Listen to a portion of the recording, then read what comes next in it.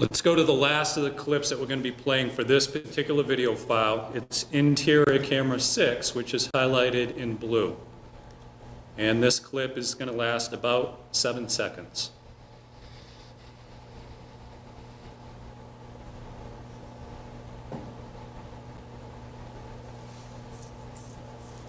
The person who drove up and entered the residence at about 11 p.m. on January 26 is State's Exhibit 30K, what we're looking at, several still photos of him taken from this portion of video. Yes, it is. And the next 3 slides are going to be each one of these photographs individually.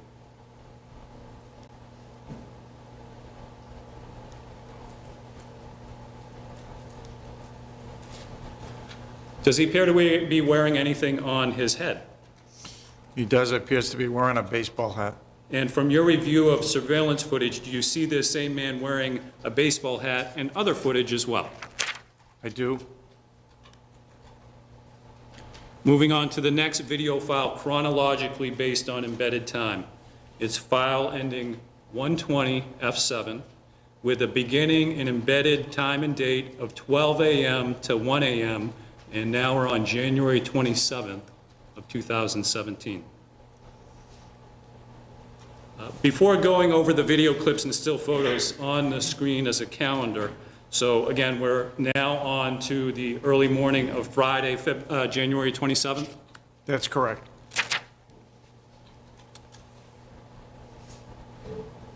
The 3 video clips from the last video file depicted a man driving up to the house and then entering the house. Does the footage in this video file depict who appears to be the same man leaving the house and driving off in that same vehicle? It does. And is that activity depicted in the next 2 video clips that we're going to be playing? That's correct. So let's go to the first of the clips from this video file. It's from interior camera 6, which is highlighted in blue. And this video clip has an embedded time of about 12:54 a.m. on January 27th, and this lasts about 12 seconds.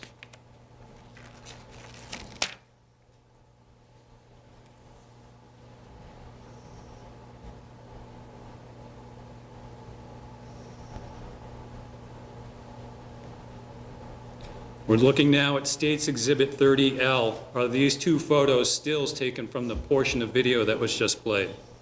It is. They are. And we see both the male and also a female circled in purple, right? Correct.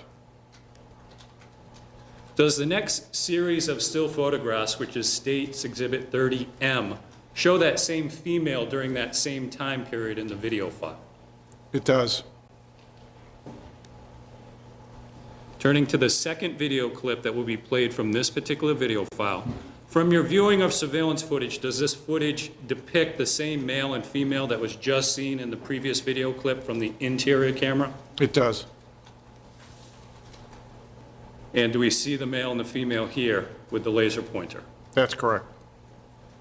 So now let's play this video clip. It lasts about 1 minute and 25 seconds.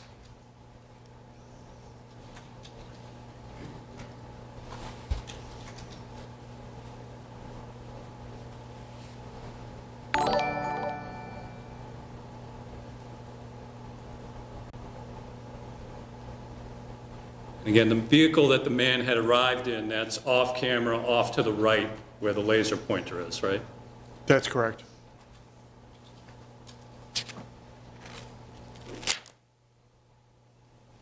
And from your viewing of surveillance footage, had that vehicle moved since it arrived with this man at about 11 p.m.? It had not.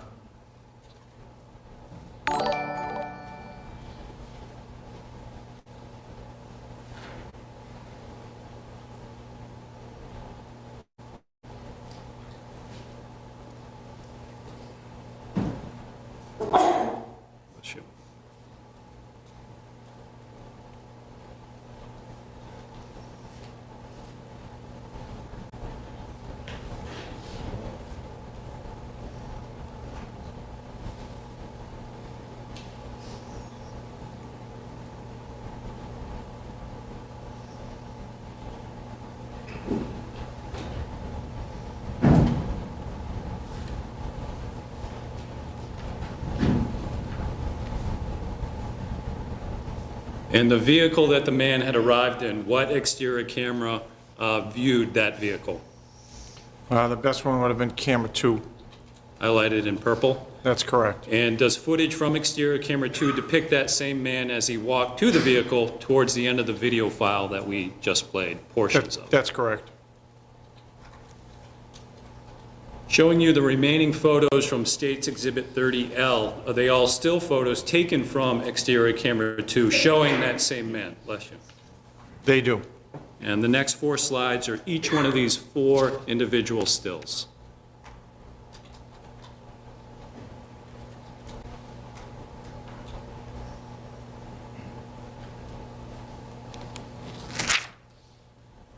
At the end of this video file, what happens with this man in the car that he had earlier driven up in? They leave, he gets in the car and the car backs down the driveway and leaves. So this video file ended at about 1 a.m. embedded time. The next video file from which we're going to be viewing clips, its name ending 120F9, it has a beginning and embedded time and date of 2 a.m. to 3 a.m. on January 27th. So this is actually an hour later, right? Correct.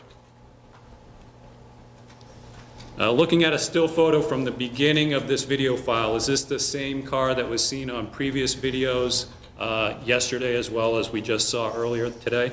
Yes, it's that same station wagon.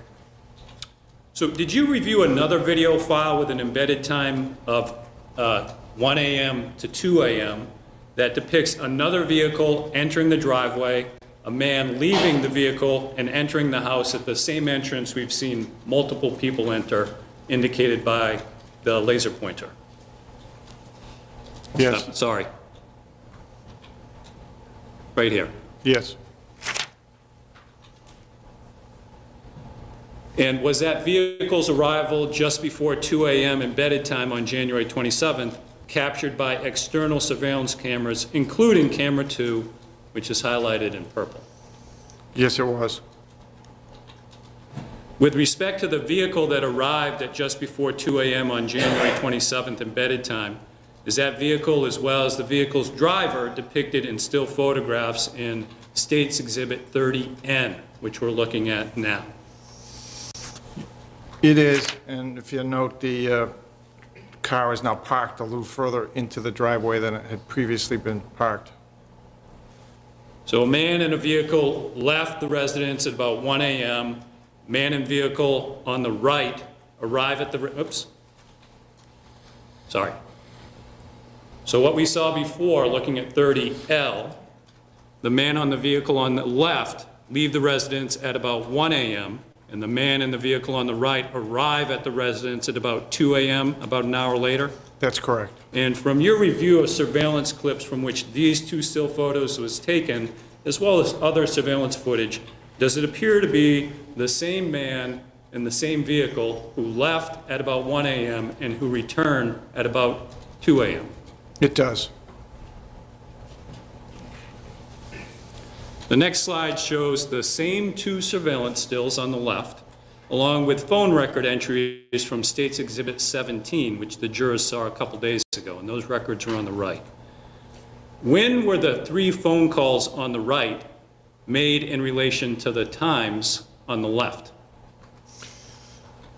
The 3 phone calls were all made in between the two photographs. So these 3 calls were made in the time period between when the man left and when the man returned? That's correct. As to the photo on the bottom left here, where does the man seen walking to the left go? He goes into the residence. And is that through the same entrance that we've seen multiple people enter and leave before? That's correct. So with that context, let's play the first of the 2 video clips from the 2 to 3 a.m. video file. And we're going to start with interior camera 6, which is highlighted in blue. And this clip begins at embedded time of 2 a.m. on January 27th, and it lasts about 12 seconds.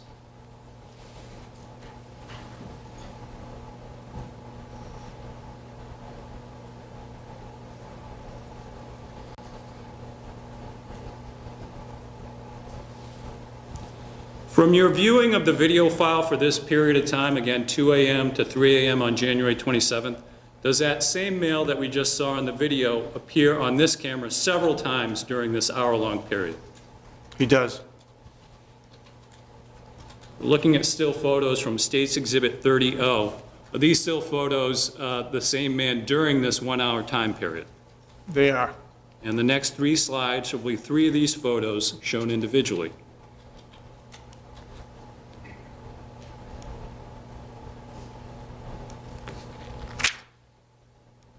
Let's turn to the other surveillance camera. It's interior camera 7, circled in green.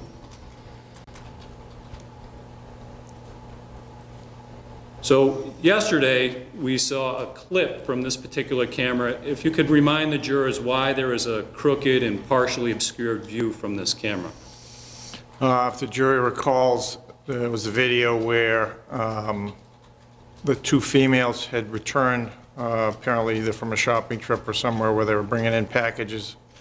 The shorter, blonder of the 2 women came out of one of the rooms and then walked into that den area, up to the camera, and moved the camera to the position that it was showing it at the time.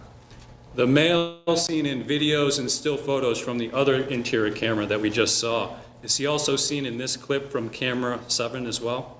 He is. And is he initially in the area identified by the red arrow, and I'm also using the laser pointer? He is. With that, let's play this clip. It has an embedded time of 2:16 a.m. on January 27th, and it lasts about 41 seconds.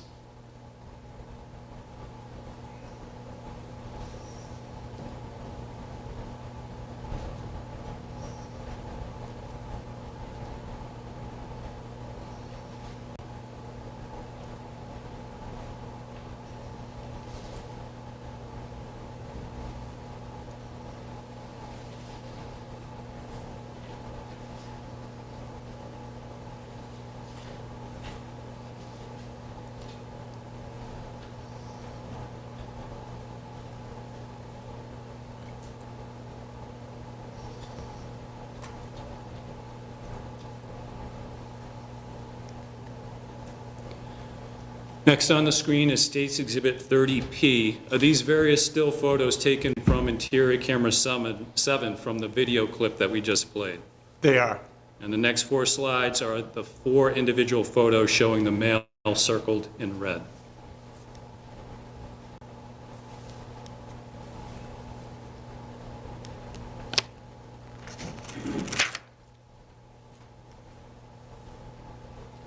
With respect to the other still photo from State's Exhibit 30P, which is here on the left, and we're going to ask the jurors to compare the object that's obscuring the view in this still right here to an object circled in green from another photo in this State's Exhibit 32M, which the jurors will hear more about through another witness.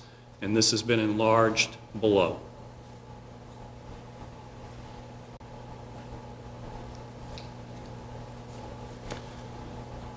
The video file for the clips that we just reviewed had a timestamp of 2 a.m. to 3 a.m. on January 27th. The next 4 video files that we're going to review appear to depict the following 4 hours chronologically. Yes, they do. So the next several clips that we're going to be playing are from embedded times of the 4-hour period from 3 a.m. to just before 7 a.m. on January 27th? Correct. And from your review of that surveillance footage, how many separate people are seen on surveillance spanning those 4 hours on the early morning of January 27th? 3. And what genders? 1 male and 2 females.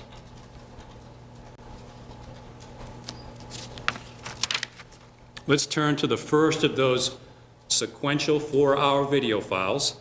It's a file ending 120FA. It has an embedded date and timestamp beginning and ending at 3 a.m. to 4 a.m. on January 27th. And the portions of the surveillance video in this file depict a male and a female. They do. With respect to the male, is he depicted in the next video clip that we're going to play from interior camera number 6? Could you repeat that? Yep, the male that's seen on the video, are we going to see him in the next clip that we're going to be playing? Yes, we are. So let's play this clip. The embedded timestamp on it is 3:21 a.m. on January 27th, and this is going to last about 7 seconds.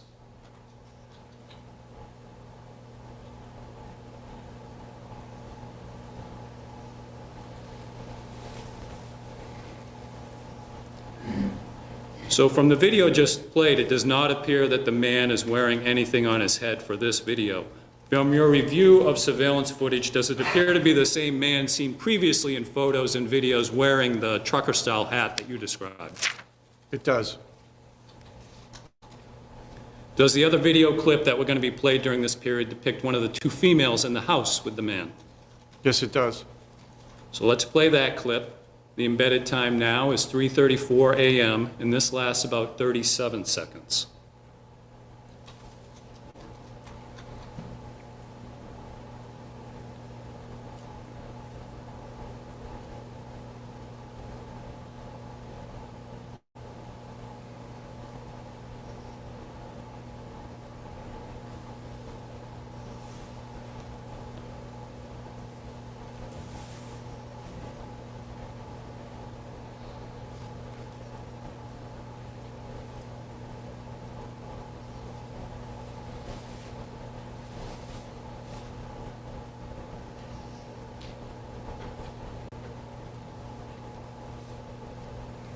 The next hour-long video file will be file name ending 120FB. It has a beginning and ending embedded date and time of 4 a.m. to 5 a.m. on January 27th. Looking to the right in this slide, how many separate video clips for this time period are going to be played? 7.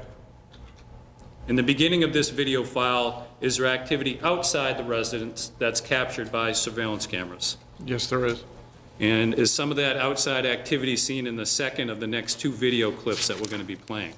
Yes, it will be. So with that context, let's turn first to the video clip to interior camera 6, highlighted in blue.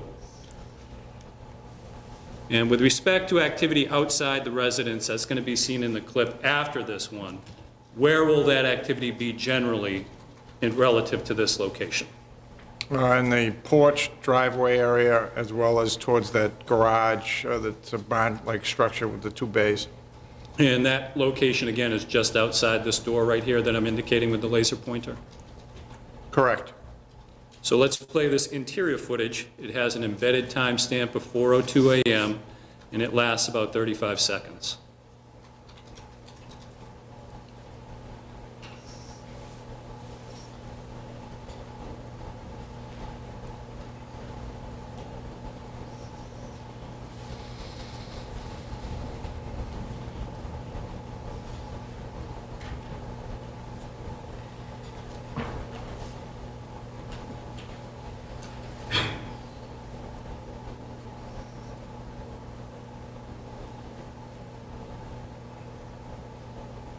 And we just saw some of the skipping that we saw in videos from yesterday as well, right? That's correct. With respect to the male just seen on the video clip just played, on the screen next is State's Exhibit 30R. Are these several still photos of him taken both from the clip that was just played as well as other portions for this hour-long data file? They are. And the next several slides will show individual photos from State's Exhibit 30R with their timestamps enlarged. So we have 4:04 a.m., again 4:04 a.m., 4:37 a.m., and 4:53 a.m. Now let's move to exterior camera footage, and let's start with exterior camera 3. And for this particular footage, we're actually going to be playing this particular footage twice. And the footage begins at embedded time of 4:03 a.m. on January 27th. It lasts for about 1 minute and 2 seconds. And for the first playthrough, we asked the jurors to focus their attention on the area between the red lines in this video.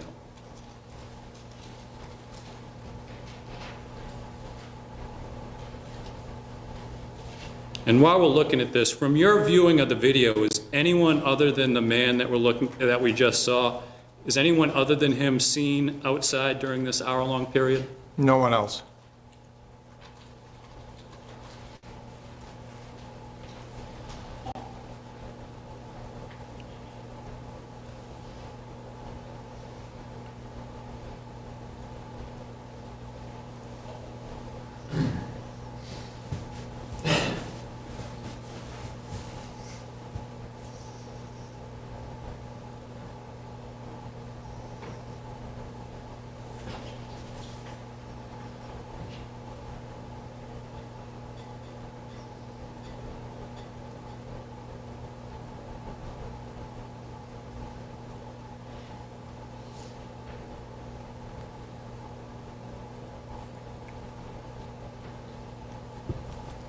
So the next slide is for the very same footage that was just played, and for this playthrough, the jurors are now asked to focus their attention on the area that's boxed off on the upper right-hand corner. And about where is there going to be movement in this particular area from your observation of the surveillance video? In that upper right-hand corner, there'll be movement in the windows area on that second floor. The areas that I'm indicating with the laser pointer? That's correct.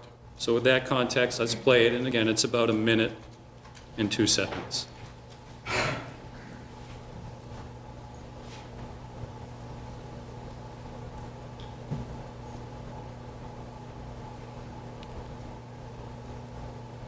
And we're seeing some movement here.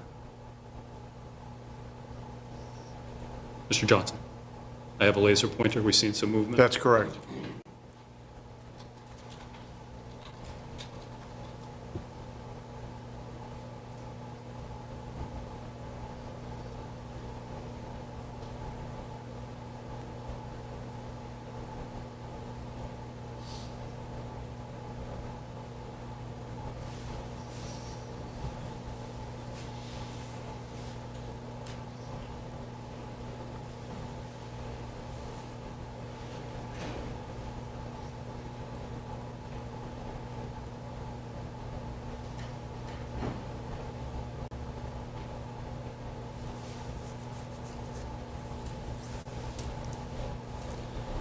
The embedded time for the end of this particular clip is about 4:04 a.m.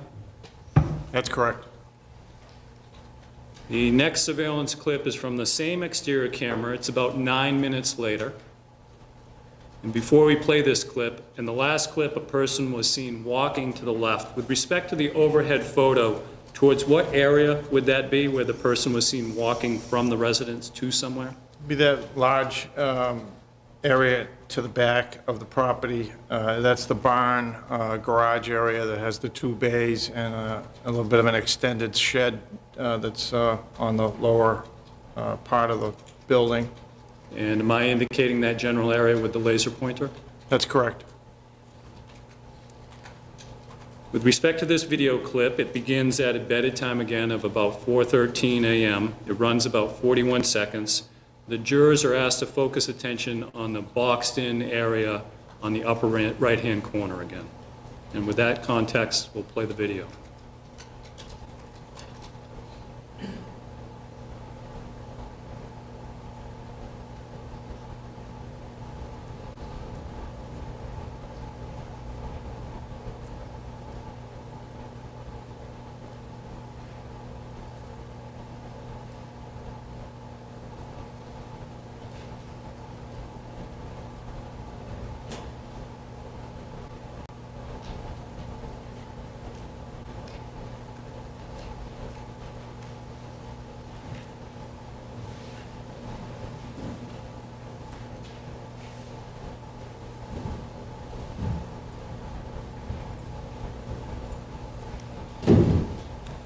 Let's turn now to the third clip from the same exterior camera, and now we're moving ahead about 20 minutes.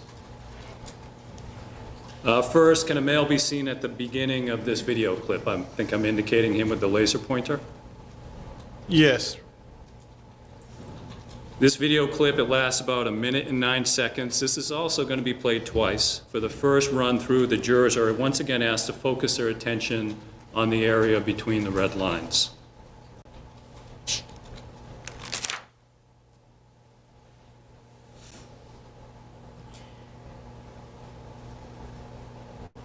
Again, this area where the man is walking to and from, what building again is this? That would be that garage barn-like structure that we talked about previously that's slightly behind the main residence.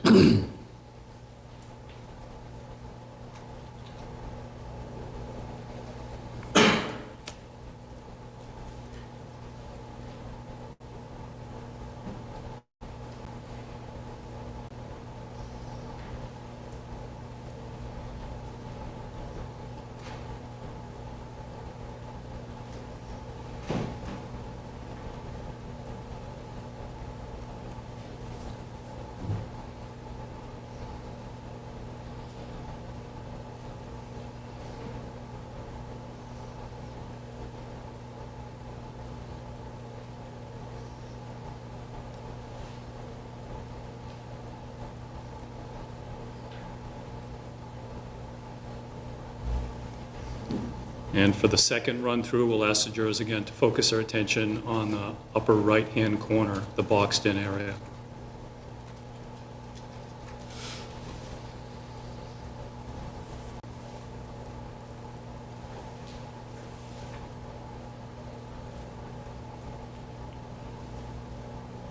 And again, do we see some movement in this area? That's correct.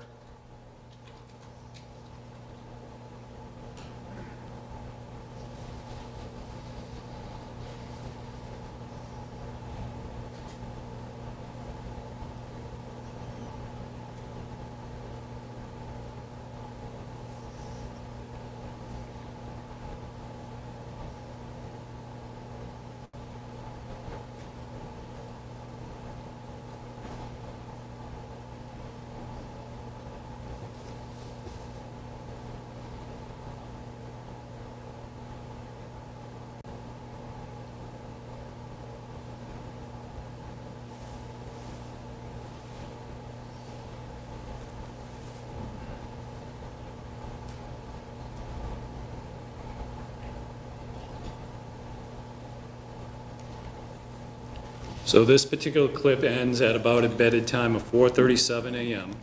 That's For correct. the last of the clip, for exterior camera 3, I'm going to be moving about 7 minutes later. And again, in this particular clip, is there someone already outside when this clip begins, indicated by the laser pointer? Yes, that's correct. And where did this person come from? From inside the residence. This clip begins at a bedded time of about 4:43 a.m. and lasts Correct. about 3 minutes and 31 seconds. So this one's longer than others.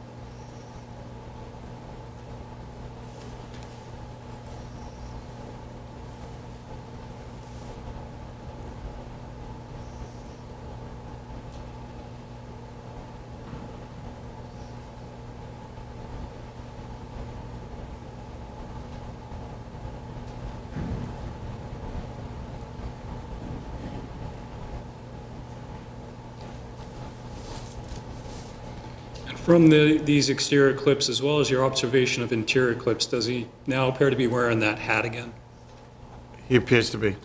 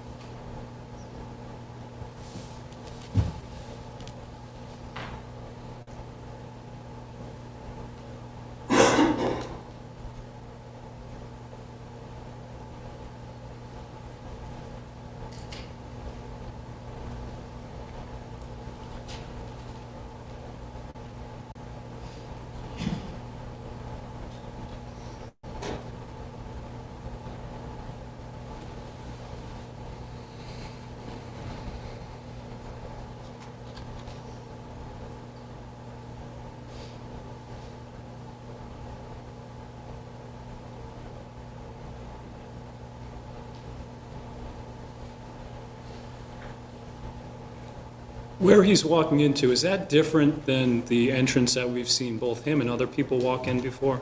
It is.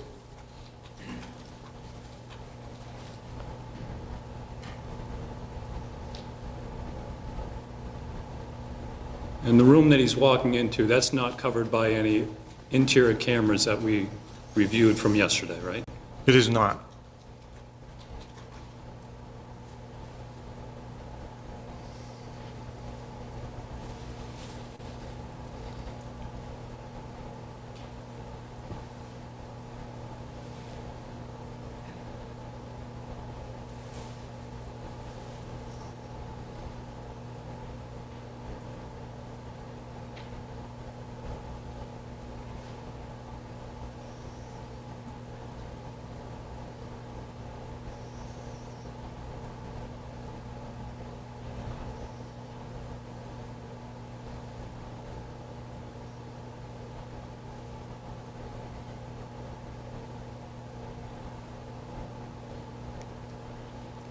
The next slide is State's Exhibit 30Q, number of still photos.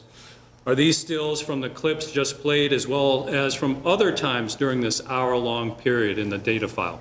They are. The next slide shows some of those still photographs as well as the overhead photo that we've been referring to before.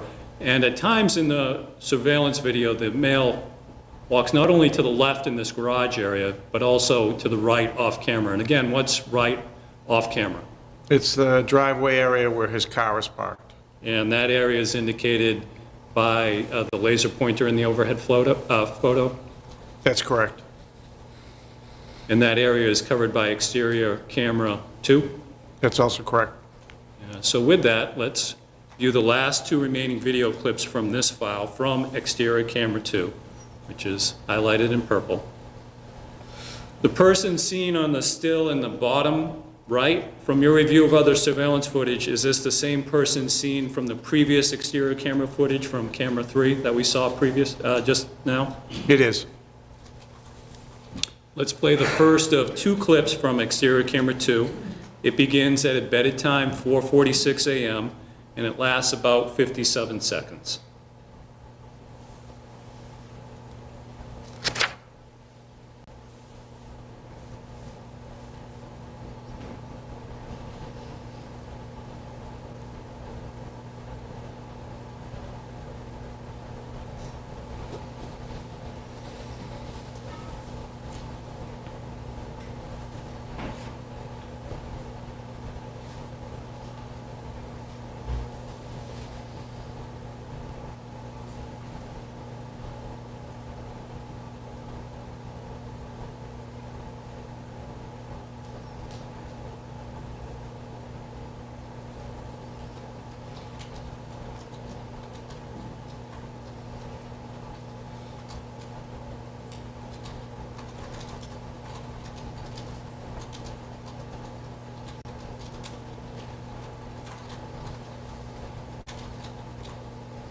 And let's turn to the last of the video clips that will be played for this particular data file. Excuse me. It begins at embedded time about 4:51 a.m. on January 27th, and this lasts about 24 seconds.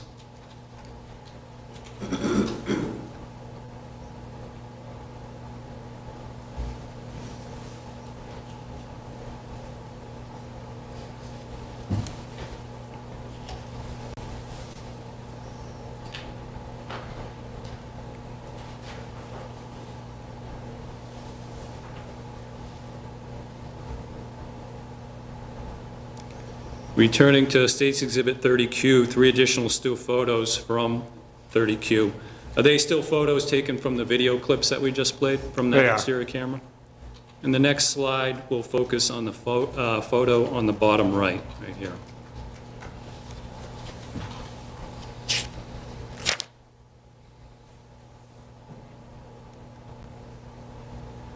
There are 3 remaining video files. The next has a file name ending 120FC. It has a beginning and ending embedded time and date of 5 to 6 a.m. on January 27th. The first of 3 clips that's going to be played for this video file is going to be from interior camera 6, highlighted in blue. This video clip begins at about 5:27 a.m. embedded time.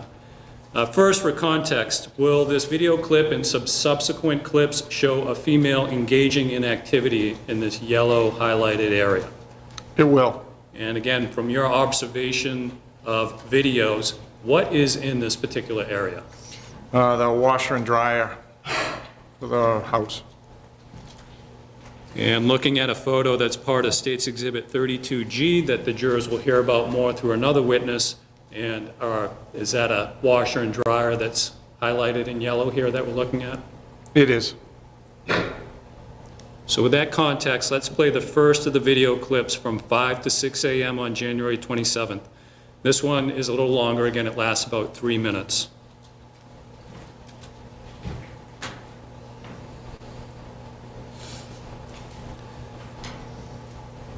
And from your review of surveillance video, the woman that we're going to be seeing in this clip and other clips, is this a third female or one of the 2 women who had a ride by car earlier that morning? It's one of the 2 women who had driven by the car. And I'm She was sorry, the it was passenger. late last night. Correct.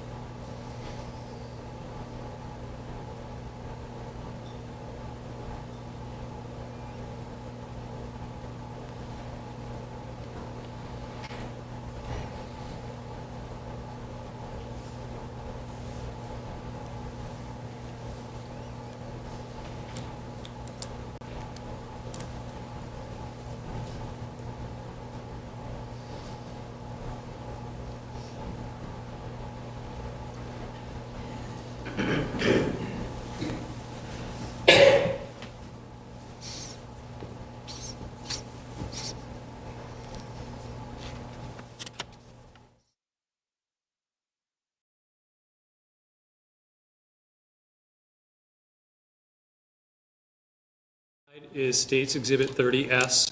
Are these various still photographs of that same female from the video clip that we just played, as well as from other portions for this particular data file? They are. Turning to the next 2 video clips from this file that we're going to be playing. They're both from exterior camera 3, which is highlighted in red. The first of the clips begins at embedded time 5:49 a.m. And for both this clip and the next, we will focus on the red boxed-in area on the upper right-hand corner that we've been looking at in previous videos.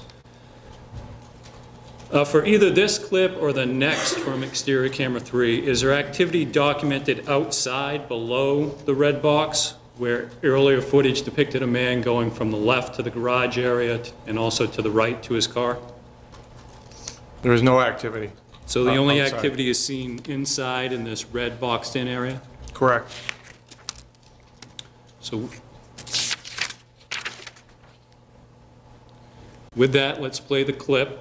Again, it's an area on the upper right-hand corner, and it's been enlarged for this portion of video, and the jurors are asked to focus not only on the activity, but also the number of people that they can observe in this clip. And this clip lasts about 43 seconds.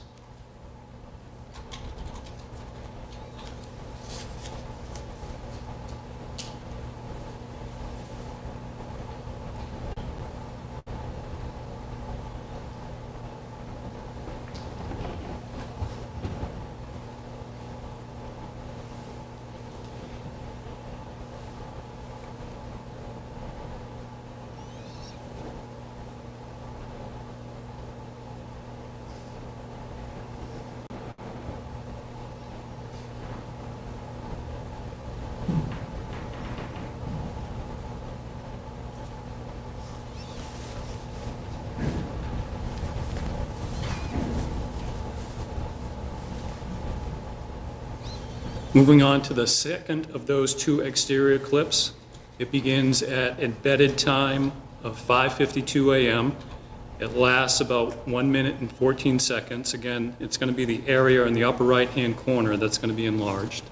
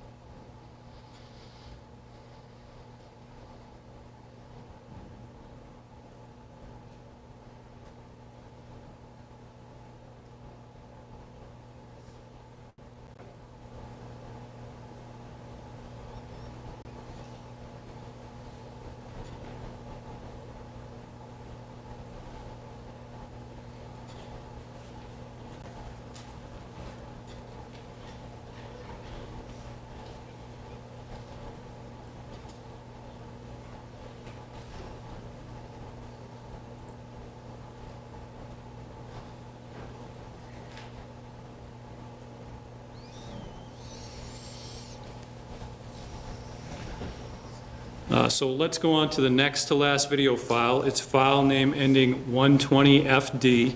It has a beginning and an ending embedded date and time of 6 a.m. to 7 a.m. on January 27th of 2017. Still from exterior cameras 3 is seen on the bottom right here. It has embedded time of 6:22 a.m.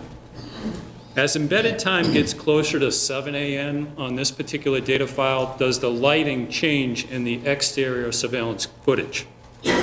It does. There tends to be more light as it reaches dawn. The vehicles that are seen parked outside the residence during this last video file, or next to last video file, are they depicted on State's Exhibit 30T? They are. And are these the only two vehicles seen on surveillance cameras at the residence in this video file? They are. And at the beginning of the video file, embedded time 6 a.m., are these two vehicles seen parked as seen in these two photos? They are. At the end of the video file, about 7 a.m., are these two vehicles still at the residence in the same locations? They are. So let's focus on the vehicle in the photo on the left first, right here. This next slide is a photo on the left of the same still, along with a still photo seen earlier, and this has an embedded time of about 11 p.m. on January 26th. And the next slide is going to overlap these two photos.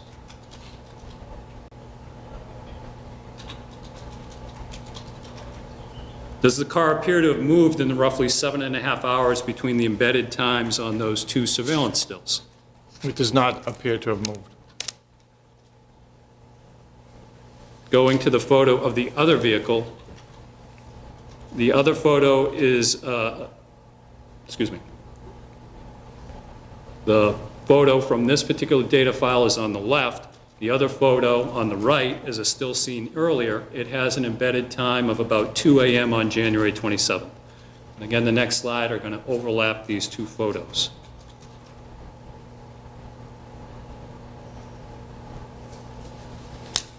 Does the car appear to have moved in the roughly 4.5 hours between the embedded time in those two photos? It does not appear to have moved. So returning to exterior camera 3 for this video file, again highlighted in red. It's a clip that begins at a embedded time of 6:22 a.m. It lasts about 40 seconds. So we're going to ask the jurors again to focus their attention in the red boxed in area on the upper right-hand corner. And the next slide should be an enlargement of that area. So we'll play it, and again, it lasts about 40 seconds.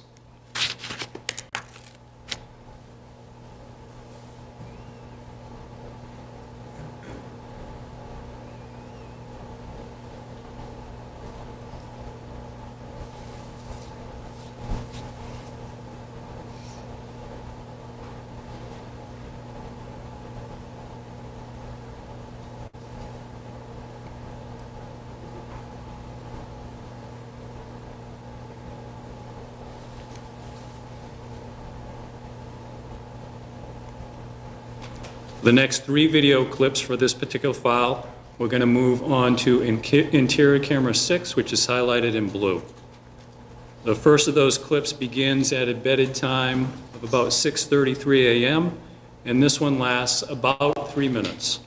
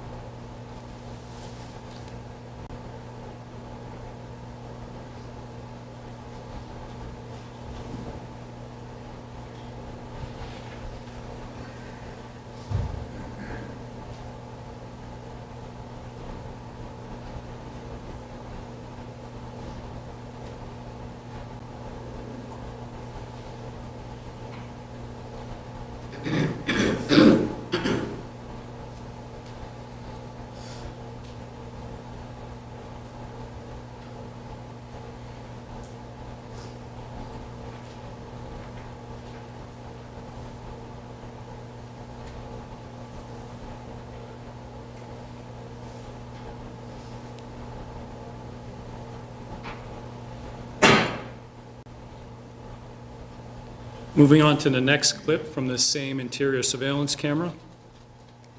This clip begins at embedded time of 6:39 a.m., and this clip lasts about 2 minutes and 2 seconds.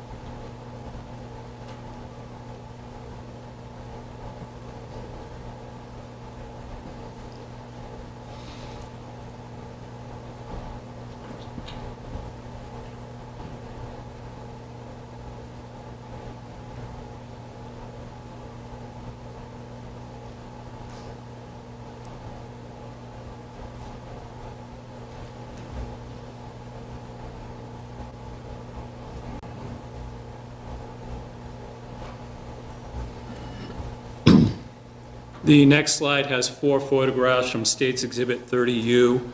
Are these still photos of the female just seen in the previous 2 video clips? They are. And the next slide is the remaining 4 photos from State's Exhibit 30U.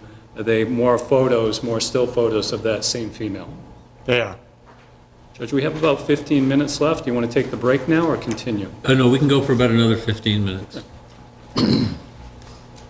So up to this point, the video files from which we've been reviewing clips have been an hour in length. What about this particular file beginning at embedded time of 6 a.m. on February 27th? Is it also a full hour in length? No, it's not. About how long is it? It's missing a couple of minutes. With respect to the end of the video, this still from interior camera 2, which is State's Exhibit 30X, is it a still shot of this particular area when this video file ends, which is, again, earlier than all other files up to this point? It is.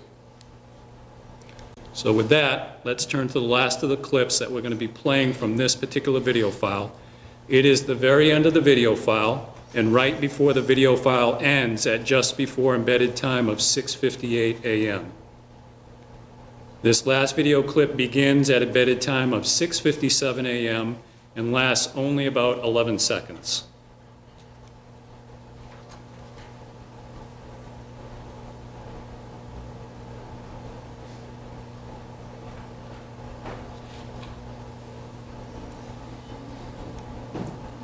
The video is going to be replayed, and the jurors are asked to focus on the man's feet and clothing, what he is wearing on his head, and what he is holding. Again, it's only about 7 seconds.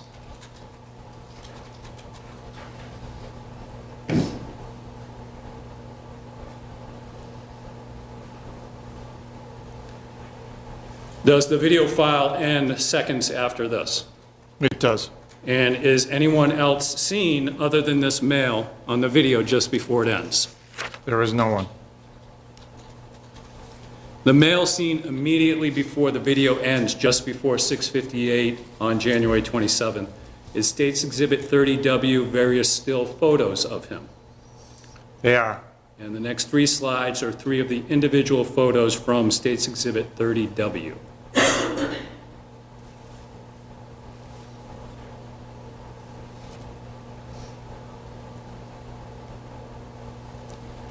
So we've reviewed on this next to last video file, video and photos from 3 of the 6 cameras, exterior cameras 2 and 3, and interior camera 6. Do the 3 photos at the top here from State's Exhibit 30V, do they depict what is seen on the remaining 3 cameras during this period on the video file from 6 a.m. to about 7 a.m.? They do. And going from left to right in the photos, from what cameras are the still shots taken? So this photo on the left is from which surveillance? Photo on the left is from camera 1, which covered the lower part of the driveway. And the middle surveillance photo? Middle picture is from camera 7, which is an interior camera that had covered that den area that we talked about previously. And the photo on the far right? Far right is camera 5. And that's below the porch that you described before? That's correct. So let's go to the last video file. It's a file name ending 120FE. It has a beginning embedded date and time of 9 a.m. on January 27th of 2017. But again, do you know whether the embedded time and date stamps on these video files are accurate? I do not. Does State's Exhibit 30Y, what we're looking at right now, depict the areas shown by surveillance cameras for this particular video file? They do. For all the other video files which we have reviewed footage for up to this point, how many cameras had video footage? 6. Is that the same with the last video file footage from 6 cameras? No, it's not. From what camera is there no footage in this particular file? We're no longer getting any video from camera 3. And that's the one that's X'd out in the overhead now? Correct. I want to focus on the 2 cameras indicated by the red arrows. Interior camera 6, which was been highlighted in blue, and also exterior camera 5, which we actually haven't seen up to this point. Does State's Exhibit 37 show what those 2 cameras depict in the last video file compared to what was shown in the previously viewed video file that ended at embedded time 6:57 a.m. with some differences between the 2 highlighted? They do. So let's take a closer look at the still photos from interior camera 6, which are the photos on the left. So the still on the left is from the last video file that ended at about 6:58 a.m. Correct. And the photo on the right is from the last video file that we're reviewing right now. That's correct. And how many different areas or objects are circled in each of the photos? 3. So we have, appears to be an object circled here that's not indicated here. We also have an area circled here and here for comparison. And lastly, we have an area here and here for comparison. Correct. Let's go on to exterior camera 5. The still on the left here is from the last video file that ended at about 6:58 a.m. Correct. And the photo on the right is from the video file that we are reviewing right now. That's correct. And we have 2 circled areas in each photo. Yes. So we have a circled area on the left here and towards the middle of the photograph.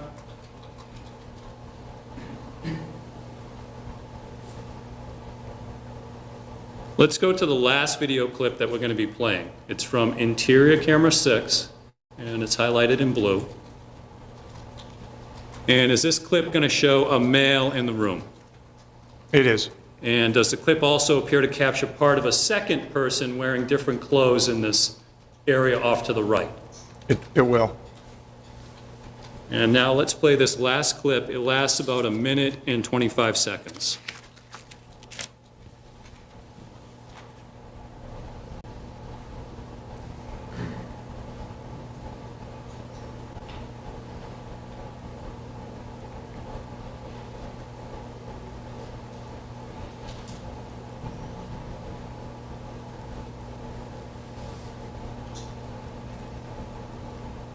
So where he's going to, that object right there, that was not seen on the surveillance footage that ended at about 6:58 a.m., right? It would not.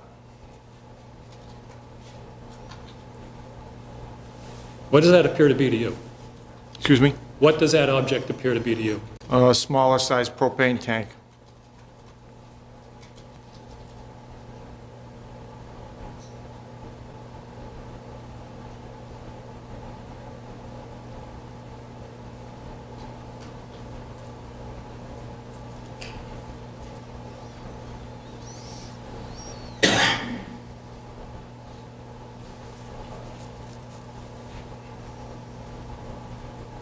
And does that appear to be somebody else wearing different clothing?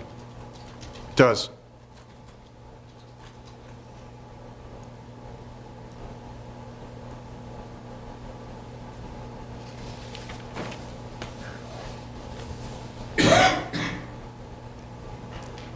We're now on State's Exhibit 30Z. Are these various still photographs from this last video clip that we played? They are. And with respect to the second person with apparently wearing different clothes, we see that in this photograph on the bottom right. It is. On the video, is that about the most that can be seen of that second person? Pretty much. And does any of the video from this video file show anyone either arriving at the house or entering the house? It does not. So focusing on the male seen in this room, the top two photos here.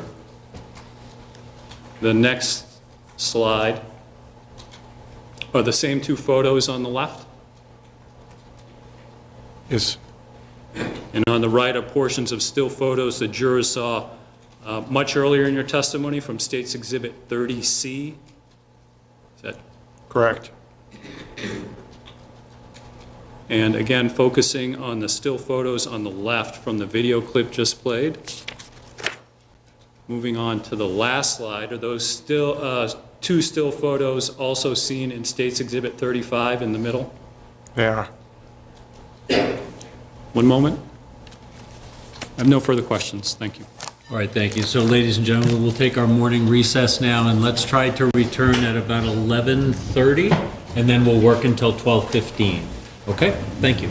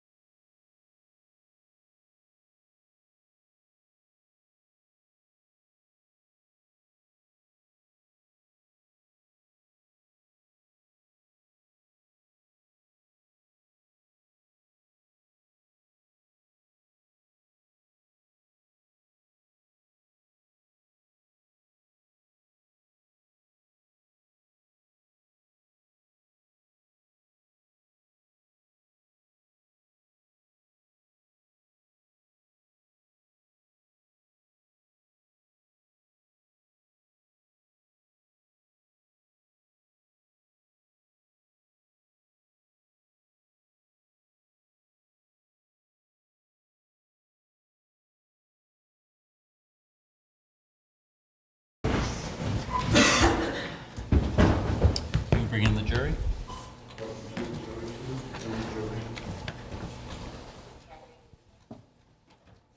Please remain standing.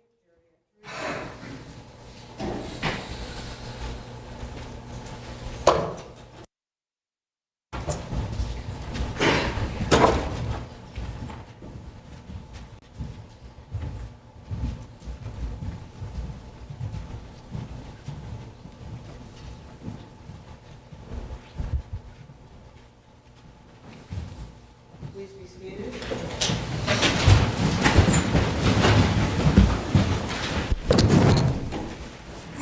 Cross-examination. Okay, thank you. Morning. Morning. Just going to ask you some questions about photos that were shown. If you could have Exhibit 30C.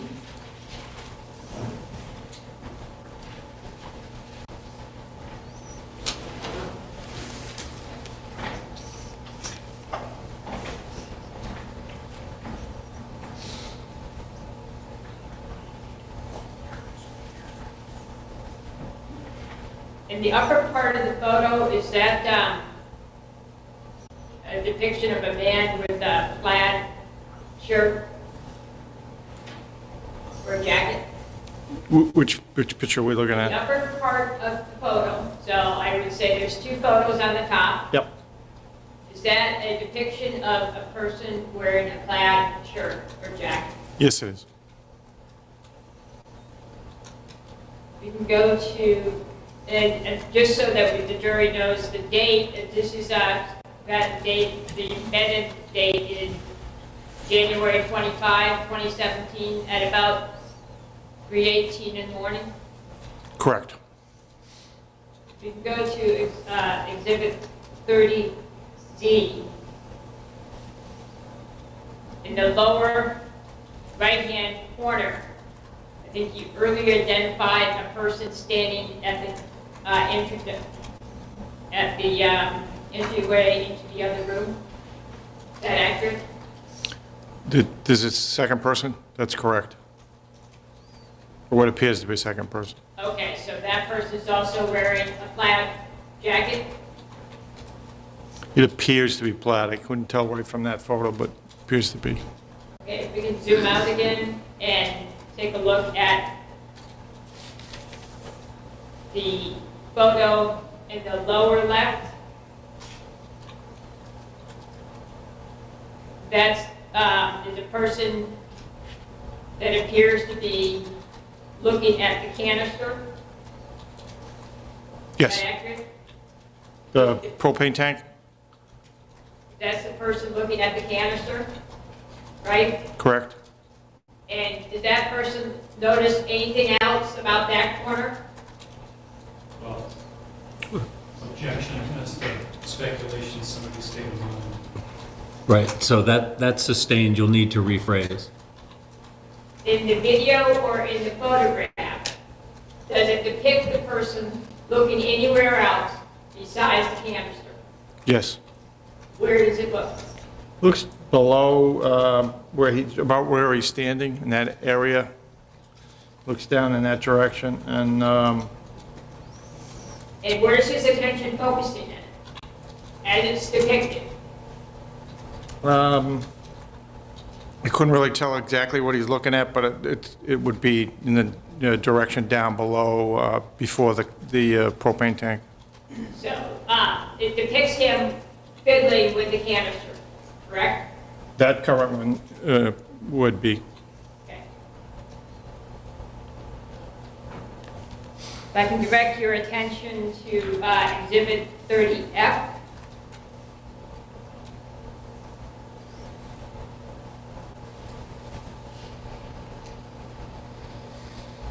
Do you recall the video that matched the photos of these photos?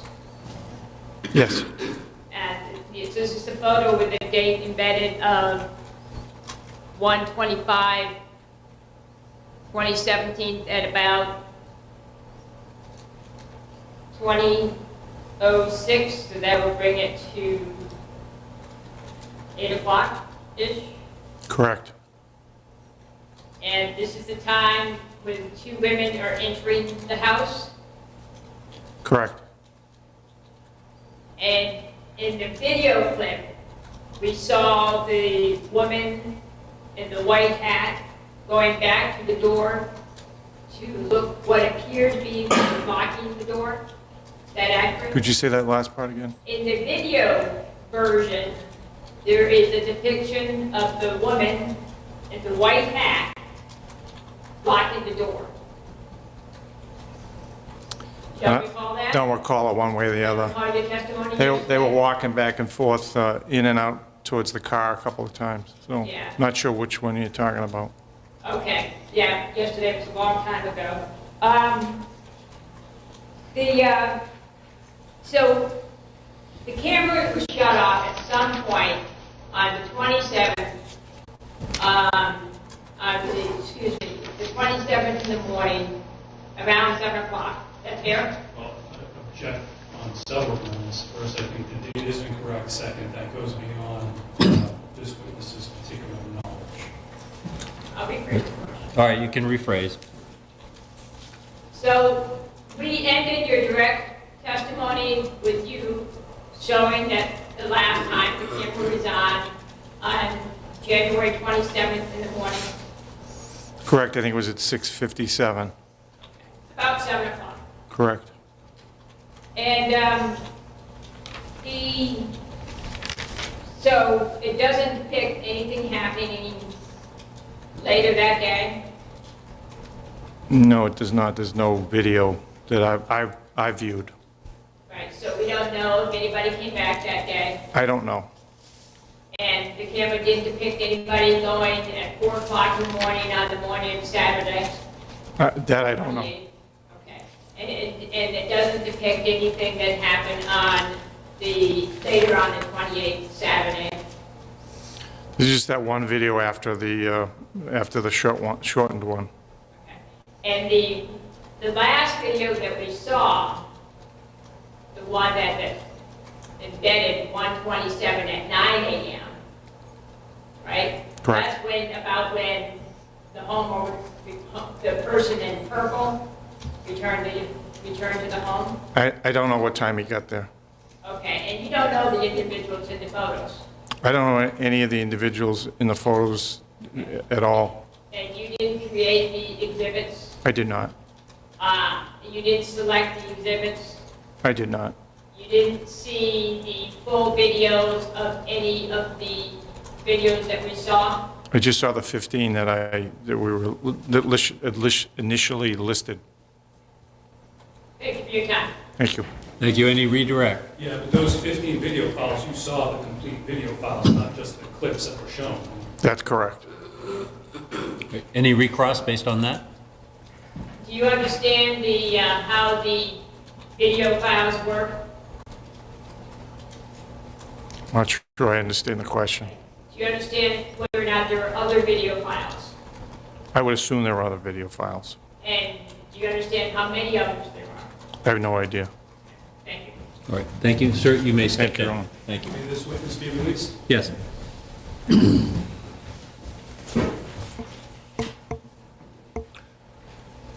All right, state, call your next witness, please. Yes, the state calls Joshua Caldwell. And as Mr. Caldwell is coming in the courtroom, could I see counsel at the bench?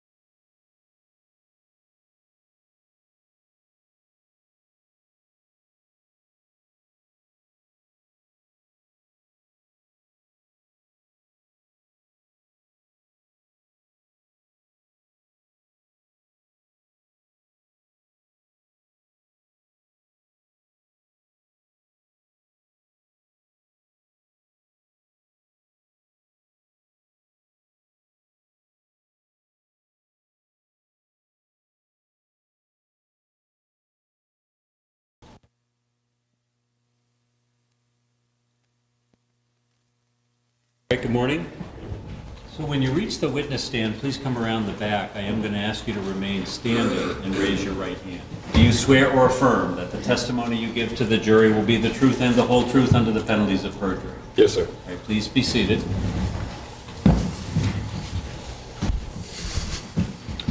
And so, sir, I know the prosecution is going to conduct your direct examination. Before we begin, would you kindly state your name for the jury? Joshua Caldwell. And Mr. Caldwell, the jury can see, and you can see as well on the screen, that there is what's referred to as an order of immunity benefiting you in the sense that you cannot be prosecuted for any information you provide here today that could tend to incriminate you. Do you understand that? I do. And have you had the benefit of counsel to explain the significance of an immunity order to you? I have.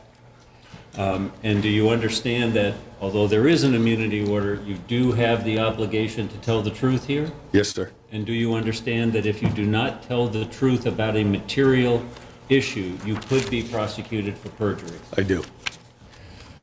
Attorney Hinckley? Thank you. Please introduce yourself to the jurors. My name is Josh Caldwell. What town do you live in? Somersworth. And do you work? I do. And what do you do? I'm a business development officer for a drug and alcohol treatment center. And what does that job involve?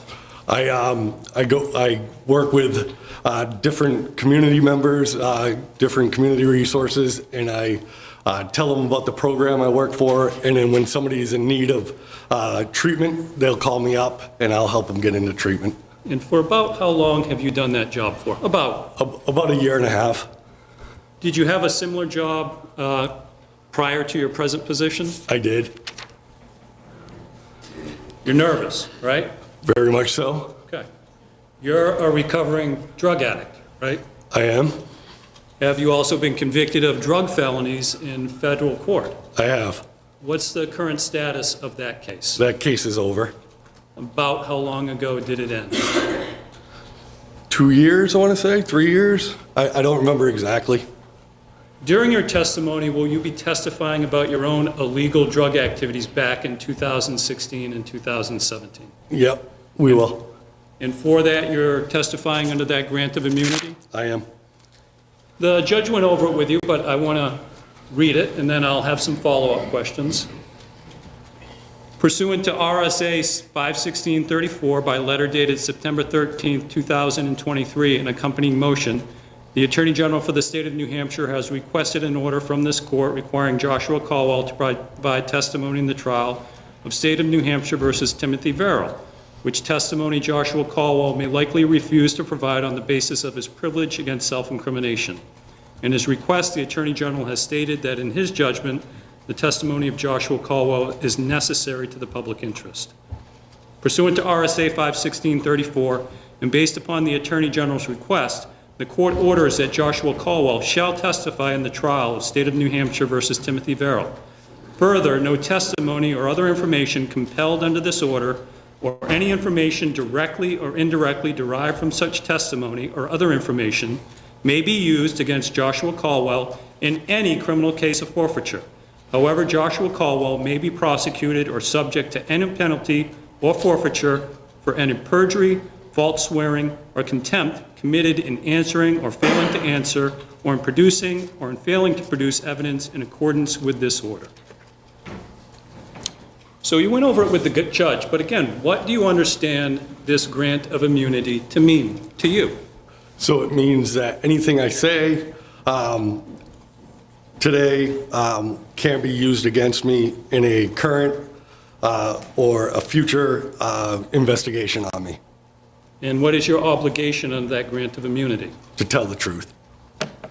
So getting to this sentence, no testimony or other information compelled under this order or any information directly or indirectly derived from such testimony may be used against you in any criminal case of forfeiture, right? Correct. That's your protection, right? Yes, sir. It has been suggested, sir, that you killed Christine Sullivan and Jenna Pellegrino. Right. Why don't you come forward?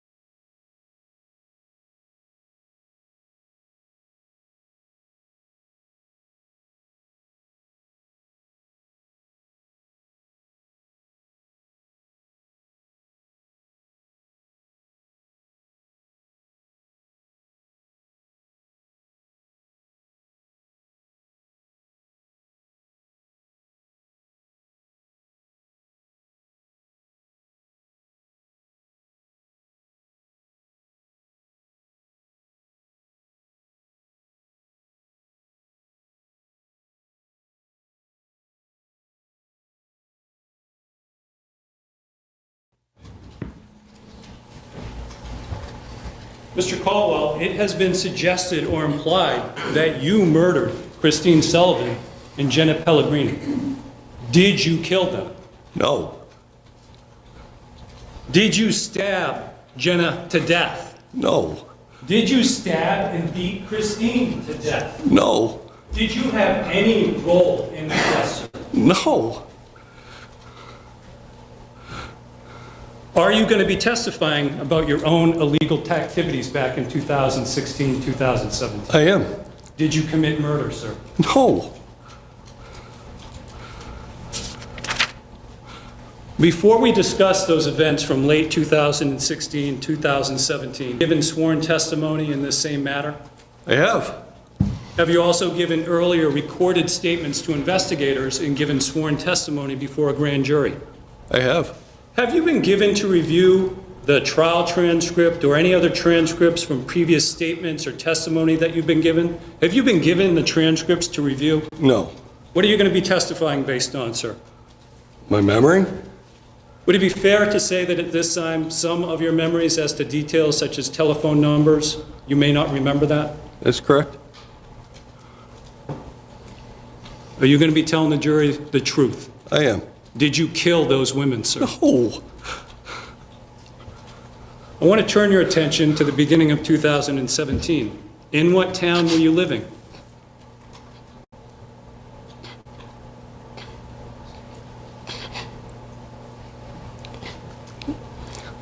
What was that?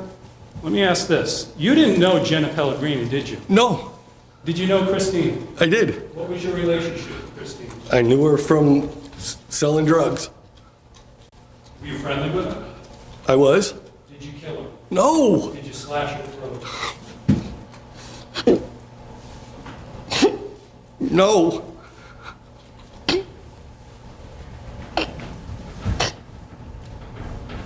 Who were you living with back at the time? My ex-girlfriend, And who was that, sir? Cassie. Do you currently have any form of relationship with Cassie? No. At the time, what was her last name? Russell. Do you even know if she still has that same last name now? I don't know. When was the last time you remember having any contacts with Cassie? That you remember? A few years ago, when I was working as a bartender somewhere, and she came in for a drink. Back in 2016, 2017, when you had a relationship with Cassie, where were the two of you living in Farmington? On Central Street. Was it 54 Central Street? That sounds correct. And in the beginning of 2017, you were selling drugs, right? I was. What kind of drugs were you selling back then? Methamphetamine, mainly methamphetamine, but methamphetamine, generic Viagra, cocaine. Were you selling drugs with or for anyone? Yes. And who were you selling drugs with or for at the time? I was selling drugs with Dean, Christine, and Tim. Tim, that's Timothy Verrill? It is? And you see Mr. Verrill in the courtroom. Yep. And can you please identify him for the record, describe what he's wearing?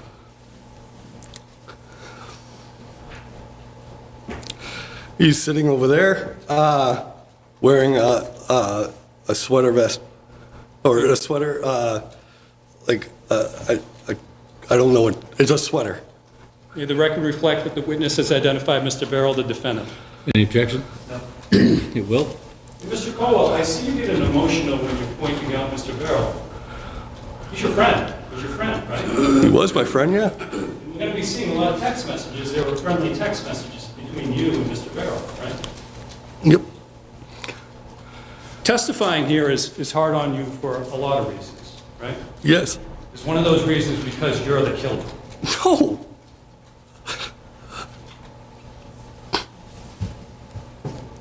Back in the beginning of 2017, what was your illegal relationship with Mr. Verrill? I sold drugs with him and bought drugs off of him. For about how long had you had that relationship, the drug dealing aspect? About. I don't know, less than a year. When you said that Mr. Verrill, the defendant, would sell you drugs, would that be for your personal use, or would you resell them, or would it be both? Both.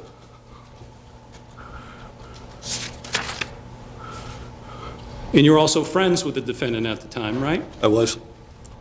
At that time, the beginning of 2017, for about how long had you known the defendant and been friends with him? About.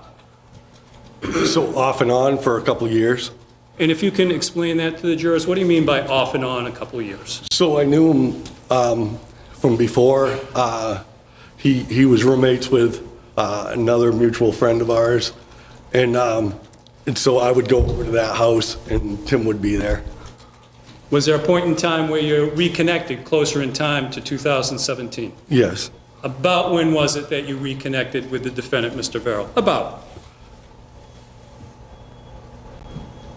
I don't know. I don't, like, summertime, I want to say somewhere around the summertime of 2016. At the end of 2016, the beginning of 2017, about how often would you and the defendant spend time together? Quite a bit. And when you say quite a bit, are we talking that you'd see each other daily, a few times a week? A few times a week. Back in the beginning of 2017, did the defendant drive a car? He did. Do you remember what kind of car he drove? I believe it was a CRV.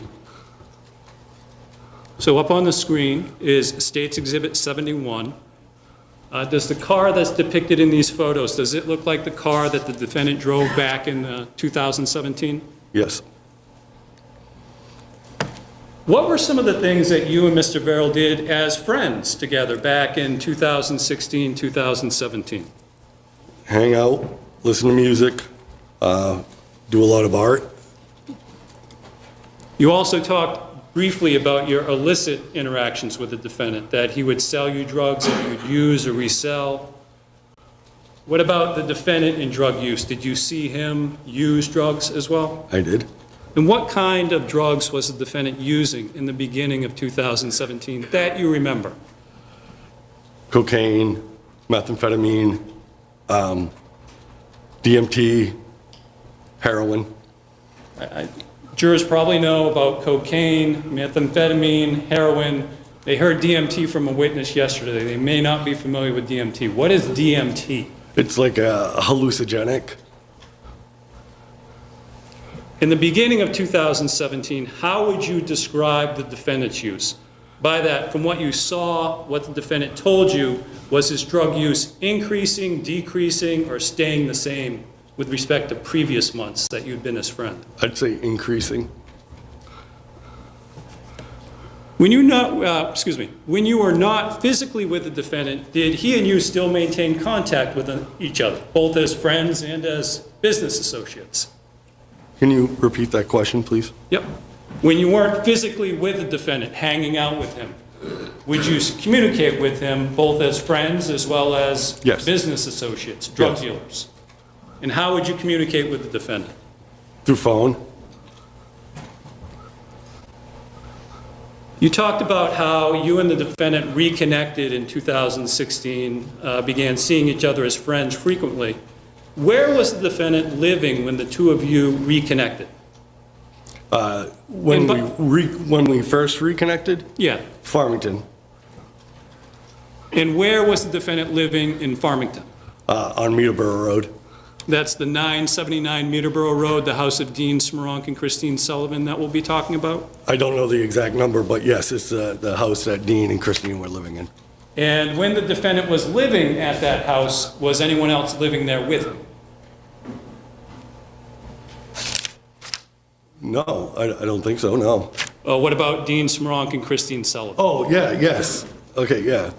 So that was just my bad question. So the defendant wasn't living with a roommate or anybody, but he was living with Dean Smoronk and Christine Sullivan? Yes. And what was the relationship at the time between the defendant, Mr. Verrill, and Dean Smoronk and Christine Sullivan? I think they were friends and co-workers. And per with se. respect to coworkers, Yeah, dealing drugs, right? correct. Let's talk now about Dean Smoronk and Christine Sullivan. About when did you first meet them? About. I want to say it was probably late summer, maybe, yeah, late summer. And when you say late summer, is this 2016 before the murders that we'll be talking about? Yes. In terms of how you came to know Dean Smronk and Christine Sullivan, was that through the defendant, or had you known either Mr. Smronk or Ms. Sullivan independently from the defendant? Through the defendant. So the defendant was living with them at the time, and the defendant introduced you to Mr. Smronk and Ms. Sullivan? Yes. Yes? Yes. How was it that the defendant introduced you to Mr. Smronk and Ms. Sullivan? In other words, was it a social setting? Was it related to drug dealing, if you remember? Yeah, it was in relation to the drug stuff. And how did you start helping the defendant, Dean Smronk and Christine Sullivan, to sell drugs? What was your initial role in that operation? Was to collect money. And if you can explain that to the jurors, what do you mean by collect money? So if somebody owed money to them, they would ask me to go and get the money for them. And did you actually assist Dean Smronk, the defendant, or Ms. Sullivan in helping to collect drug debts? Yes. And how many times did you do that? I don't remember. More than a few? What's more than a few? 10? No. Did you also eventually sell drugs as part of that operation? I did. And actually, let's actually go back to your role in debt collection. Because we're dealing with an illegal business, right? Correct. So how would you collect the debt?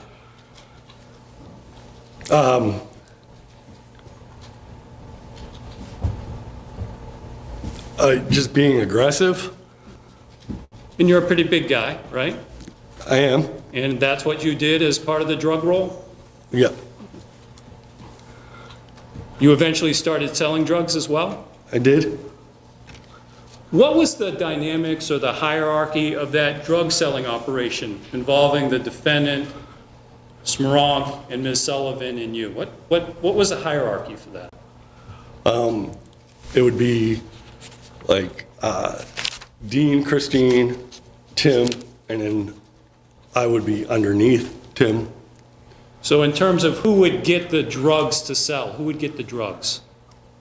I don't understand the question. Yep. The drugs would come from somewhere. Who would get those drugs initially to disperse for sale? Dean and Christine. And the defendant, would he sell drugs for them? He would. And you would sell drugs both for them as well as for your friend, the defendant? Yep. Sorry, did I hear an answer? Yes. So next on the screen is State's Exhibit 32A. Do you recognize the location depicted in these various photographs, Mr. Caldwell? I do. And what is this? That's Dean and Christine's house. The roadway shown at the bottom two photos indicated by the red arrow. Yep. Is this a driveway that leads up to the residence? It is. Was this driveway that's pointed out by the red arrow, is that the only vehicle access to the house? Yes. So when you reconnected with the defendant, he was living at this house with Dean Smronk and Christine Sullivan? Correct. Was this house referred by yourself and others by any nicknames? Yes. And what were some of the nicknames that you referred to it as? The ranch, the hill. And what about the defendant, Mr. Smronk? Would they also refer to that by those nicknames that you remember? They would. Back in the beginning of 2017, was this a house equipped with surveillance cameras? It was. And how did you know that surveillance cameras were at the house? Well, you could see them. And where generally were surveillance cameras located at the house from what you remember? When you first, like when you're driving up the driveway, there was some facing the house, there was some underneath the house facing the door and inside the house.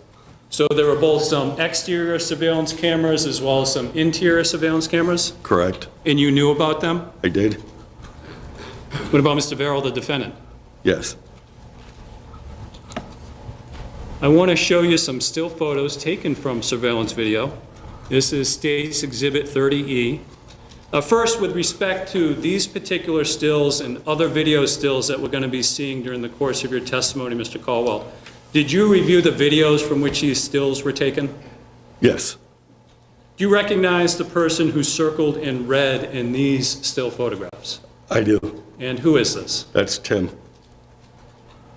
With respect to the 3 color photographs, do you recognize where the defendant, Mr. Verrill, is in those 3 photographs? I do. In what area of the house is that? That's down in the basement. What about where the defendant is in the black and white photograph on the lower right? That's also in the basement, but when you first walk in. And the physical relationship between those 2 rooms, are they right next to each other? Yeah, it goes black and white to color. So next on the screen are 2 still photographs taken from State's Exhibit 30. Do you recognize the 2 people in these photos? I do. And who's circled in red and who's circled in blue? I'm circled in red and Dean is circled in blue. This next slide has the same 2 still photos, and the timestamps on the bottom have been highlighted in red and enlarged, showing about 10 minutes before 4 a.m. on January 25th. We're going to be getting into this a little bit later, but do you remember what generally was happening at the time that these still photographs were taken? Yeah, Dean was getting ready to go to Florida And how was he planning to get to Florida? to fly. And from where was he planning to leave? Boston. Next are still photos from State's Exhibit 34. The timestamp on these photos is about 90 minutes later. There's a person circled in blue. Do you recognize this person? I do. And who is it? That's Dean. And you testified that another person who you met through the defendant was Christine Sullivan. What was your relationship again with Christine Sullivan at the beginning of 2017? I sold drugs with her. About how often would you have contact with Ms. Sullivan in that time period? Occasionally. This next slide has photos from State's Exhibit 30F. Do you recognize the person circled in purple in these still photographs? I do. And who is that? That's Christine. In the top left still photo, there's a person circled in green. Her back is to the camera, but you, again, saw the videos. We're going to go to that person in a moment. Looking at the car in this next slide, it State's Exhibit 36. Do you recognize whose car this is in the photographs? I do. And whose car is that? That's Christine's. What about where that car is parked, Mr. Caldwell? Is that a place where she would typically park her car at the residence? It is.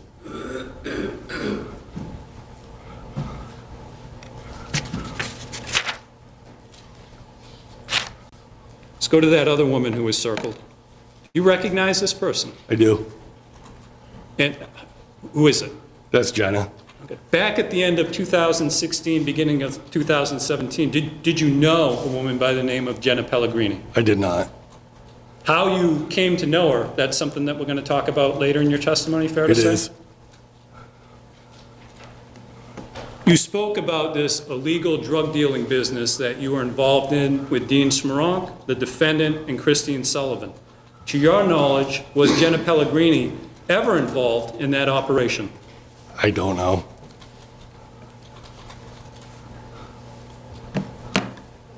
When you met Dean Smoronk and Christine Sullivan through the defendant in 2016, what was the nature of their relationship, Mr. Smoronk and Ms. Sullivan?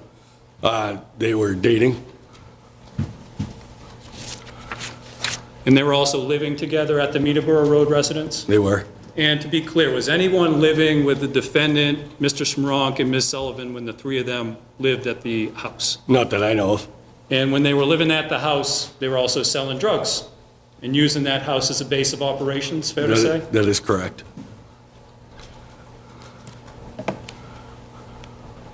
You said that when you reconnected with the defendant, he was living at the house on Meterboro Road. Did at some point in time he move out of that house? He did. Do you remember where the defendant moved to? And by where, I mean town, not specific address. Dover. What about Dean Smoronk and Christine Sullivan? Did they remain at the house on Meterboro Road when the defendant left? They did. After the defendant moved out of that house, did he still frequently go to the house from what you saw and what the defendant would tell you? Yes. Can I get a drink of water? Let's move. He's asking for water. Your colleague's going to get you something to drink. Thank you. Apologies. You want to wait? Nope. Let's move forward to the beginning of 2017. Was the defendant living in Dover then? Yes, And did he have a girlfriend? he did. Thank you. Do you happen to remember what her name was? Crystal, I think. Next on the screen are photos from State's Exhibit 12A. And again, you saw the video from which these stills were taken, right? I did. Who is the man in the white hat? That's And Tim. who is the woman in the red jacket next to him? That's Tim and his girlfriend. So the defendant was living with his girlfriend at the beginning of 2017. What about Dean Smoronk and Christine Sullivan? Were they still at the Meterboro Road residence? They were. At the beginning of 2017, were Dean Smoronk and Ms. Sullivan also in their personal relationship as well, the romantic relationship? They were. And how would you describe that relationship? Volatile. And how so? Dean was a jerk. I would use stronger language if I Yeah, was. you've actually used it before. How would you characterize how Dean Smoronk treated Christine He was Sullivan? a dick. Would he often talk negatively, disparagingly about Ms. Sullivan from what you heard? Yes. And would he talk negatively about her to both you and the defendant? Yes. What kind of negative things would he talk about to you and the defendant that you remember about Christine Sullivan? We just call her a bunch of heinous names. What was the nature of the relationship between those three? Mr. Smoronk, Ms. Sullivan, and the defendant, as well as yourself, at this time, the beginning of 2017, pertaining to the drug selling operation. Were the four of you still selling drugs? We were. And was the hierarchy still that we talked about with Dean and Christine as the suppliers, the defendant selling both on his own and to you? Yes. While you were selling drugs at the beginning of 2017, did there come a point when you started taking over some of the defendant's buyers for him? I did. And how did that come about? Why did that happen? Just because he was becoming pretty unreliable. Who was becoming unreliable? Tim. And at this time, at the beginning of 2017, did you notice a change in the defendant's behavior? I did. And what did you see happening with respect to the defendant? What you both saw and what you experienced with him? He was just getting really paranoid, acting really off. And if you can explain that more for us. What do you mean by paranoid? What do you mean by off? Like, And actually, to put this in context, the defendant is still using drugs at this time, I take it? he is. Still heroin, cocaine, hallucinogenics, meth? So I don't know about heroin, Objection, but Your Honor. Yes. I think the question is too vague and he needs to specify how he knows that. And also a compound question asking about a variety of You can lay a further foundation for how he would know. During this time, you would socialize with the defendant? I would. You would do friend things with him, right? Correct. Talked about you two would paint and do things like that. Yeah. right? Would you also use drugs with the defendant? We did. And what type of drugs would you see the defendant using in this period of time? Again, about the beginning of 2017. Cocaine, methamphetamine, DMT. I don't think I saw him use heroin in 2017. Thank you for clarifying Yeah. that for me. So with respect to the defendant's paranoia, his odd behavior, explain that for us. What were you seeing in his behavior that He was was just- causing you concern? He was getting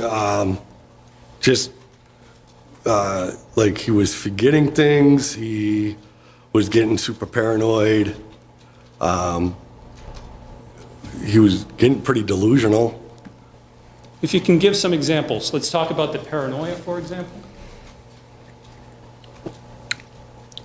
Did you ask for an example? Yes, with Okay. respect to paranoia. There was a time that I came to his house, and we were talking, and there was it looked like an old-timey camera, is what I recall. And I asked him about it, and then I don't know how long after, a couple days later, day later, he asked me if I'd put cameras in his house to watch him. And was this something that he was relaying to you as some kind of joke based on his demeanor and how he was saying this? No. Did he sound serious? Yes, He thought you were spying on him? he did. The defendant's changed behavior as paranoia, was that something that concerned you as his friend? Yes, Was the defendant's behavior something that you talked to him about it was. more than once?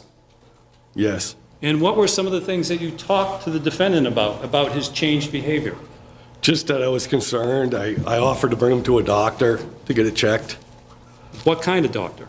like a psychiatrist or some sort of mental health doctor, though I wouldn't have used that verbiage back then. Did you also speak to other people about the change in behavior that you observed in the defendant that concerned you during this period? Yes. Who do you remember talking to that you remember? Dean, Christine. You had your girlfriend at this time, Cassie? Yes. You remember talking to her as well? Basis? All right, sustained. At the beginning of 2017, you're selling drugs with Dean Smrock and Christine Sullivan and with the defendant? I am. On occasion, did you discuss the drug dealing operation with any of them over a cell phone by way of text messages?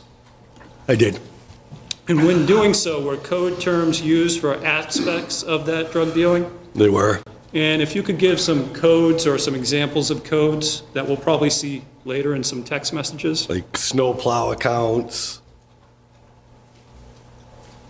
I can't think of any. And in terms of snowplow accounts, what would they actually be referring to? Cocaine. You testified that as well as spending time with the defendant as friends, you contact him by cell phone. Did you also communicate with Dean Smronk and Christine Sullivan by cell phone? I did. More so one than the other? Yes. Who? Who would you contact more, Dean or Christine? Dean. Judge, I'm sorry, did you say 2:15 or 2:30? Well, 12:15. I can go to 2:15. 12:15, so folks, we're going to take the lunch hour now. We'll take a full hour, we're going to return at 1:15. I do have a couple of matters I have to attend to in the hour, so I apologize that it's a lengthy lunch. We'll see you at 1:15.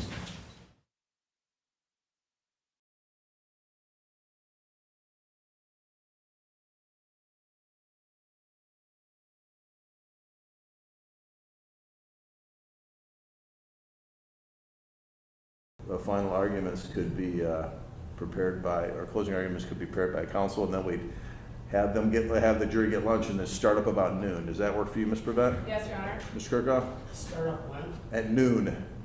Like get an early lunch starting at noon. Okay. Okay? Yeah. All right, that's what we'll do.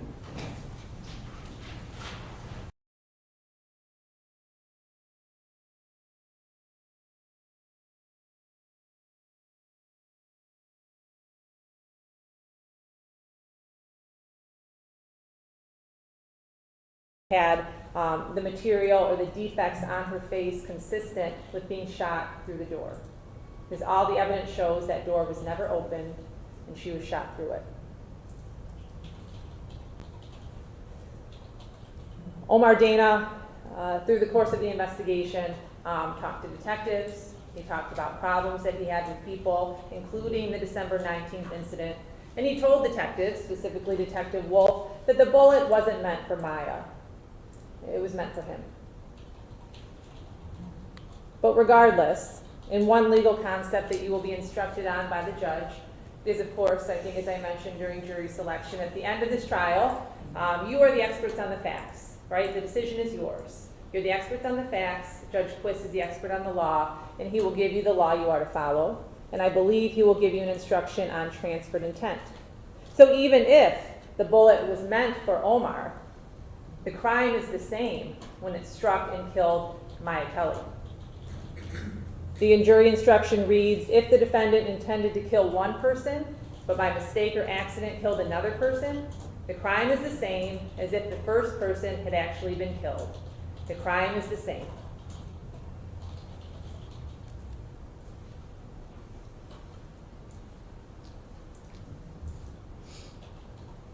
Omar Dana told you during his in-court testimony that Maya never opened the door. The door was never opened at any point.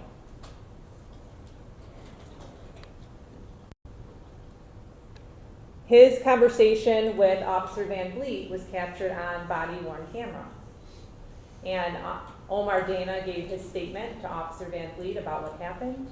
And in that statement, of course, you'll have this to listen to as well.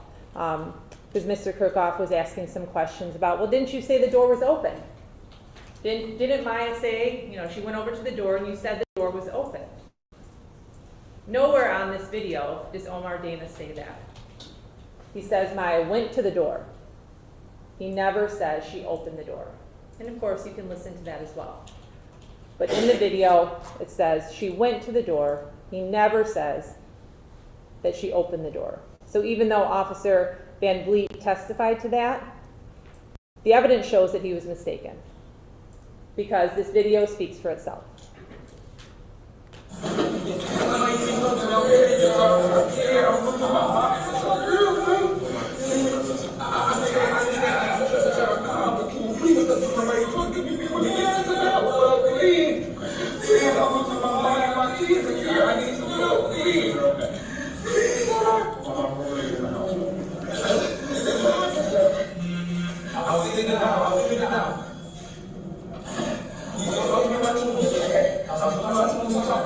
Somebody knocked on the door. Somebody knocked on the door. And they knocked on the door.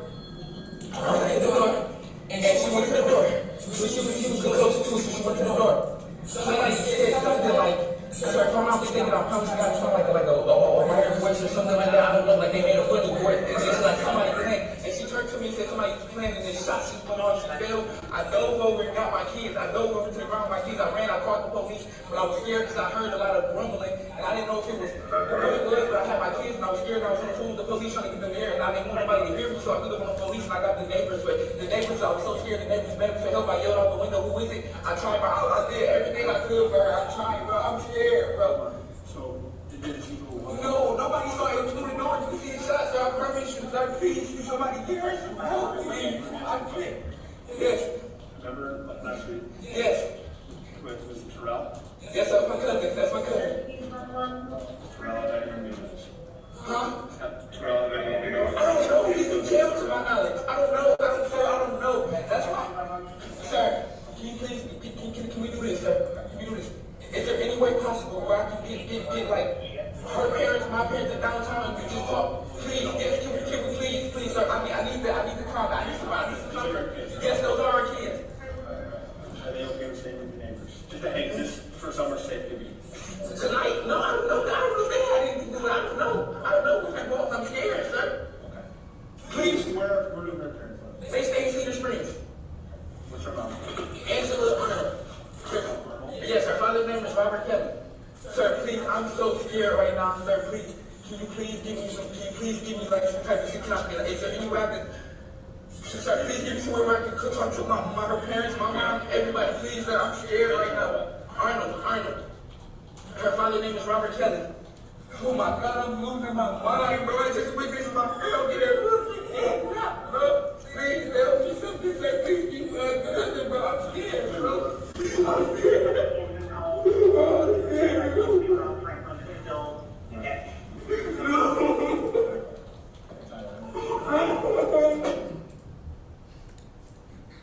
In this video, Omar Dana never said Maya opened the door, and Omar Dana never said there was an argument. The evidence shows that Officer Van Vliet was mistaken about that. The video shows that Omar Dana said Maya went to the door and there were some words exchanged. Not that the door was open and that there was an argument. Listen to it yourselves.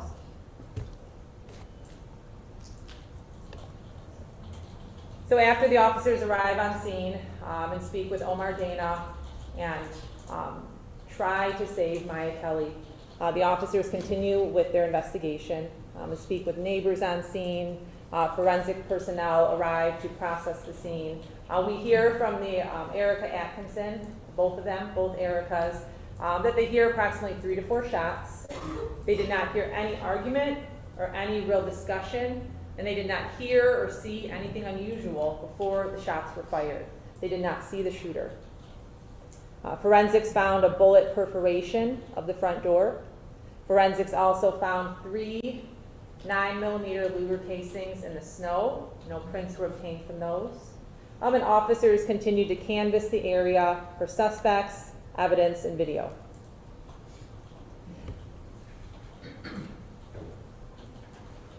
When both of the Atkinsons were testifying, they talked about seeing a dark car driving down the street towards Division after the shots were fired. They didn't know anything more about that car. They thought they saw one person as the driver looking towards the house. They didn't know if they were involved or not. It was just something they noted after the shots were fired. So we can take a look on the video that we have from 23 Canton around that exact time, which shows 2 dark colored cars, which was one of them may have been what the Atkinsons were referring to. But let's look at the timing here.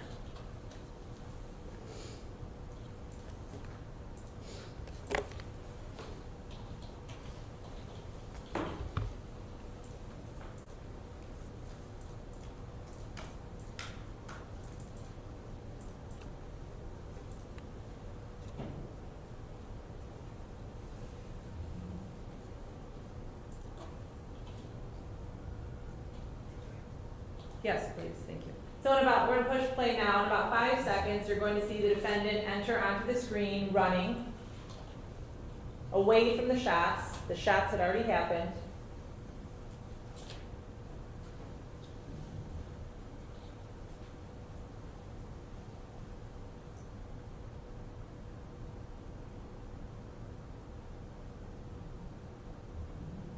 The defendant already ran across the screen.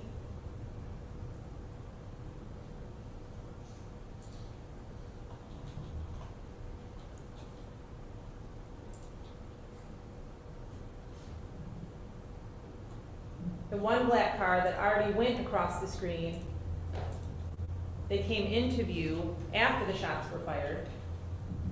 And this other black car that we see, or we'll see in a moment on the right-hand side of the screen, I ask you to look at that. Keeping in mind that the shots had already happened, the defendant has already fled the scene.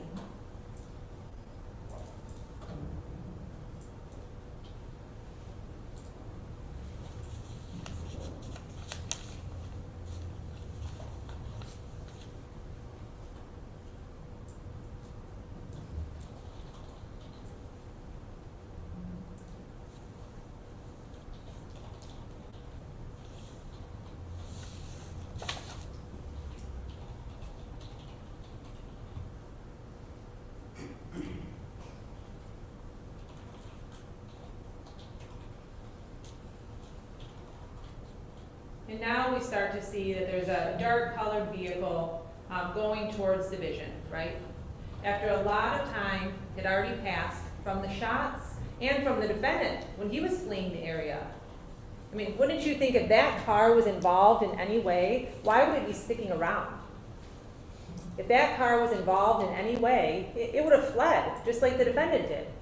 I mean, we can see from this video that it was a normal residential area, right? There's a lot of regular activity happening. We saw earlier in the video on the upper left-hand side of the screen, which is at 20 Canton.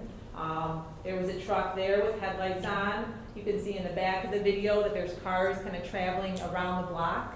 This was regular activity was taking place, right? Cars going up and down the street. So if that vehicle was involved, would you expect it to stay there for so long after the shots were fired? No, it would get the heck out of there. That vehicle was not involved. That's not what the evidence shows. But of course, both Ericas mentioned it because it's something they saw. They saw a black vehicle, which we see on this video, but the evidence shows it was not involved.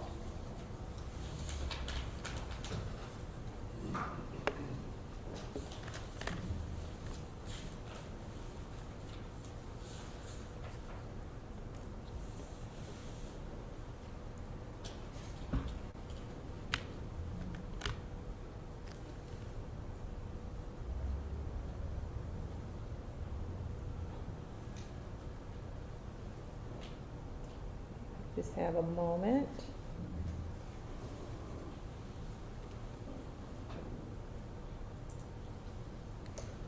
Stacy, what was that trick you said? Oh, it's back on. So never mind.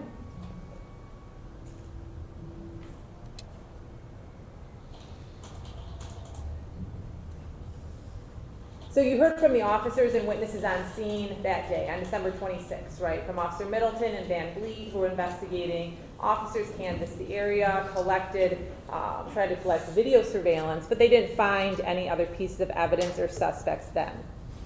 But we see what happens on December 27th. On December 27th, there's a break in the case, if you will. That Officer James Smith arrests Marquise Welch in this vehicle the day after the murder. This arrest of Marquise Welch in that vehicle allows investigators to determine the connection between Marquise Welch and the defendant, right? Because at this arrest of Marquise Welch from this vehicle, they're able to seize his phone, right? And by looking into Marquise Welch's phone, they can see the communications that he's having with this defendant on the day of the murder. So at that point, they look into those communications further and realize there's a connection there. So you heard from Detective Derek Hall, who was one of at least 3 detectives assigned to this case. And Detective Derek Hall was tasked with a lot of the video surveillance, either collection or analysis, right?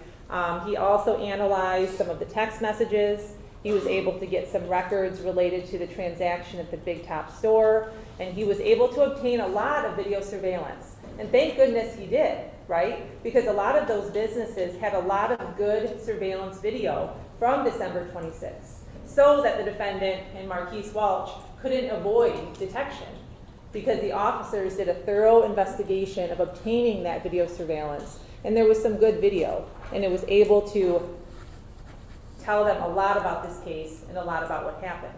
And so what do we know from all the records, the messages, and the video surveillance as it relates to this case? Well, we know that Marquise Welch was communicating with the defendant in the hours before the murder. We know that the defendant and Marquise, they had each other's numbers stored in their phone.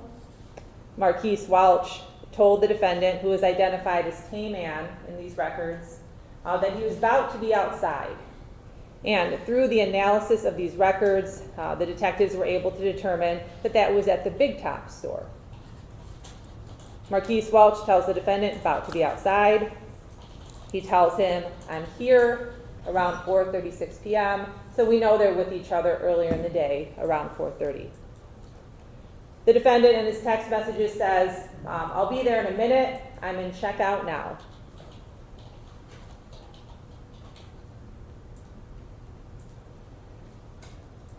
Detectives were able to determine that the number associated with Keontae Newbern was 856-6753.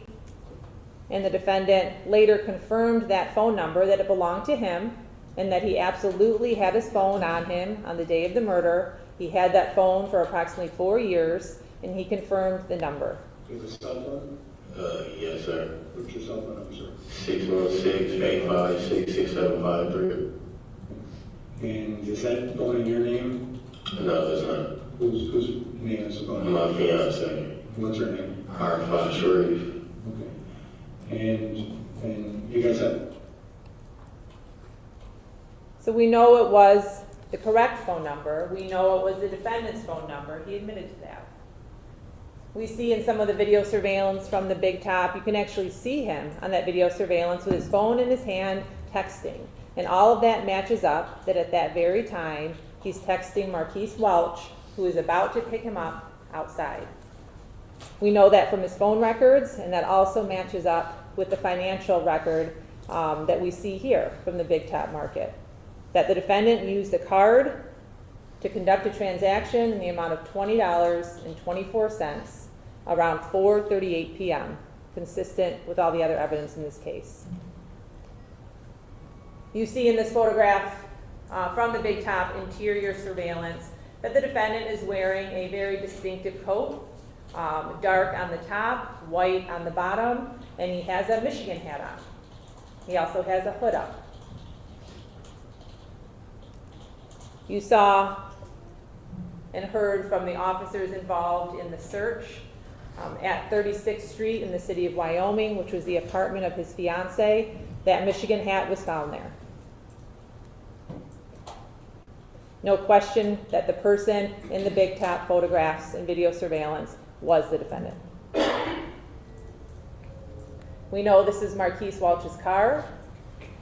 From the video surveillance, we know that Marquise Welch picked up the defendant in that vehicle at the big top on the day of the murder, just hours before. They were clearly together. That's what the evidence shows.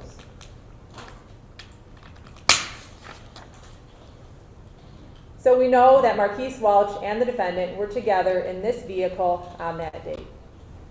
Earlier in the afternoon at the big top, and we also know that they were together after the shots were fired. Additional video surveillance was found at Luna Auto on Canton. And in this photograph, we see the defendant running away, fleeing the scene after he had just shot Maya Kelly in the head, wearing the same very distinctive coat, black, dark on top, white on the bottom, running towards Marquise Welch's car. Marquise Welch, who we know that was his vehicle. He's admitted to you during court that that was his vehicle. It belonged to his mom. He drove it a lot. Very distinctive vehicle, right? With distinctive damage on the driver's side and also some distinctive damage on the passenger side. So the evidence clearly shows that was Marquise Welch's vehicle. The evidence shows that the defendant got into that vehicle after Marquise Welch backed into that area. When I said earlier that he was acting as a driving the getaway car, that's what the evidence shows here, right? That he had dropped the defendant off in that area after they canvassed around the block 2 times. He knows exactly where he's going to park. He backs in, he turns his lights off, and waits for the defendant to come back. And that's exactly what the defendant did. He comes back running.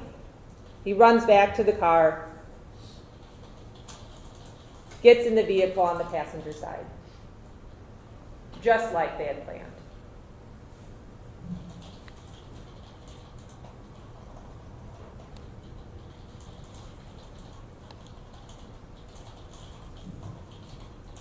Through the investigation, we learned the timing, of what happened back on December 26th. From the video surveillance, we can see that the Dodge Journey was on Canton for the first time at 9:46 p.m. That's the first time they drive around the block, right? To make sure they know the house is there. They're looking what's going on. They're canvassing the area at 9:46. They drive back again, and you saw that the route that they took around the block. Marquise Welch drives the defendant back around, and this time he drops the defendant off, as the defendant requested, in front of 47 Canton. So then as they talked about previously, because they had to have some sort of plan for this, after Marquise Welch drops the defendant off in front of 47 Canton, he goes and parks down the street and waits for him. 9:50, the sound of gunshots on the Sunoco video, which is consistent with the time that Omar Dana told you about. I believe he said 9:49 was the time that he remembers. And we hear the gunshots at 9:50. And then at 9:51, after the defendant had run back to the waiting Dodge Journey. We see the Dodge Journey on video, westbound on Hall at 9:51. So they were in and out between 9:46 and 9:51. Where did they go from there? Well, we know from the evidence that from there, they leave and they head back to the 36th Street area, right? That's what the cell data shows, the phone records show that. And we also hear that from Caitlin Hines. You heard from Caitlin Hines during this trial that she knew Marquise Welch. I think she said that she had planned on smoking some weed with him, that she expected Marquise Welch to come to her apartment, but she was surprised, right, and confused when the defendant is also in the car. That he's kind of slouched down, as she demonstrated, in the back seat. She wasn't expecting him. She was expecting Marquise Welch. But it shows that the defendant was still with Marquise Welch after the murder, after they had taken off from that Luna auto. That's where they went, to 36th Street. The defendant was still there. And Caitlin Hines identified the defendant in court. She said, yes, that was him. I didn't really know him before, but yes, I would recognize him, and that's him. I mean, is it really that surprising to you that in the beginning of this investigation, she might not have wanted to get involved? Or that when detectives are showing her pictures and asking, do you know this person, or do you know anything else about this person, that she says no. Caitlin Hines is another example of a witness who was reluctant, not wanting to cooperate with the police. But now she was brought into court and put under oath and asked, would you recognize that person if you saw him again? And she said, yes, it is him.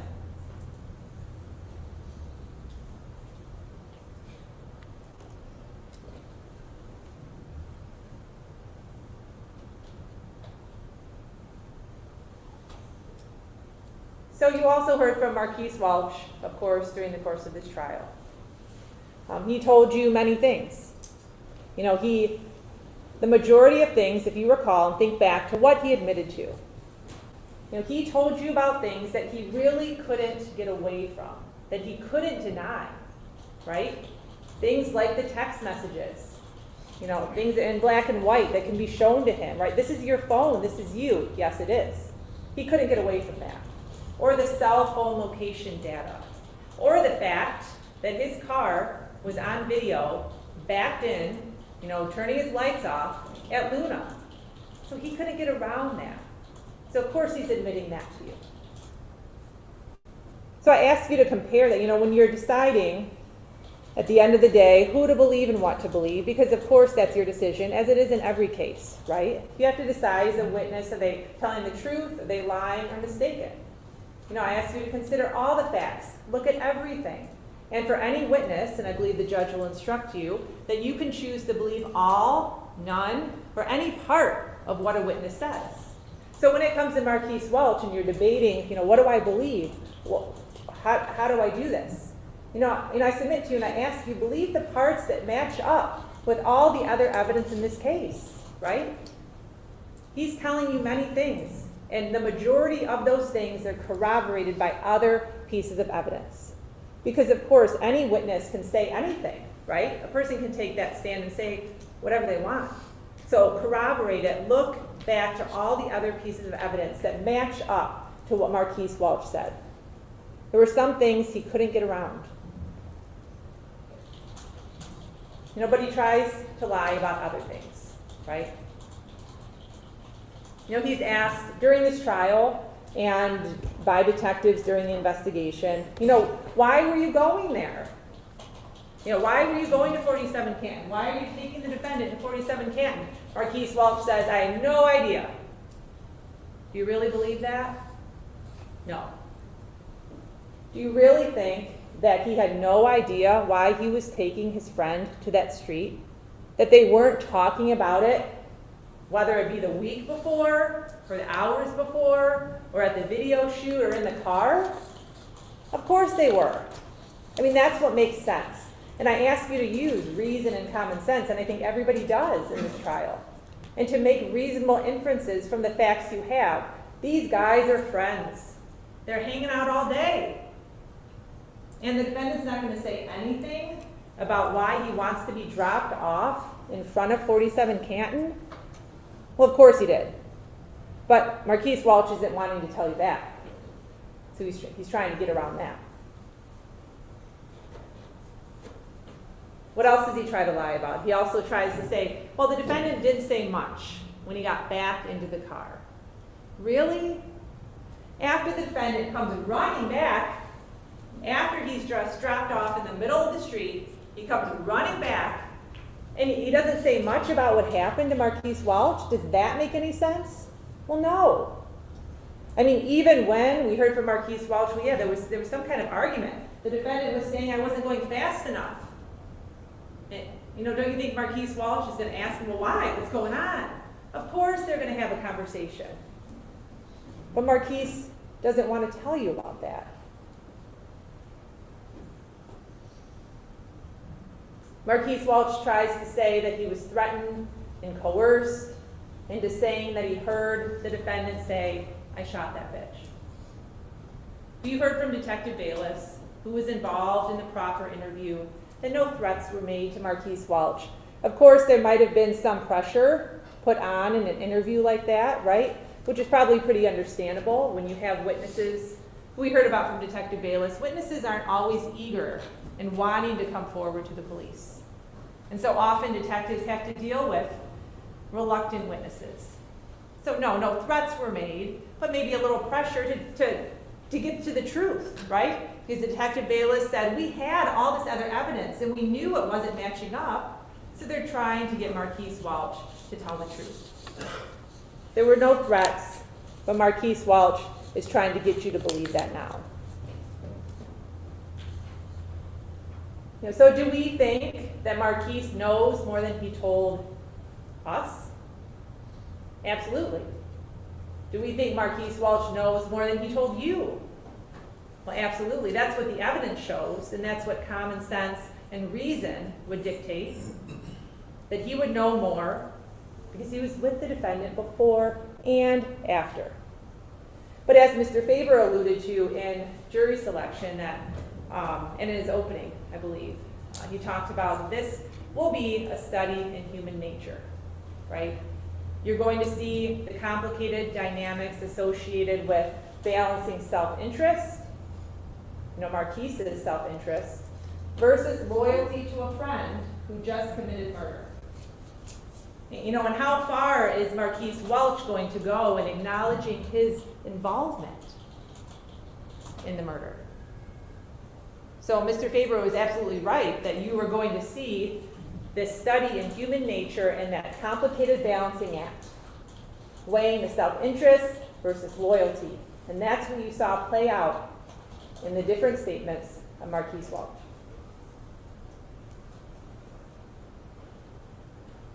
The investigation continues, and it reveals that Marquise and the defendant were at a video shoot on the day of the murder. So we know through the other evidence that the defendant and Marquise were at the Big Top. They were together. The investigation also shows they were at a video shoot later in the day.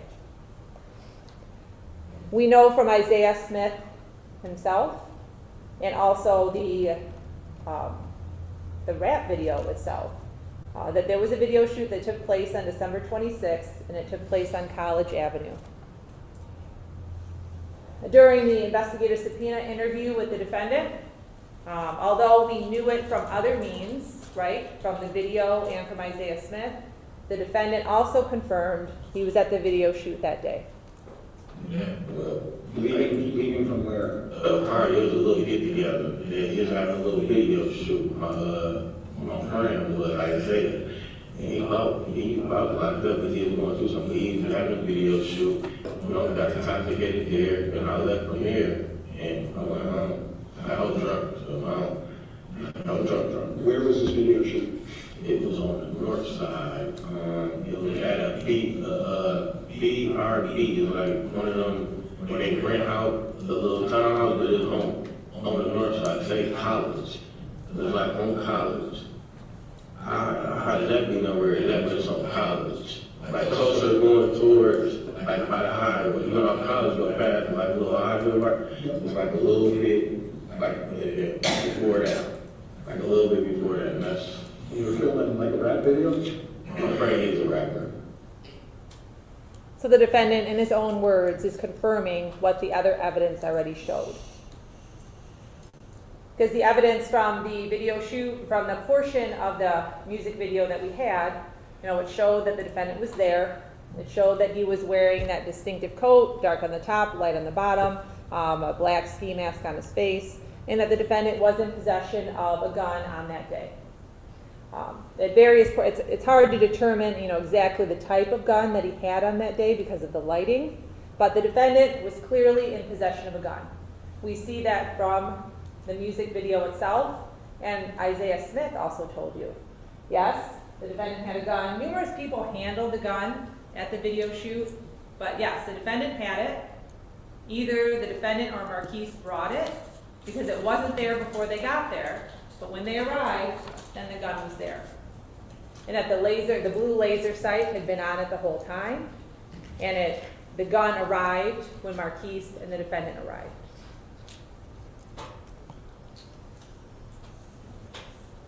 There are numerous different views of the defendant possessing that gun. All the evidence shows there was only one gun. It was a black gun. And all the evidence shows that the defendant had it at numerous points in that video. The gun had a blue laser sight attached to it. In this photograph, Isaiah Smith was holding it. But that is the same gun that arrived at the video shoot at the same time as the defendant. The one and only gun that was there that day, with a blue laser light. So as it relates to the gun and the blue laser light, we heard from Detective Sergeant Russell Karsten with the Michigan State Police, an expert in firearms. Among many other things that he told you, he said that all 3 9mm casings that he examined were fired from the same gun. That the primer strikes on the back of the casings were consistent with a Glock firearm. That the bullet was fired from a Glock barrel. Detective Sergeant Russell Karsten, along with Officer Bradley Cutright, 2 law enforcement officers with many, many years of experience, said that a blue laser sight is not very common. That know that it could come in different colors, right? But in all their years of experience, over 25 years, I believe, that a blue laser sight is pretty rare. It's not very common.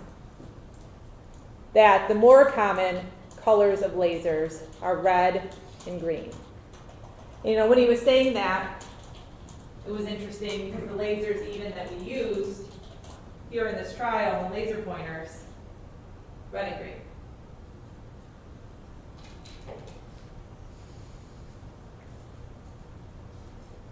Blue laser sight, not very common. And then we also saw Detective Sergeant Karsten with his demonstration that the blue laser sight fit perfectly on the training gun that is used by the Grand Rapids Police Department, which is an exact replica of a Glock 17. And it wasn't too difficult to attach either. I think he did that in just a few seconds, if you notice, with a small screwdriver. Easily on, easily off. But that type of laser sight is specifically intended for a gun, not to attach to anything else.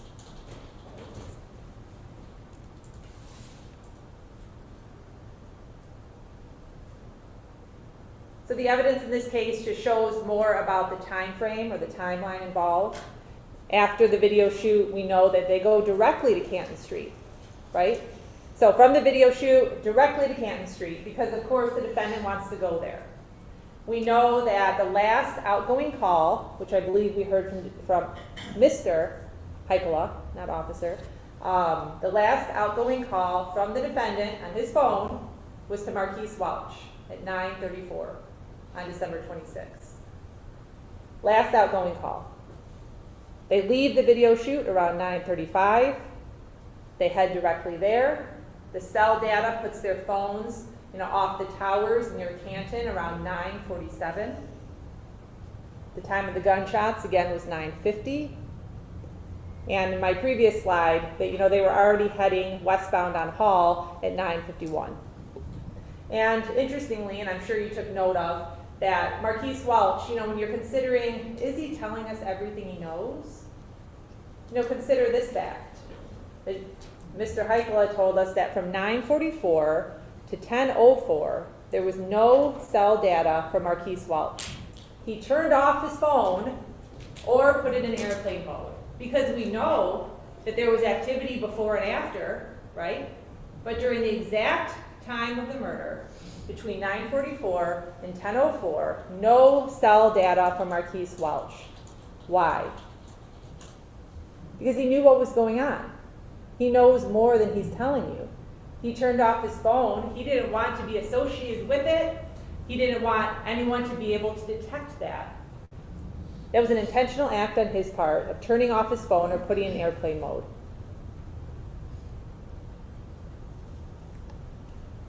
So the investigators and detectives in this case, you know, used all means that they had to find the truth, to figure out what happened. Another tool that you heard about here was the investigative subpoena. It's a tool that's used in these types of situations, right, where you may have some reluctant witnesses who aren't always eager to cooperate with the police. An investigative subpoena interview where that witness is given all of their rights and read their rights. They can have attorneys present. And that's what happened in this case. And why was the investigative subpoena important here? Well, you heard from the defendant. You heard his words from his mouth. And I ask you to consider, you know, we've already talked about what did Marquise Welch try to lie about. Now consider, what did the defendant lie about during his IS interview? He lied about a lot. He lied about very important points in time, points that would connect him with this murder. And I'd like to go through some of those. So what did the defendant lie about during his IS? Mr. Faber asked him numerous times whether he was at or near 47 Canton on December 26th. And what was the defendant's answer? No, I was nowhere near there. Let's hear it in his words. At the time that this murder occurred, were you present at or near 47 Canton Street Southwest? And that was December 26th of last year, about 9:50 p.m. You keep saying last year, my bad. Cause I keep here, we in a new year. I'm like, you're saying the whole year. But no, sir. No. Anywhere, do you know where you were that day?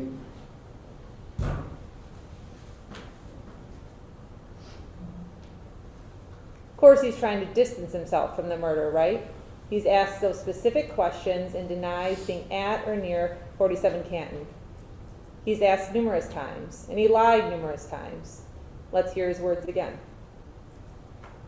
Do you know the address? Let me show you a picture of the house.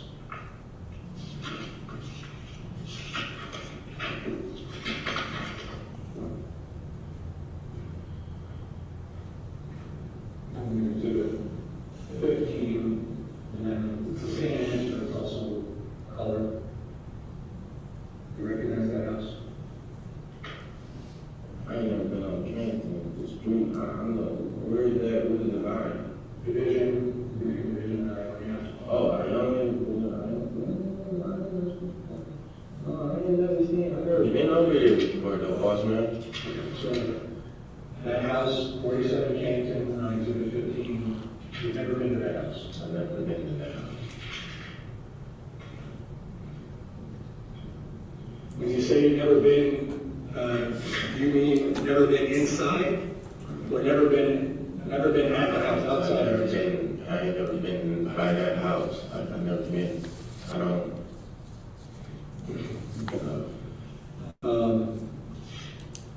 Do you know anybody that is associated with that house? Anybody that stays there or stayed there?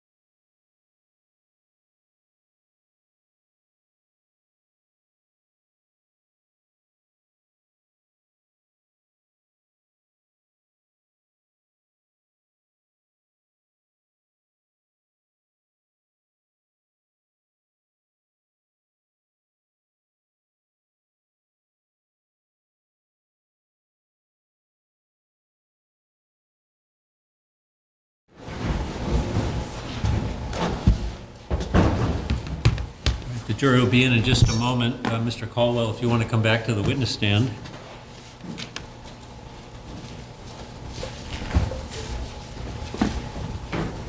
And they'll be coming through that door in just a moment. So you can have them come in as soon as they're ready. Nope, just stand up for now. Yeah.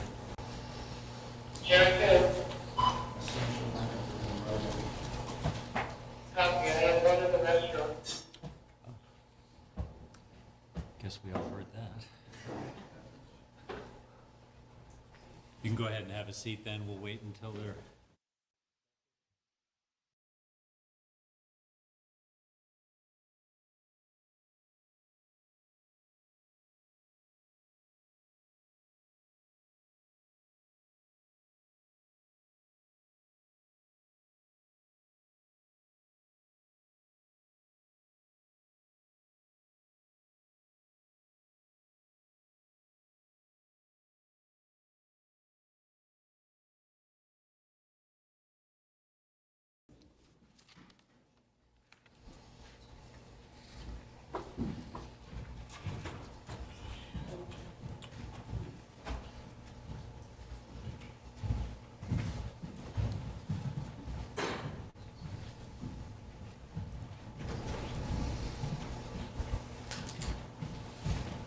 Please be seated.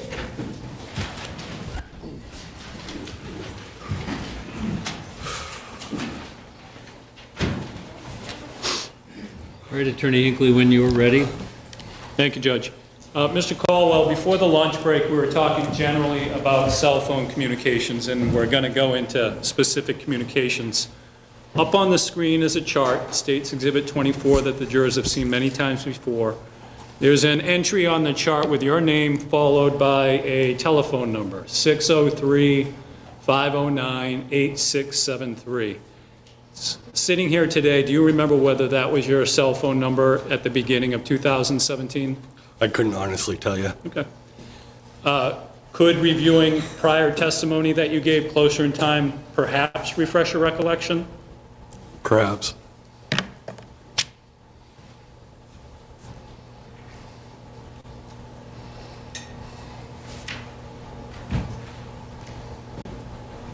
Counsel 521.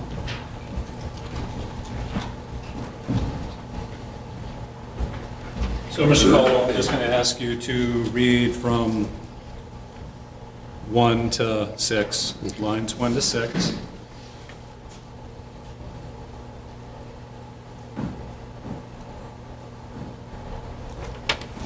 So obviously there's a number in there. Does that jog your recollection at all? If it doesn't, It doesn't. Okay. That being said, you gave sworn testimony in this matter, right? I did. And you provided the cell phone number at the time, right? Yes. And at the time that you gave the cell phone number, back then it was in your memory, right? It was. And you're being honest back then. Of course. Counsel, with that, I'm going to offer the number 603-509-8673, which is the number highlighted. Yes. Is there any objection? All right. That'll be admitted as substantive testimony. Sitting here today, do you remember what cell phone numbers the defendant, Dean Smronk, and Christine Sullivan had back in 2017? I do not. So next on the screen is a calendar for the week beginning January 23rd, 2017. We're going to review numerous cell phone communications that occurred around and in this time period, which for the record are contained in State's Exhibit 17. You've reviewed the text messages before that we're going to be looking over. I have. Is it fair to say that sitting here today, some of the text communications from 7 years ago are more memorable than others? Is that fair to say? Yes. Have you discussed these very same text messages that we're going to be going over in previous proceedings back in this case, closer to 2017? I did. The communications that we're going to be showing on the screen, all of which you reviewed before, do they accurately reflect who was exchanging the messages, the sender and the recipient? They did. They do. So with that in mind, let's review the text messages. The slide being shown is a series of 3 text messages from January 21st and 2 from January 22nd. I'm going to read those text messages first, Mr. Caldwell, and then I'm going to have some follow-up questions for you. So we're starting with Saturday, January 21st. You to Dean Smoronk, hey bro, you're gonna come down? Then Dean Smoronk to you, yes, I'm pissed. I was up all night on 3 hours sleep and made the mistake of closing my eyes without operating something like a car, a piece of equipment, or a machine gun to keep me up, LOL. I'm getting dressed, I'm sorry, bro. And then a text message, you to Dean Smoronk, ha ha ha ha ha, it's all good, bro. And then there's two from Sunday, January 22nd. The first is a text message from you to Dean Smoronk. Hey bro, thank you so much for coming down and hanging out with me and my brothers. It means a lot to me for you to come down when I know you are so busy, but truly I consider you a brother and proud to call you that. Love and respect, brother. And then Dean Smoronk sends you a text message. I was glad to be there, bro. Quite the clan of good dudes. It was great to get a break from here, and the change of scene was very cool. Unfortunately, I came up the hill, helped Christine, and passed out when I sat down on the couch. Just woke up and think I'll get some more Z's in bed. Talk laters. Those text messages that I just reviewed, those are between you and Dean Smoronk? They are. In the first text message, you wrote, bro. What kind of term is bro? Hey, bro, you still coming down? It's what I call people. And is that a term that you use just with Dean Smoronk or with other people as well? With other people as well. Did you hear Dean Smoronk call people bro as well? Yes. So in the first text message, you asked whether Dean Smoronk was going to come down, and then the early morning text on the next day, you thanked him for coming down and hanging out with your brothers. Those portions of the text messages are highlighted in red. Where were you talking about in these text messages? The clubhouse. While you were selling drugs, were you a member of a motorcycle club? I was. And the clubhouse you're referring to is the motorcycle clubhouse? It is. Dean Smoronk, in the last text message on the screen, wrote that he was going to the hill to help Christine, highlighted in yellow, and then I'm pointing out with the clicker.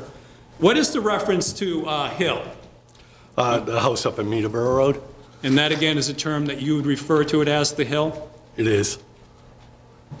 So let's continue with January 22nd and turn to 3 text messages from later that same day. We have a text message from you to Dean Smoronk. Hey bro, just wanted to let you know I got a text from our friend again, and he said he couldn't come yesterday because he was feeling confused again. I'm starting to get real worried about him. Then a text from Dean Smoronk to you. Tough love. He's not said a thing to me. He's not being confused. He's being stupid, and I won't let it slide. And then you a text to Dean Smoronk. Okay, bro. Who is the our friend being written about, which is highlighted in red, and what is the subject of the text message exchange between you? All right, compound. You can break the question down into 2. Sure. Who is the our friend that's being written about that's highlighted in red in your first text message here? I'm talking about Tim. And what is the subject of this text message exchange between you and Dean Smoronk about the defendant, Tim Verrill?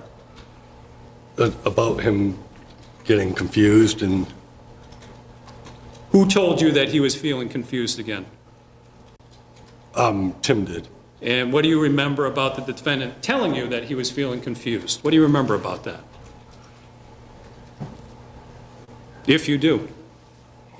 I mean, I just remember him telling me,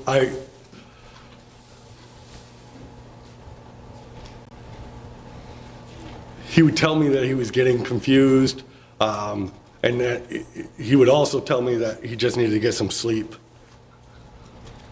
Who are you starting to get real worried about, as you wrote in the first text message highlighted in yellow? I'm starting to get real worried about him. Who are you referring to? Tim. And again, why were you getting real worried about the defendant, Mr. Verrill? Because he was, it says it in the text, because he's getting confused. You were using drugs at this time, right? I was. You knew other people who were using drugs at this time, right? I did. And the defendant was using drugs at this time? He was. The defendant is who you were getting real worried about? He was. Continuing with text messages between you and Dean Smoronk, now we're going to Monday, January 23rd. Let me read through these text messages, Mr. Caldwell, as well as the ones on the next slide, and then I'm going to have some follow-up questions. So we start here, Dean Smronk to you. Are you able to see me today to talk about my options? Then you to Dean Smronk. Absolutely, brother. I have some running around to do this morning, but I should be there around noon, 1 p.m. Is that cool? Then Dean Smronk to you. Yeah, me too. Got to go to town clerk. Then you to Dean Smronk. You need a ride? Then again, you to Dean Smronk. I'm in Rochester right now doing some more intel on that matter from Saturday after I can swing up and grab you. And then you to Dean Smronk. I'm heading your way, bro. Then Dean Smronk to you. Okay, bro, I've gotten all stressed out and don't have a cool head, but I'm ready. Then think you can still call it dude that he rides with? And then you to Dean Smronk, yup, followed by you to Dean Smronk. No answer, bro, only have Facebook Messenger. Sorry if I hear back and confirm the insect problem is now affecting the house. I will let you know. They usually will set up a web for the night if it is. And then we finish up, Dean Smronk to you, cool, cool. Mr. Caldwell, do you remember what Dean Smronk was discussing with respect to his options from the previous slide that we saw? And what he's writing about in these slides?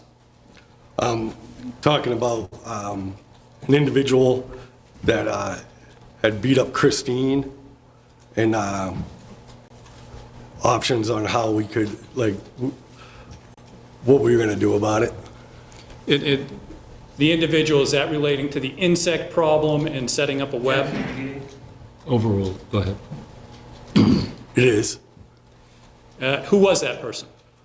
His nickname was Spider. So that's why I used that. His Mike Detroit. But people knew him as Spider? Spider Mike. And that's what the reference to insect problem and web is? It is.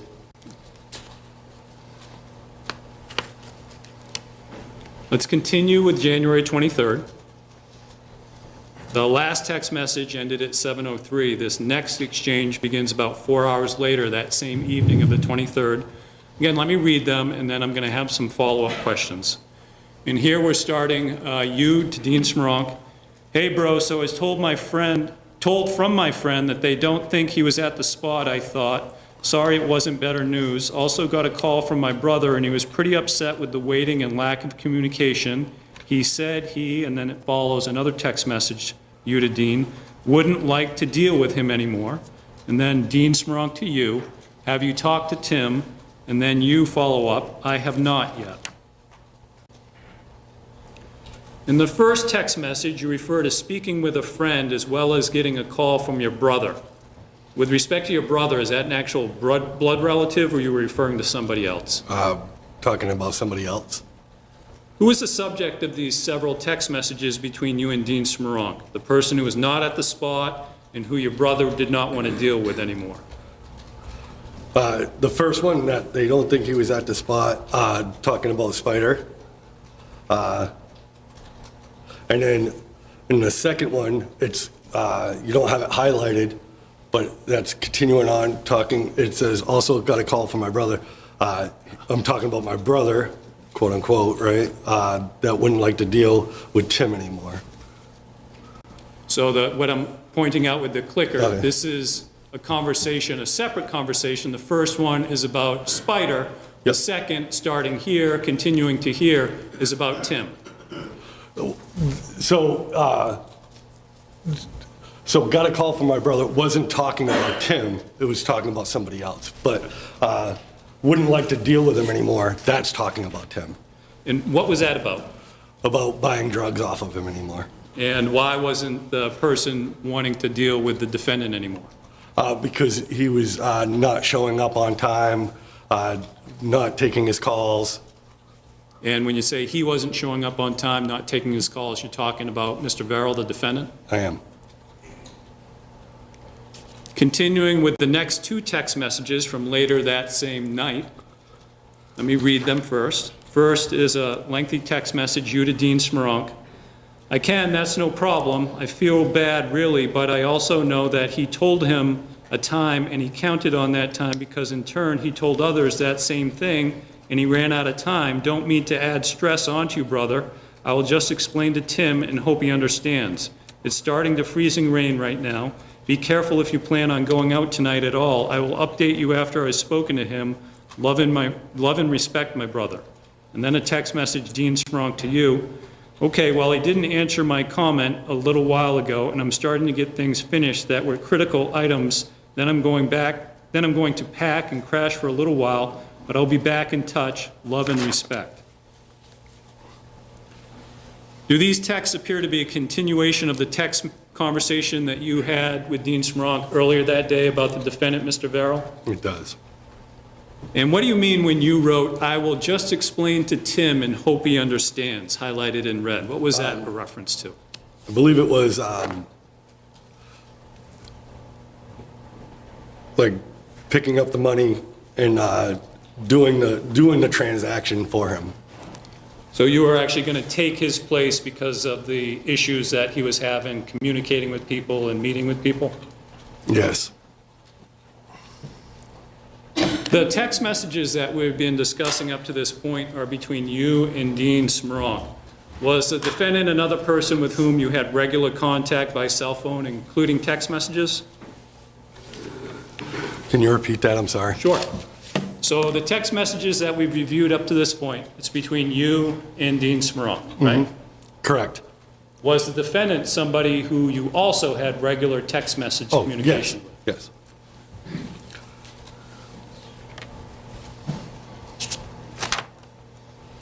So let me read this text message sent to the defendant on the evening of January 23rd, and then I'm going to have some follow-up questions for you. It's you to the defendant.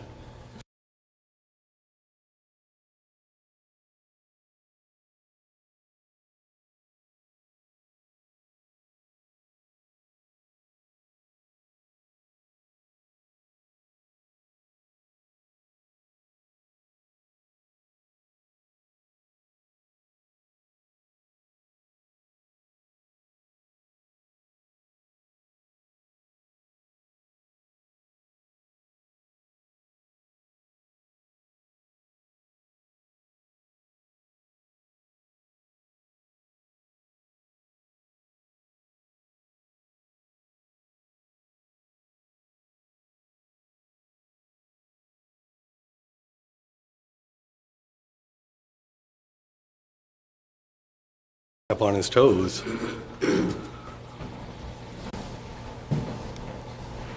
The next several text messages occur the next day, January 24th. Let me read the first four on this slide. So we have a text message from Dean Smronk to you. In case you're up, I'm finally crashing for about 6 hours. And then the defendant to you, hey bro. And then you to the defendant, hey bro, sorry, and a huge argument with Cassie right now. Can I get at you in a few? And then the defendant to you, yeah. With respect to the text message sent to you at 1:05, hey bro, which is highlighted in red, is bro or brother a term that the defendant often used with you? Yeah. And would you use that term with him? Yes.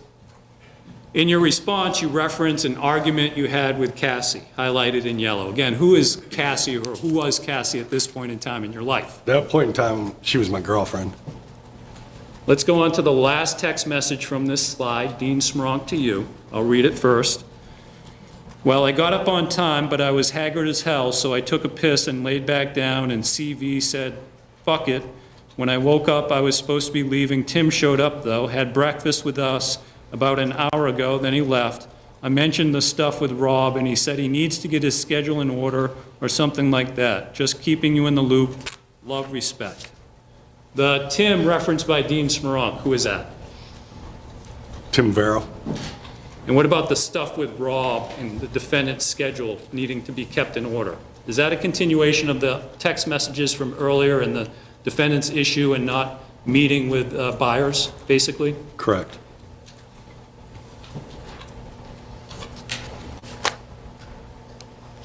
Continuing with text messages from the afternoon of January 24th. We have you to Mr. Verrill, the defendant, hey, sorry, hey, bro, sorry.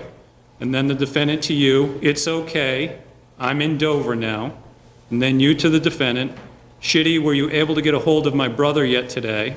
Then the defendant to you, hasn't gotten back to me.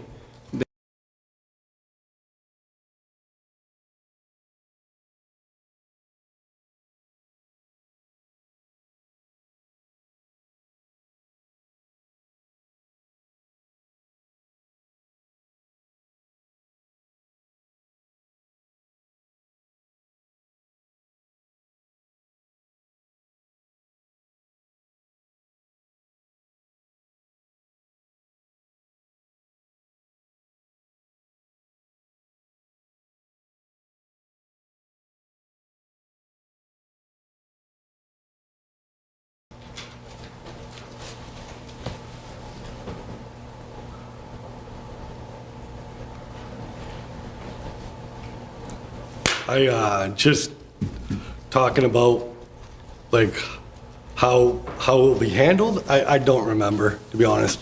Fair enough. Let's continue with January 24th. Text messages between you and Dean Smoronk. I'll again read them first. You to Dean Smoronk. Okay, bro, so you're going to fly out later tonight or tomorrow. I can make up the hill in a little bit. I have some running around to do first. There really is not enough hours in a day. Ha ha ha. Thanks for keeping me in the loop, bro. It's appreciated. LR. Then Dean Smoronk to you. Catching the 6 a.m. flight now. Then you to Dean Smoronk, the last two. Right on. I will swing up then after my errands, bro. Hey, bro, haven't forgot about you. Just trying to handle a bunch of shit right now. So what is the exchange with you and Dean Smoronk regarding flying out and catching the 6 a.m. flight, which is highlighted in red in these text messages? He was flying down to Florida. Do you know why he was flying down to Florida? I don't remember the specifics. Do you recall if he was flying to Florida alone or if he was with anyone? Objection, he already answered the question, he doesn't know. Overruled. Go ahead. Do you know if he was flying to Florida alone or with anyone? He was flying alone. What is the reference in the first text message to the hill, which is highlighted in yellow? Is that, again, your terminology for the Meterboro Road residents? It is. You end the first text message LR. What is that? Love and respect. In the third text message, you wrote, I will swing up then, highlighted in green. You'd swing up where? To the Meterboro house. The next two slides are more text messages between your cell phone and the defendant on January 24th. I'm going to read the text messages on this slide and the next, and then I'll have follow-up questions. So we start, the defendant to you, hey bro, and you respond, hey bro. Then the defendant to you, how's it going? And the last two are from you to him. Honestly, pretty shitty right now, but hey, we can't have all good days. You in the area. Then the defendant to you, I could use a chat. Then the next two are you to the defendant. Yeah, come on by, bro. I'm cleaning out my basement right now and then gonna have dinner. Just sitting down for dinner, so should be free when you get here, bro.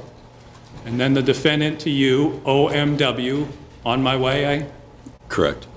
And then you to the defendant, okay.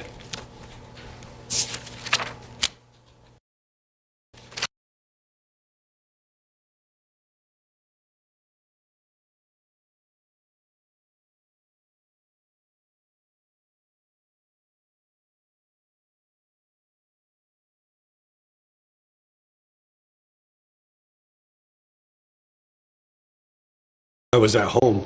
And that home being 54 Central Street in Farmington that you referred to? Correct. Had the defendant been to your house before? He had? More than once? Yes. And for what reasons would the defendant visit your home? To hang out. To sell drugs.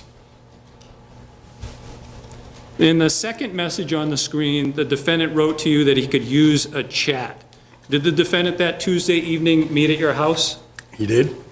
And do you remember what the defendant talked to you about at your house that evening? That was the conversation that I talked about earlier about him thinking I set up a camera in his house. So that's when he accused you of spying on him? Correct. And again, from his language, from his demeanor, from how he was talking, did he sound serious when he was accusing you of spying on him? He did sound serious.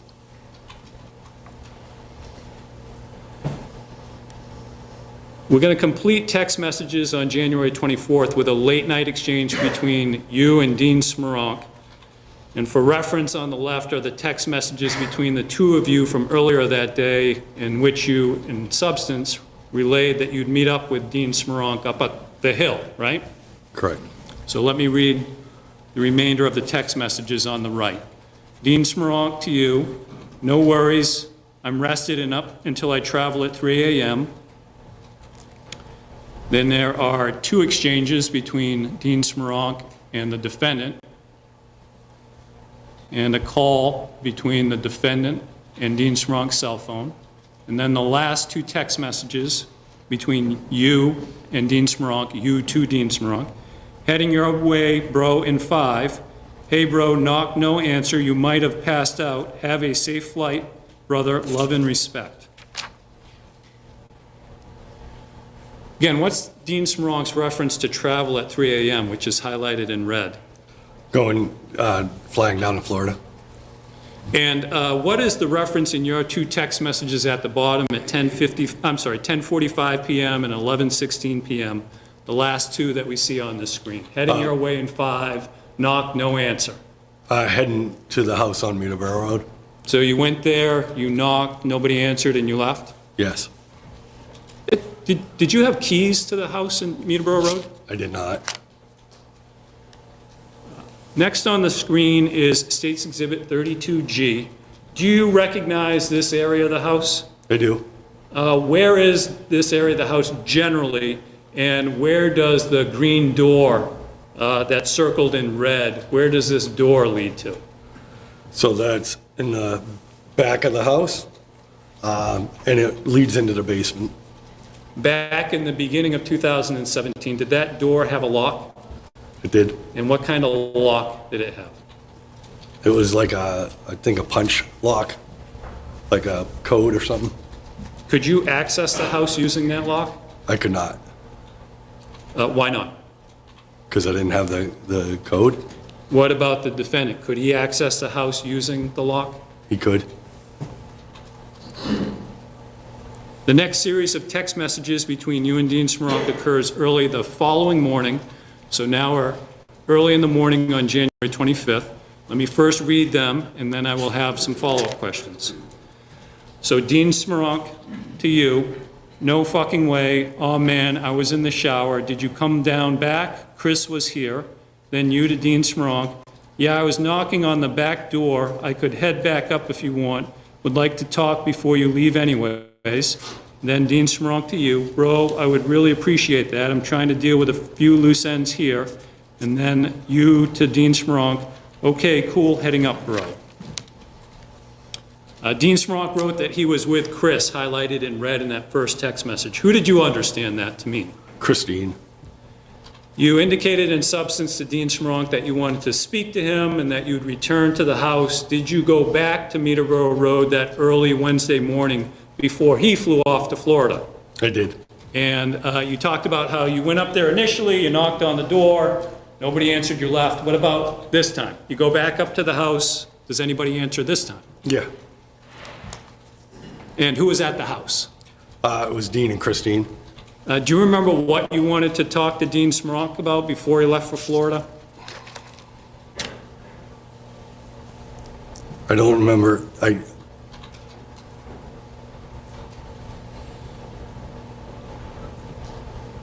I don't recall. Fair enough. That Wednesday morning, did Dean Smoronk leave for his planned trip to Florida? He did. And how did he get to the airport from the house in Farmington? How did he get to where? Yep. How did he get from the house in Farmington to the airport? Christine. To fly off. Did you stay at the house when they left, or did you leave as well? I left.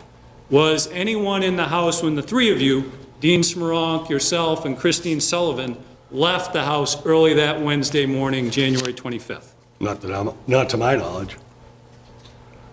So returning to still video, photos of video footage, who again are the two people who we see on these still photos? Myself and Dean. And the date indicated in these videos, January 25th, about 3:50 a.m. Correct. And returning to States Exhibit 34, who again is the person circled in blue in these surveillance photos? Dean. Over the following days, after Dean Smoronk left early that Wednesday morning for Florida, did you continue to have text message exchanges and phone calls with him while he was in Florida? Yes. In those following days, did you ever see Dean Smoronk in New Hampshire? No. When did you next see Dean Smoronk after you saw him leave for the airport that early Wednesday morning to fly to Florida? When I picked him up at the airport. And that was several days later, an event that we're going to talk about later? Correct. So let's return to cell phone communications. And this next slide has text message exchange between you and the defendant later on January 25th. And the next several slides will continue this same day. Let me read the ones on this slide. They begin at 12:58 p.m. You to the defendant, "Hey bro, how you feeling today?" And then the defendant to you, "Better." Then you to the defendant, "I think you should still get checked out, bro. I'm really worried about you." And then the defendant to you, "I was tired last night. I've been trying to turn things around in my life. I was certain I forgot to do something yesterday, but I didn't get some good sleep last night. Now I'm chilling with my father." And then you to the defendant, "Okay, bro." Focusing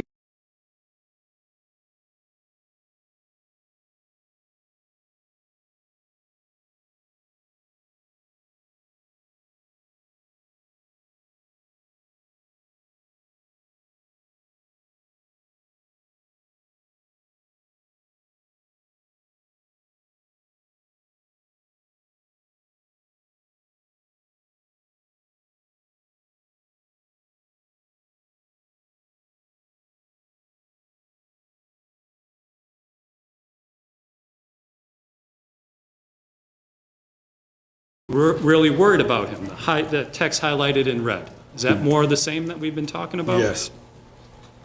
And again, you believe that the defendant should get checked out by who? A doctor. What kind of a doctor? Like a psychiatrist or something to check out his head. I'm going to continue with text messages that same afternoon of January 25th. These are continuing text messages between you and the defendant. First is the defendant to you, "What are you up to?" And then you to the defendant, "Waiting for Paul to help me fix the door downstairs. The window broke out of it, so I think going to head to Newington to get a new one." Then the defendant to you, "I got to run to the ranch soon." And then you to the defendant, "Right on." What were you writing the defendant about in that second text message with respect to Paul and going to Newington? I was, my basement door, exterior basement door, the window broke, and that's my cousin Paul. We're going to be seeing later on in text messages, there's drug code, right? Correct. Now, this is not drug code, this is just your real life, right? Yes.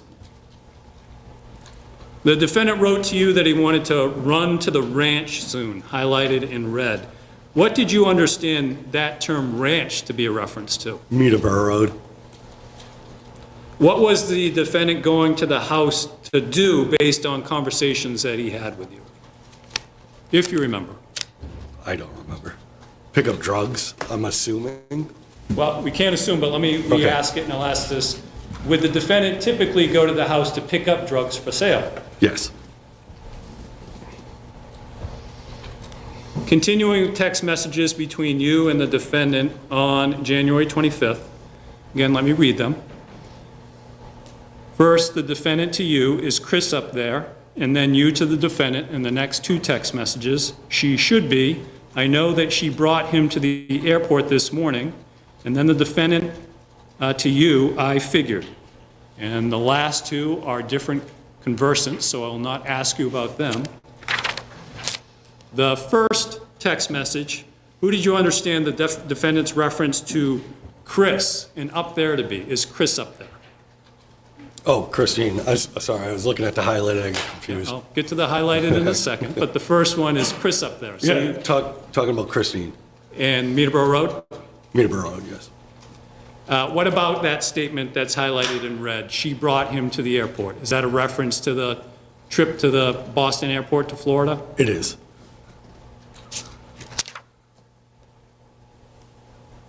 The next series of text messages from January 25th, later in the afternoon, we're going back to you and Dean Smoronk. Let me read them and follow up with some questions. And actually, before I read these, Mr. Caldwell, we've seen a lot of text messages between you and Dean Smoronk and you and the defendant. We haven't seen any between you and Christine Sullivan. Was that kind of the nature of your relationship at the time? Yes. So we have you to Dean Smoronk. Hey, bro, just had my meeting about those plowing accounts. Was wondering when we would be able to start hiring on that. He was looking for 16 untrained temps that we bill net 30. We would pay them $1,500 a week. And then there's an auto reply from Dean Smorank's cell phone, followed by a text message from him. Perfect, I'll work on that today and have an answer for you in a matter of hours. Then you to Dean Smoronk. Awesome, bro. Hope the weather is nice. L&R. Then Dean Smorank's last two text messages to you. A hustle here and a hustle there, life on the wild side, L&R. So explain this text message that you sent to him about plowing accounts and untrained temps. I was talking about cocaine and 16 untrained, so 16 ounces of uncut cocaine. So this text message was a coded text message between you and Dean Smoronk about drug sales? Yes.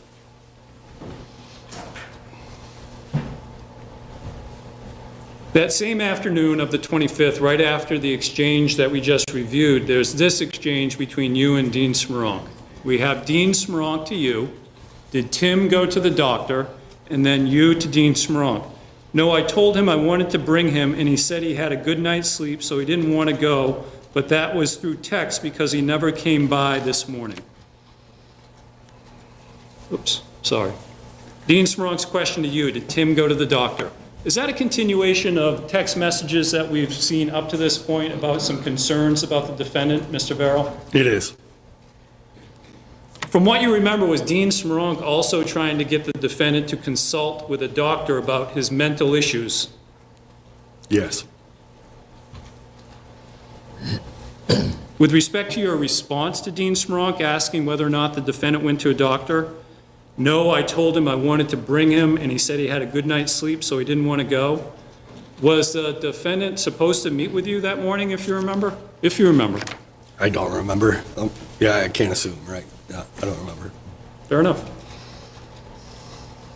Let's continue with text messages from Wednesday, January 25th. We have more between you and Dean Smoronk. First is you to Dean Smoronk. Hey, bro, sorry to bother you. I was just wondering what I should tell the accounts on staffing. They are chomping at the bit to fill these accounts. Heard we might be getting another storm soon. I guess they are way understaffed. The contractor they had before warrants union wages, so they are at a standstill until I let them know when we would have guys available. I know you have a lot going on, and I'm sorry to be a pain, brother. And then Dean Smoronk to you. First is an auto reply, and then he responds Tuesday. You to Dean Smoronk. Awesome, thanks, bro. And then him to you, NP. No problem, I take it? No problem, yes. Your lengthy text message at the top, is this more code about a drug transaction? It is. Who was involved in the drug deal that you were discussing with Dean Smoronk and code in this text message and in the text message that we saw before? This guy named Kurt. Excuse me? This guy named Kurt.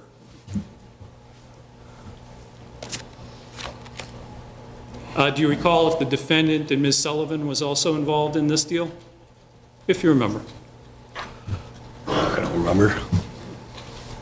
I don't think so.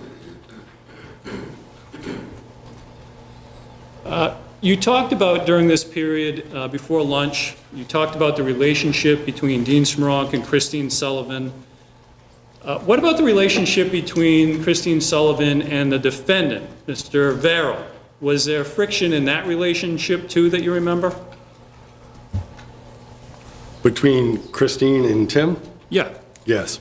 And what was that frustration or situation, relationship? Just money being owed, I believe.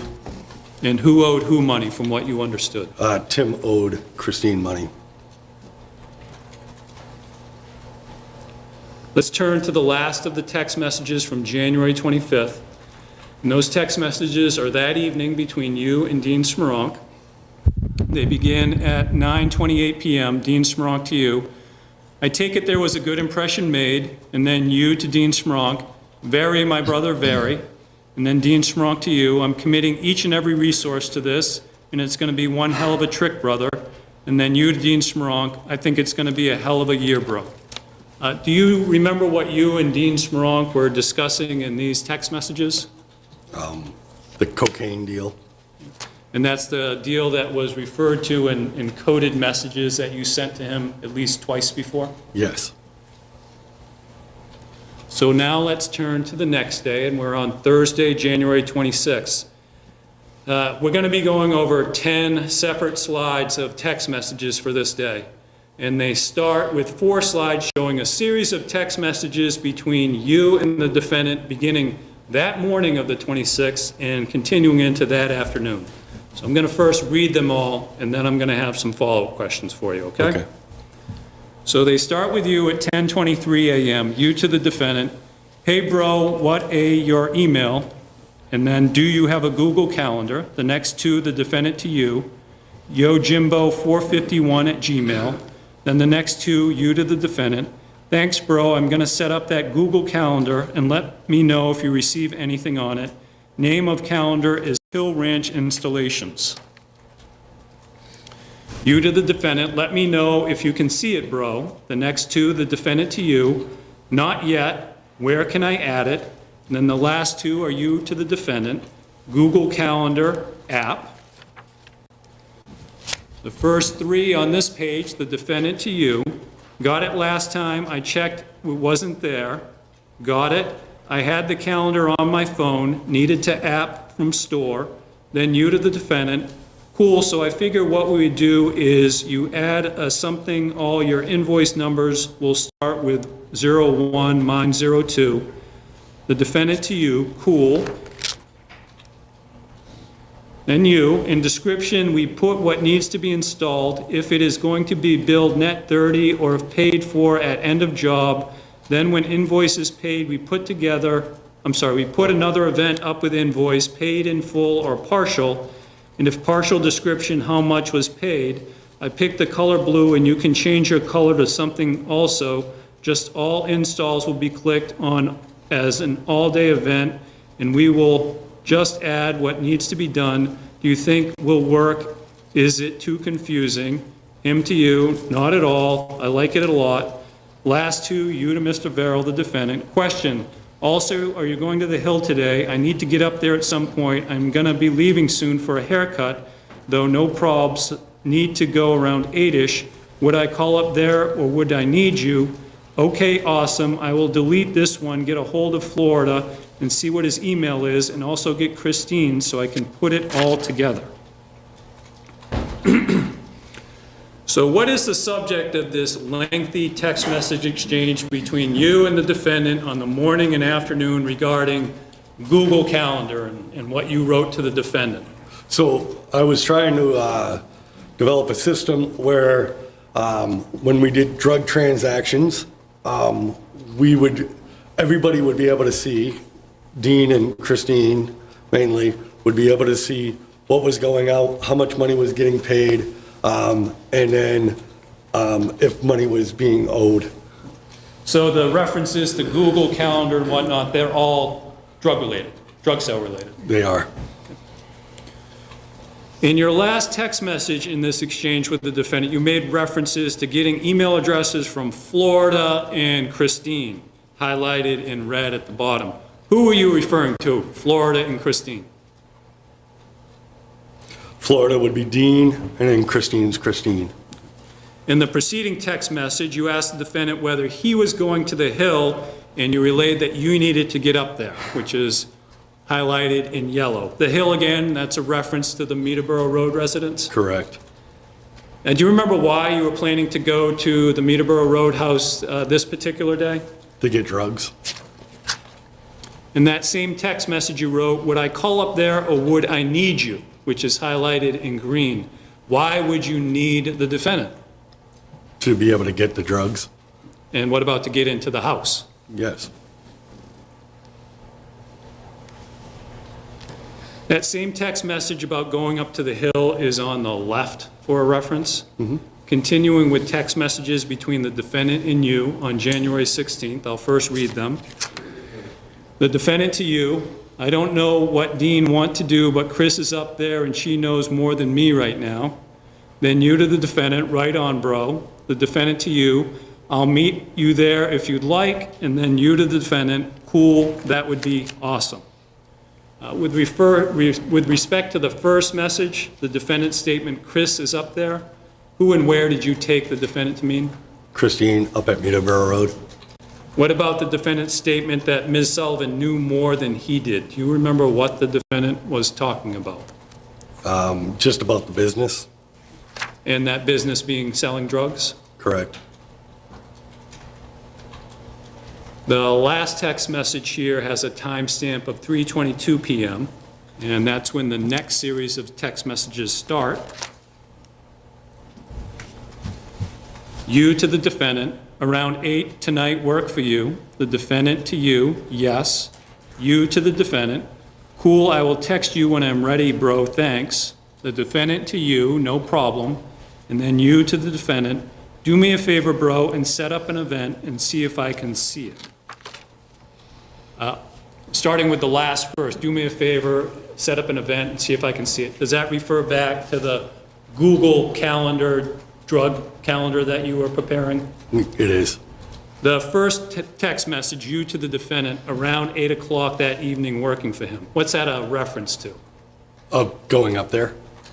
That's to Meterboro Road? Correct.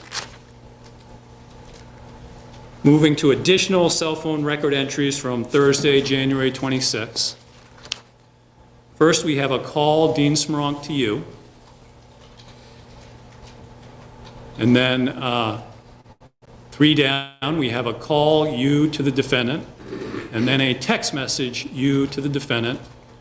Just to confirm, I was saying, could you pick me up, bring me with you? They need it before 5, and as much as you can bring to donate, that would help me out a lot. And then the defendant to you, yup, NP, no problem.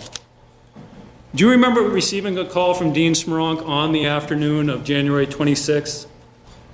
I do. And what was that call about? Getting money to Christine. For what? For drugs that we've bought. Your call to the defendant at about 4 p.m. You reference it in the text message that you just sent a few minutes later? I do.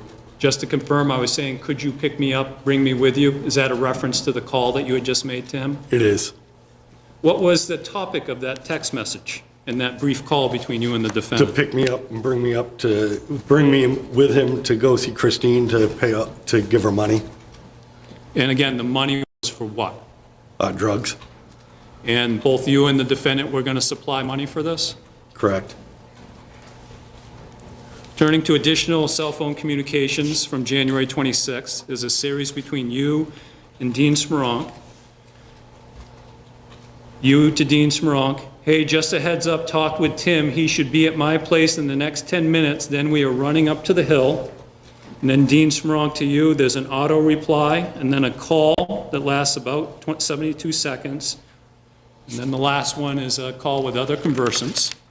Turning to your text message, Tim should be at my place. Again, that's a reference to the defendant, Mr. Verrill. Yes. And we're running up to the Hill. That's, again, a reference to Meterboro Road. Correct. Do you remember why you sent that text message to Dean Smoronk? Because to tell him that we're going to meet Christine. And did the defendant pick you up soon after this exchange, this text message exchange? He did.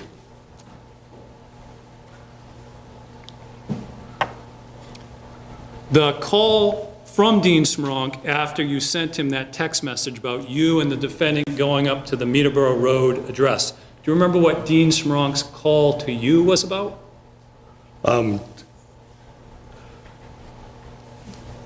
To tell me to get a hold of Christine.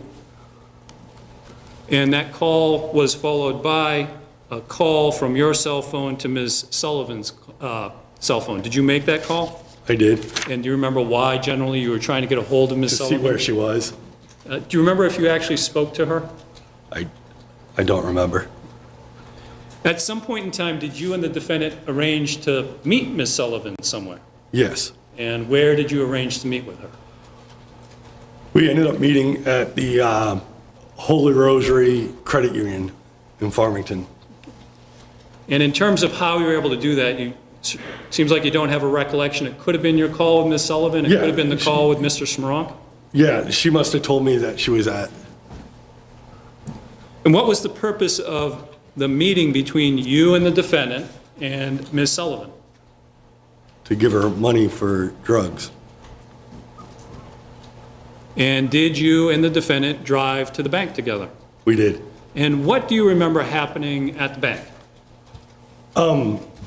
At one point, I saw her car parked, and I thought she was in the passenger seat, so I Well, let me jumped stop you up. there.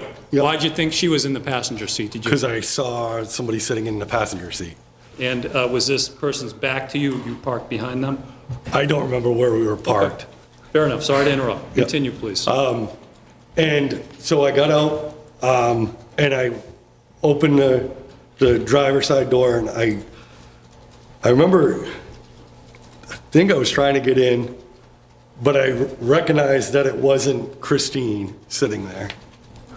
Did you recognize who it was sitting there? I did not. Did you later come to find out who that was? I did. And who was it? That was Jenna. Did you ever remember meeting Ms. Pellegrini before that chance encounter? No. Do you remember either Ms. Sullivan or Dean Smronk ever mentioning Ms. Pellegrini before you bumped into her outside the bank? No. So let's turn to additional text messages from January 26th. You to Ms. Sullivan's cell phone, want me to wait outside, and then her cell phone to you, I have her phone, LOL, and then your cell phone to Dean Smronk, all set, brother. Your text message to Ms. Sullivan, want me to wait outside. Explain that for us, please. Because she was in the bank, so I was wondering if she wanted us to wait for her to get out of the bank. What about the reply from Ms. Sullivan's cell phone? I have her phone, LOL. That was Jenna. So Ms. Pellegrini actually had Ms. Sullivan's cell phone at the time? She did. Shortly after sending and receiving those text messages, did you see Ms. Sullivan outside the bank? I did. And what do you remember happening outside the bank?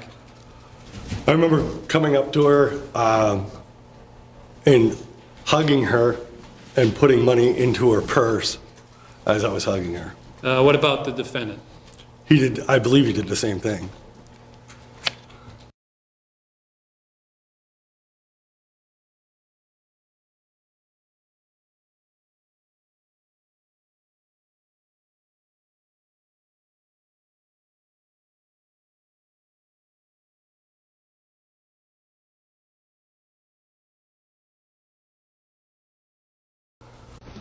Do you remember if you and the defendant talked about another person being with Ms. Sullivan at the bank? At that time, is that what you're asking? Yes, at that time. I don't remember. From conversations with the defendant, either that time or later on, did he know or appear to know the woman who was with Ms. Sullivan? I don't remember.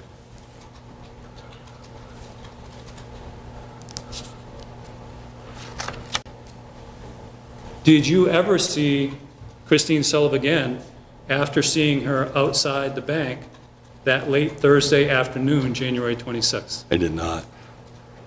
Did you receive any phone calls or text messages from Ms. Sullivan on her cell phone after last seeing her outside the bank that Thursday afternoon?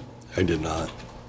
Did you receive any communication from Ms. Sullivan of any kind, email, Facebook, anything, after you last saw her that Thursday afternoon? I did not. Do you remember where you and the defendant went after meeting up with Ms. Sullivan outside the bank to have this exchange of money for a drug purchase? To my house. Let's now turn to text messages from the evening of January 26th. They begin at 8:14 p.m. The first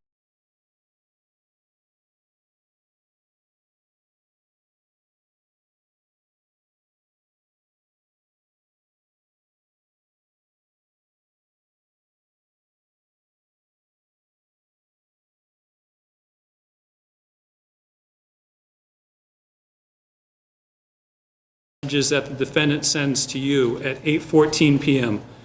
Where was he and what is he texting about? Latching the door, hopping out a couple of times. He was at my house and talking about the door in my kitchen.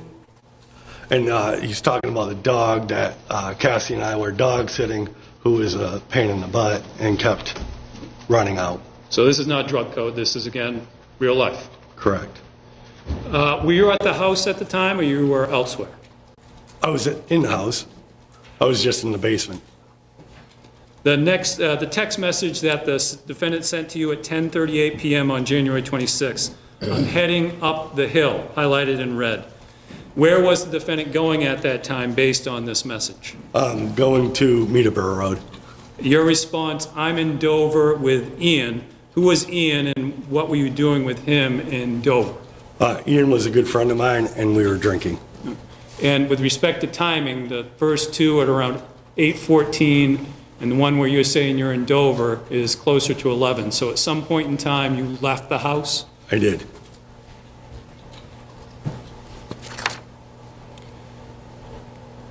So this slide and subsequent slides go into the next day, which is Friday, January 27th. The ones on the screen are all time-stamped at 12:17 a.m. We first have the defendant to you up, and then the next three are you to the defendant, yes, at the Irving, heading home. What is your text message to the defendant at the Irving a reference to? The Irving in Farmington? A gas station? Yes. The last text message on the screen, you to the defendant at 12:17, heading home. Where were you heading home from? Dover. And your reference to home, again, is at your place that you had with Cassie in Farmington? It is. The next text message exchange happens about a minute later, so 12:18 a.m. You to the defendant, you leaving the hill, and then the next two, the defendant to you, yup, I'll stop by, and then you to the defendant, cool. The defendant's text message to you, I'll stop by, highlighted in red. What did you take that to mean? The defendant He's going would to come by stop. my house.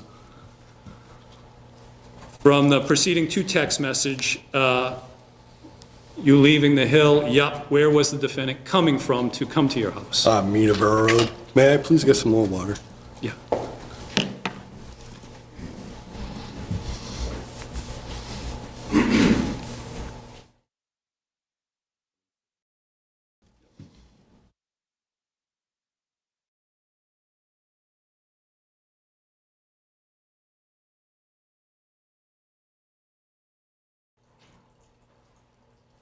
Thank you.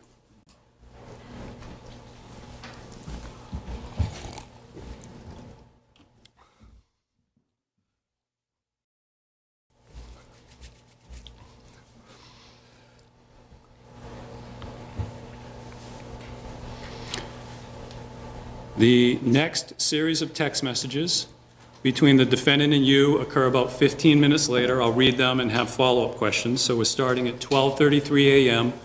You to the defendant, I'm home now. The defendant to you, leaving in 5.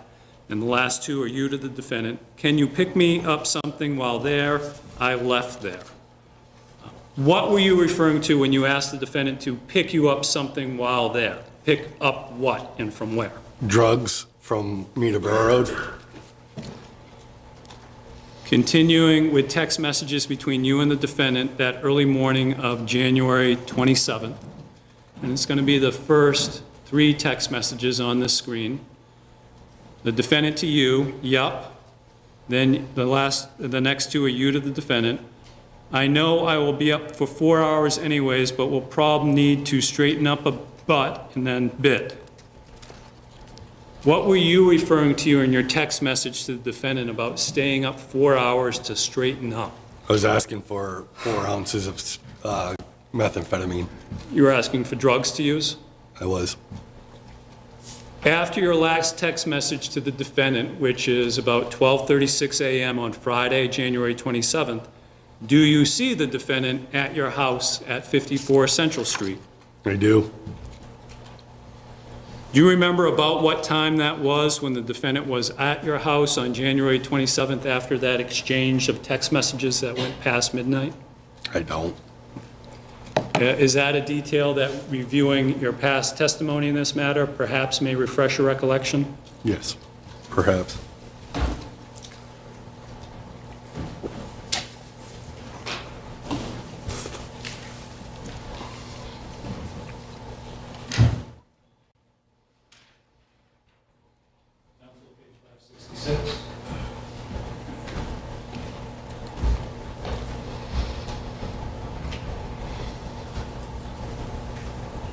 So I'll ask you start at the top and to about line 18, but read as much as you want. If you want additional pages, let me know.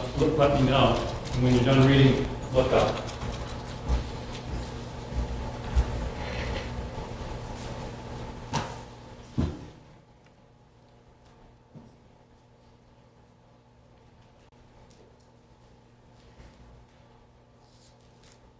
Okay. Reviewing that, does that refresh your recollection or does not? It does. About what time does the defendant arrive at your house that early morning of Friday the 27th? 1 o'clock. Around 1 o'clock. About 1 o'clock. Yeah. Yes. When the defendant came to your house at about 1 o'clock, was he alone? He was. And by what means did he arrive at your house? He drove. And that's the dark SUV that we saw photos of before the lunch break? Correct. What do you remember happening at your house when the defendant arrived? He was acting weird. What do you remember about that? He asked me if I knew who Jenna was.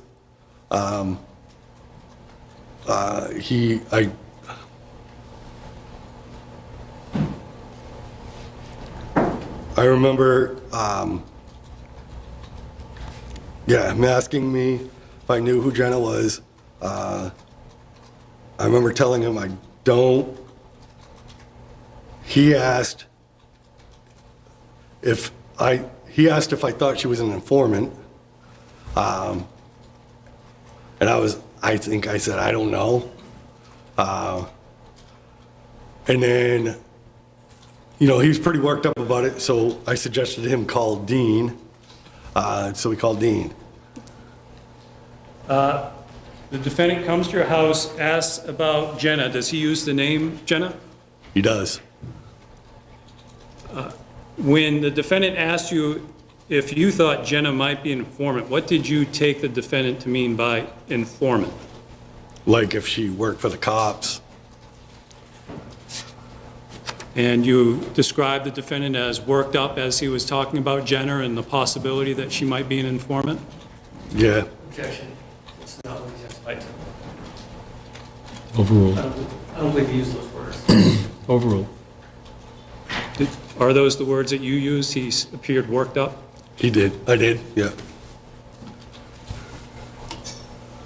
And when you say worked up, what do you mean by that? What do you recall about the defendant's behavior, demeanor, mannerisms? He just seemed off.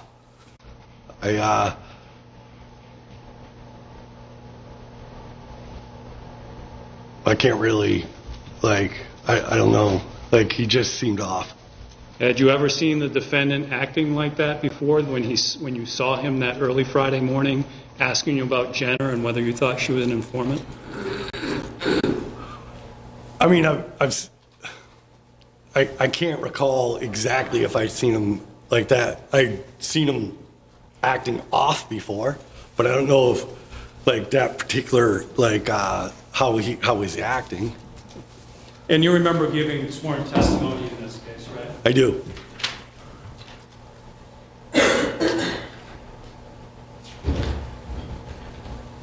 Counsel, page 568, beginning line 9.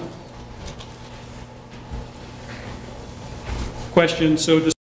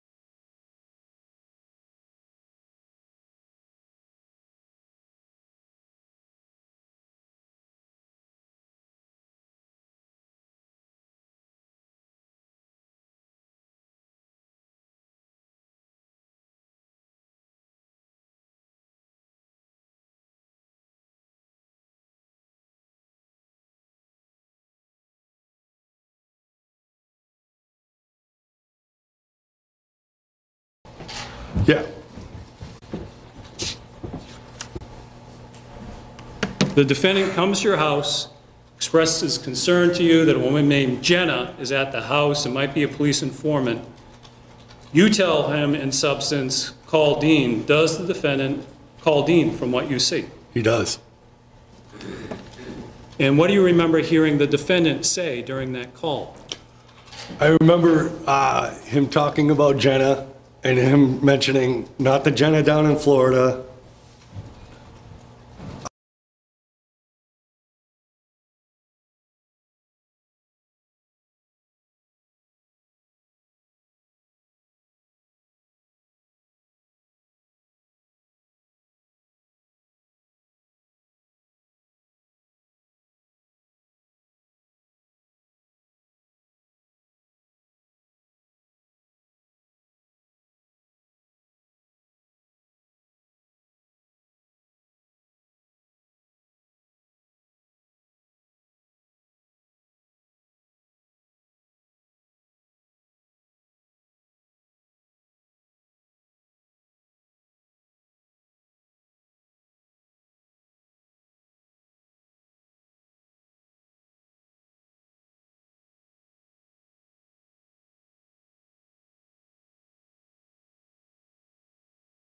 '71, starting with line 24, but certainly if you want to look at anything beforehand, you can. But I'll direct your attention to there. And I'm going to give you another page as well, so you start reading this, and I'll get you another page while you're doing it.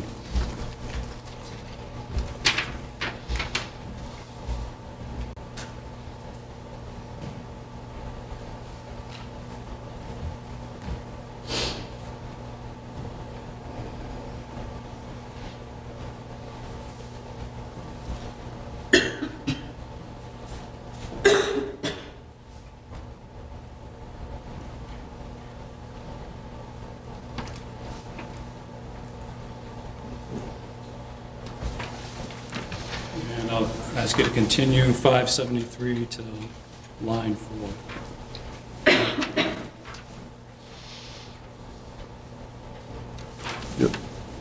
Reading that, does that jog your memory as to anything else you recall the defendant talking to Dean about during that early morning phone call? Yes. And what else do you remember? He asked if he thought he should do something about it. When you say he asked if he thought he should do something about it, who is the he you're talking about? Tim asked Dean if he should do, if Tim should do something about it. Thank you.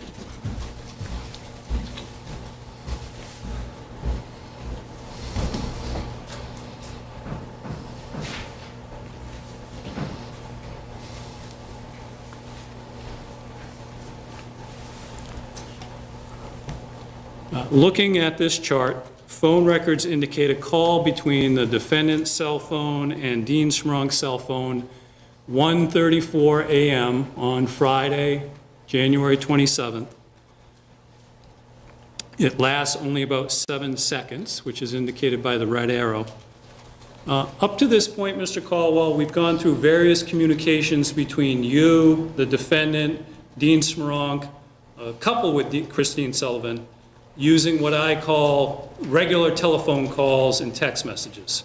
But did the four of you also communicate by cell phone through other means as well? We did. How so?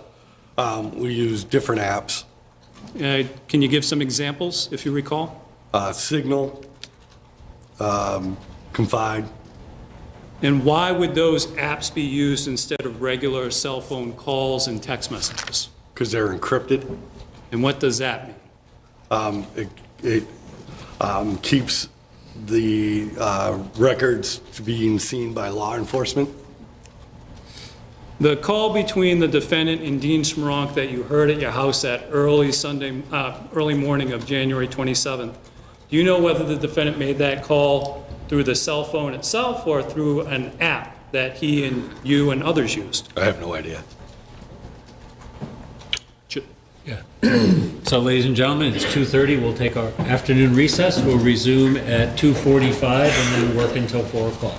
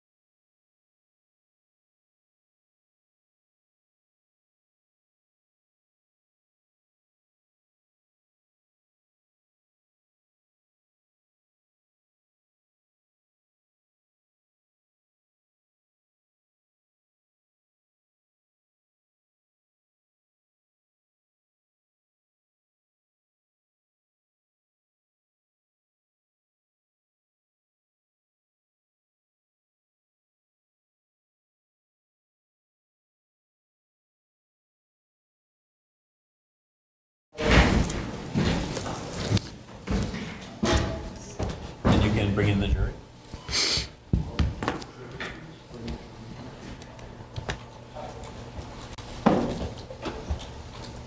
Please remain standing, jury entering.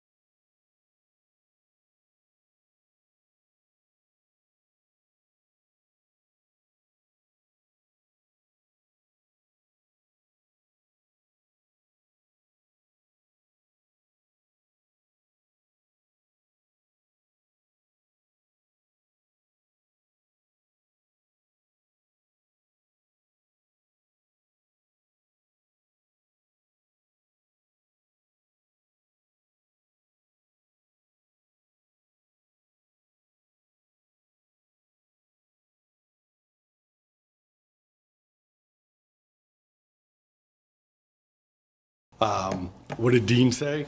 And he said not to worry about it. Yeah.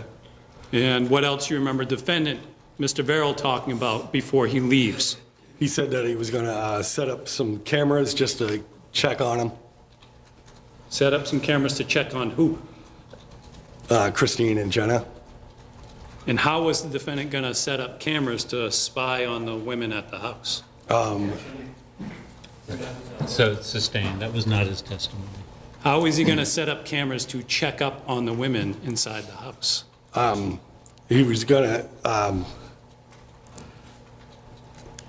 use an app called Alfred. And what generally is the Alfred app? So if you have two different cell phones, you can set one up as a camera and you can set one up as a receiver.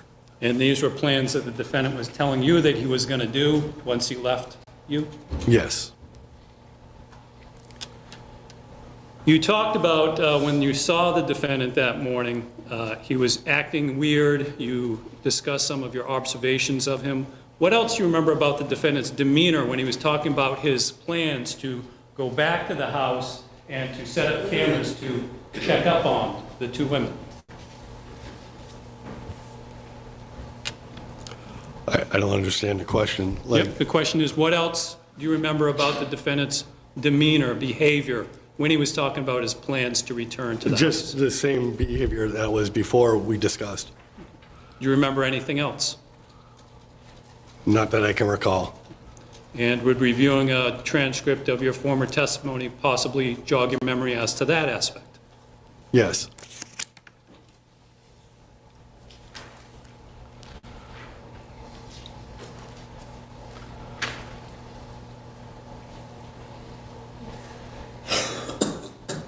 Counsel starting at page 576.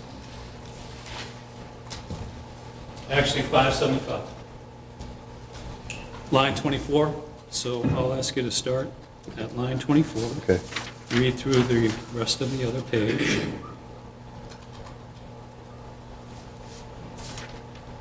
To about line 10 on 577. Okay. Same rules as before, read as much as you want before then, after then, when you're done reading, look up so I know. Okay.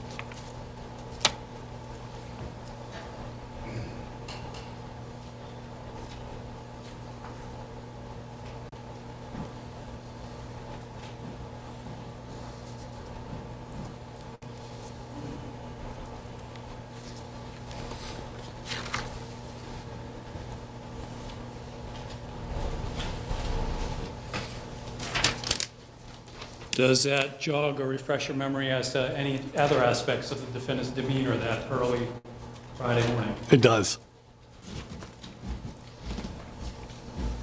How else was the defendant acting behaving? Aggressive. He was acting aggressive while talking about his plans to return to the house to set up those cameras to check on the two women. Correct.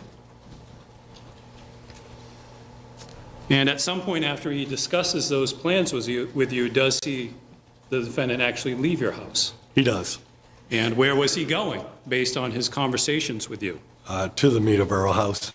And what about you? Where do you go? Nowhere. So you stay at your house? I do. Moving ahead later that same morning of January 27th, did you see the defendant again at your house later that morning? Yes. I don't recall if it was morning or afternoon. And that was going to be my next question. Yep. About when was it? About? Around noon. Who else was at your house at the time when the defendant returned later that Friday? Cassie and Ian. And Cassie being your girlfriend at the time and Ian being a friend at the time? Yes. What do you remember about your encounter with the defendant later on Friday, January 27th? And let's begin with where you were when you first saw the defendant. Where were you? I was outside on my porch. Were you expecting the defendant later that morning? I was not. Now, that being said, did the two of you, you and Mr. Verrill, have that kind of friendship where one could just stop by at the other's house and just hang out? Yes. But that morning, the two of you did not make plans to meet that morning? No, we did not. Had you had any communication with the defendant by any means since your face-to-face conversation with him earlier that Friday morning when he expressed concern that an informant was at the house in Meterboro Road and left with plans to set up cameras to check on the two women at the house? I had not. Later on the 27th, how did the defendant arrive at your house? By what vehicle? The SUV, the CRV. And was the defendant alone when he arrived at your house in his car? He was. And what do you remember about what the defendant was wearing when you saw him at your house later on January 27th? He was wearing a T-shirt, and I don't remember what his pants were. Looking at still photos, this is State's Exhibit 30W. First, do you recognize the person depicted in these stills? I do. When you saw the defendant at your house later on January 27th, he was not wearing a long-sleeve shirt like seen in these photos, but a T-shirt? He was. And with respect to the defendant wearing a T-shirt, what do you remember generally about the temperature outside that Friday morning when you saw the defendant? It was really cold. Also looking at these photos, Mr. Caldwell, the defendant appears to be wearing a hat. Do you remember whether or not the defendant was wearing a hat when you saw him that Friday? I don't recall. Fair enough. That being said, the hat that the defendant is wearing in these photos, does that hat look familiar to you? It does. And how so? It's one of the hats that that he would wear. We got a sleeve of these hats, and he would take the hat out of that and he would draw on them and wear them. And what color hat would that be? White. So what do you remember happening when the defendant pulled into your driveway later on January 27th? He's alone in his car, he's dressed in a T-shirt, although it's freezing out. What do you remember happening? Him coming into my house, asking me for a pair of pants. Do you remember the defendant saying anything to you as he walks into your house? Something like interesting night. That's the defendant saying words to the effect of interesting night as he's walking into your house? To that effect. When the defendant walked into your house, did you see him with Cassie, your girlfriend at the time? Yes. Soon after the defendant had some interactions with Cassie, did Cassie leave the house? She left, yes. Remember what she was doing at the time? I think she was going to the gym. I don't recall. What do you remember happening after Cassie leaves the house? We went into the house. And when you say we went into the house, that's the defendant and you? Yes, And I believe you testified before about some pants? yes. What about the pants? He asked me for a pair of pants. The defendant asked you for a pair of pants? Correct. Was he wearing pants at the time? He was. So he asked you for a pair of pants after saying interesting night. What do? I went and got him a pair of pants. And what's he do? He headed down in my basement. Does he do anything with the pants? Yeah, I give him the pants, and he takes off his pants and puts those ones on. Do you remember what happened to the pants that he was wearing? They were just sitting on the floor. Do you notice anything about the defendant when you were interacting with him smell-wise? Yeah, he smelled like BO. Did you ask the defendant why he wanted to borrow a pair of pants and why he was changing into a new pair of pants? I didn't. Why not? I just didn't. Was that strange? I don't know. Like if any of my friends ask me for clothes, I'm going to give them clothes, but it's reciprocating, right? If I needed a hoodie, somebody would give me a hoodie. What else do you remember happening inside the house after you get the defendant a pair of pants and he switches pair of pants? I remember him taking a couple shots of Jameson. He was smoking a joint. And just acting strange. And what do you mean by acting strange? He just was,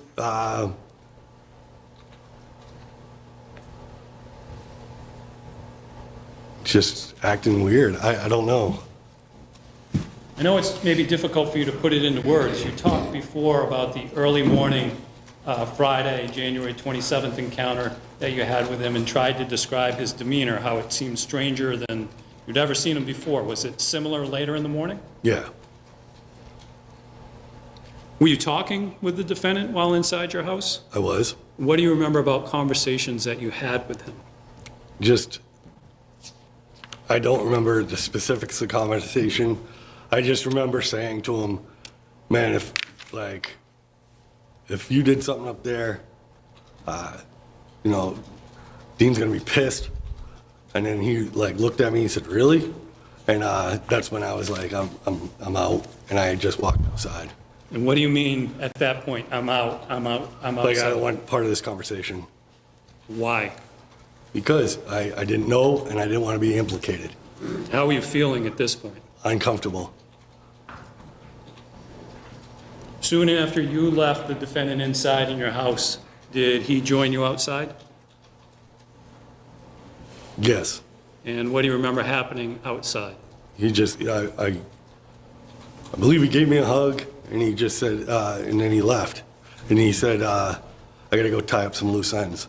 Defendant, Mr. Verrill, said words to the effect that he needed to tie up loose ends. Correct. Did you ask him what he meant by that? No. Again, was that a question that you wanted to ask at the time? No.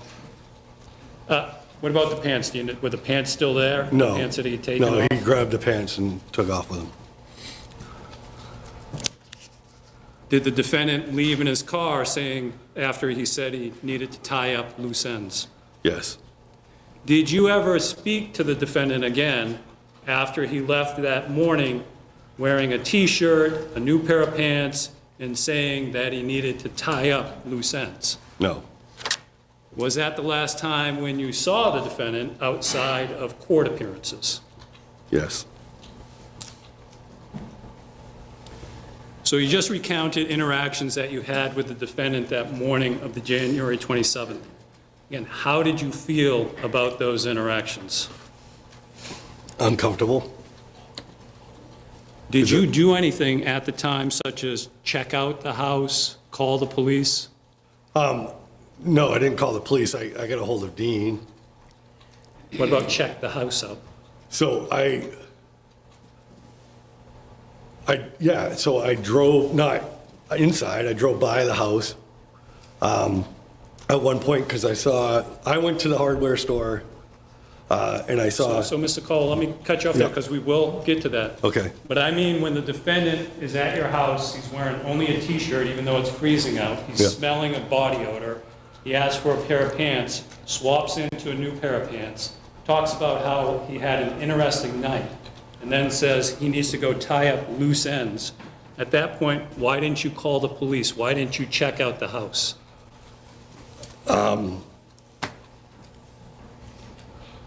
to be completely honest, because I didn't want to call the police. I was selling drugs and I was in a motorcycle club.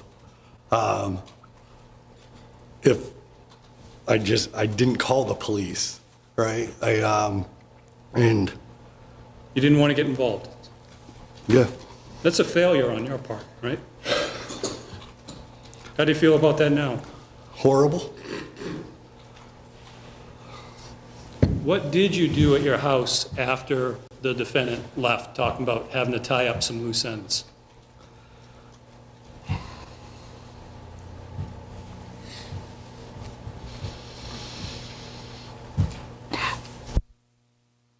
You need to take a break? Can I? Just 5 minutes.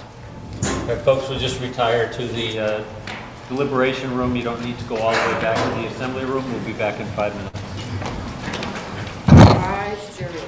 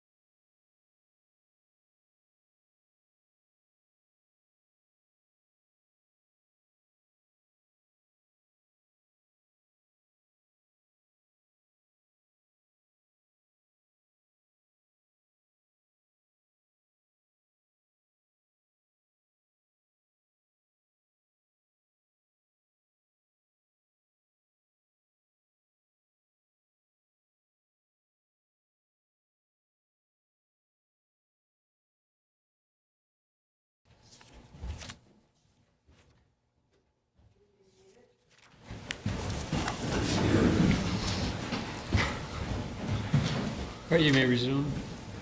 So, Mr. Cole, if you recall one of the many text messages before the lunch break, there was a text message in which you were discussing you had a damaged door that you needed to repair. Do you recall that? I do. After the defendant left that late morning, around noontime, January 27th, did you return to that chore of fixing or trying to fix the door? I did. At some point during that chore, did you leave the house? I did. And for what purpose? To grab a hinge. Grab a hinge? A hinge. And where did you go generally to get that? Home Depot. And who did you see as you drove to the Home Depot? Saw Tim driving past us.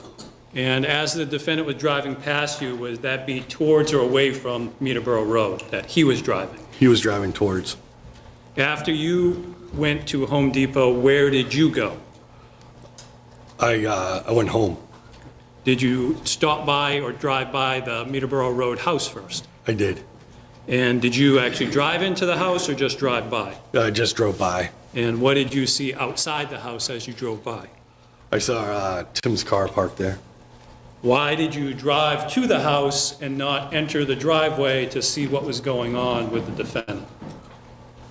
Again, didn't want anything to do More with the it. same before we took a break? Yes. Where did you go after you drove by the Meterboro Road house and saw the defendant's car parked there? Back to my house. Ultimately, did you attempt to contact Dean Smoronk? I did. So let's return to the cell phone communications chart, States Exhibit 17. We're now on to communications on the afternoon of Friday, January 27th, between you and Dean Smoronk. Let me read them and I'll have some follow-up questions. The first two are text messages, you to Dean Smoronk. Join me on Confide so we can chat confidentially with encrypted and disappearing messages. And then it has a web address. Need to speak soon.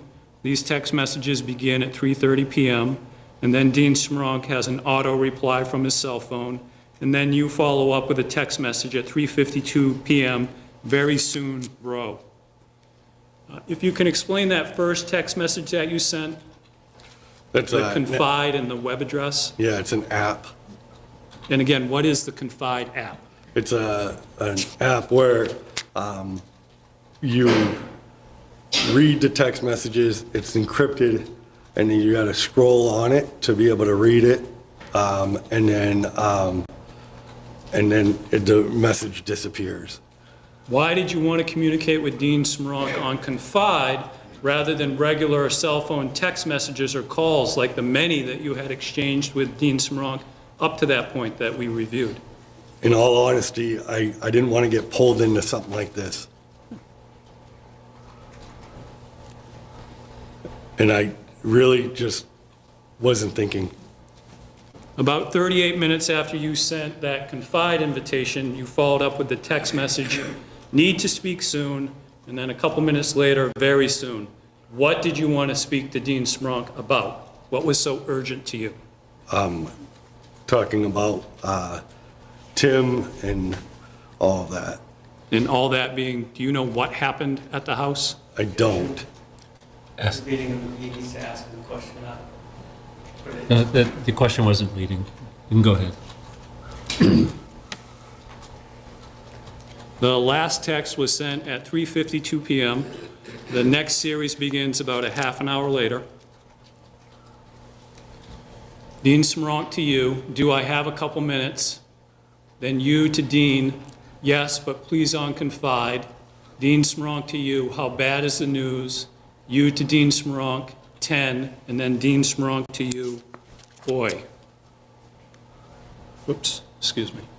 Your response to Dean Smorank's inquiry about how bad the news was, 10. What did you mean by 10? Just, I need to talk to you now. Like, it's an urgent matter. What was the news that you planned to share with Dean Smoronk? That I think that Tim did something stupid up at the house. And what was that based on? That you Just the believe- way he was acting.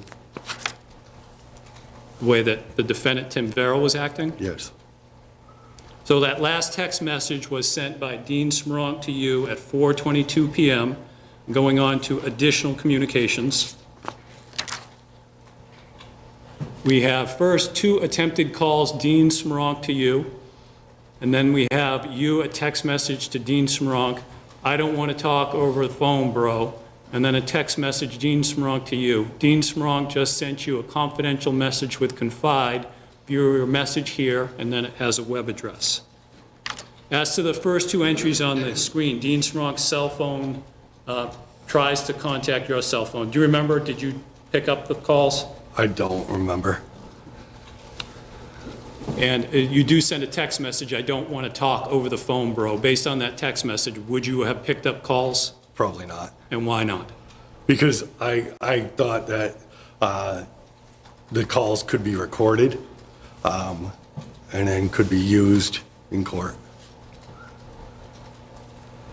Soon after you say, in substance, you don't want to talk over the phone, and Dean Smoronk gives you a confidential message invite, do you have a text conversation with Dean Smoronk using Confide? I do. And what, if anything, do you remember about that conversation by text message with Dean Smoronk? Just telling him to get up here. He needed to get up here and check on his house. That same day, January 27th, did you see the defendant again after that encounter at your house where he borrowed a pair of your pants, was wearing a T-shirt, smelling a body odor, and left saying that he needed to tie up loose ends? Did you see the defendant again that day? On that date, no. Did you have any communication with the defendant after that by call or by text message? No. Do you remember having any further communications with Dean Smoronk that day after the Confide communications between him and you? If you remember. I don't remember. Let's go to Saturday, January 28th. Did you see Mr. Verrill, the defendant, that day? I did not. Did you have any contacts with the defendant that day? I did not. Going on to a series of cell phone communications between you and Dean Smoronk on that Saturday.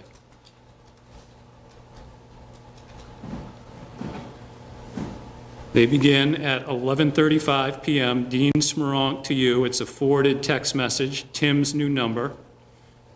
And then you have a call to Dean Smoronk, which lasts about 23 seconds. The last 3 text messages, again, are different conversants, so I'm not going to ask you about those.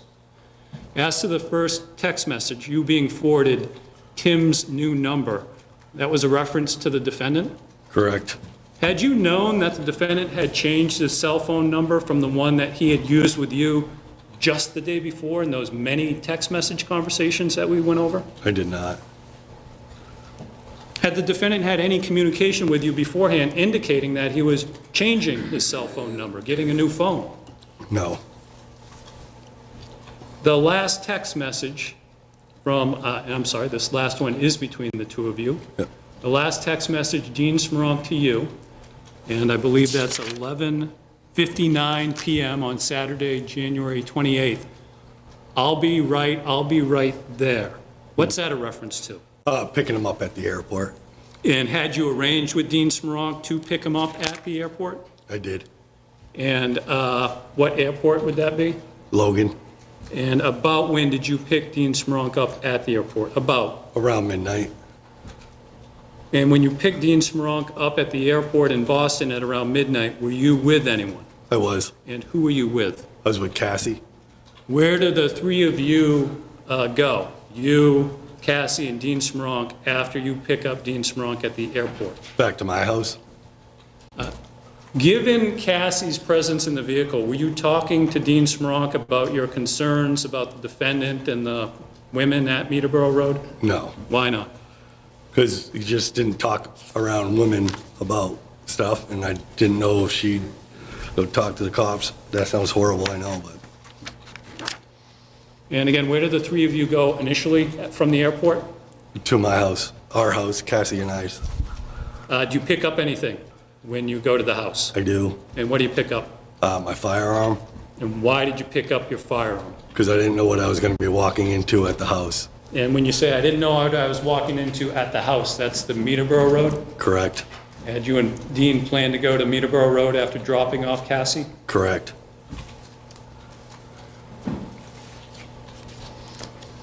About how long of a car ride is it from 54 Central Street, where you and Cassie were living, to the Meterboro Road residence? About? 5-10 minutes. About what time do you and Dean Smronk get to the Meterboro Road residence? About? 1-ish, maybe a little bit later. And this would be on Sunday, January 29th, right? That's correct. And what do you remember happening when you and Dean arrive at the house?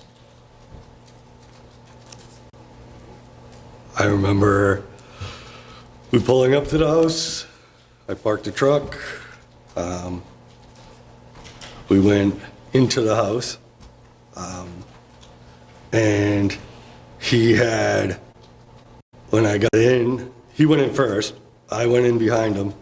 And then he was standing at like a panel. I remember that. And he was saying something about, Well, can't go into what he was saying, but what was he looking at? he was looking at a panel. With respect to how you and Dean Smronk entered the house, is it the door that we've seen before? It is. Looking at a photo from State's Exhibit 32A, the jurors are going to see more of this from another witness. That morning, did you go out into that enclosed three-season porch that I'm indicating with the laser pointer? Did I what? Do you recall if you went out to this area when I did you not. went to the house that morning? To the right, as one looks off to the right, there's a detached garage. Is that accurate? That is correct. Did you notice anything different about that garage when you got there that early Sunday morning? I did. And what did you notice different about the garage? That the windows in the garage were spray painted.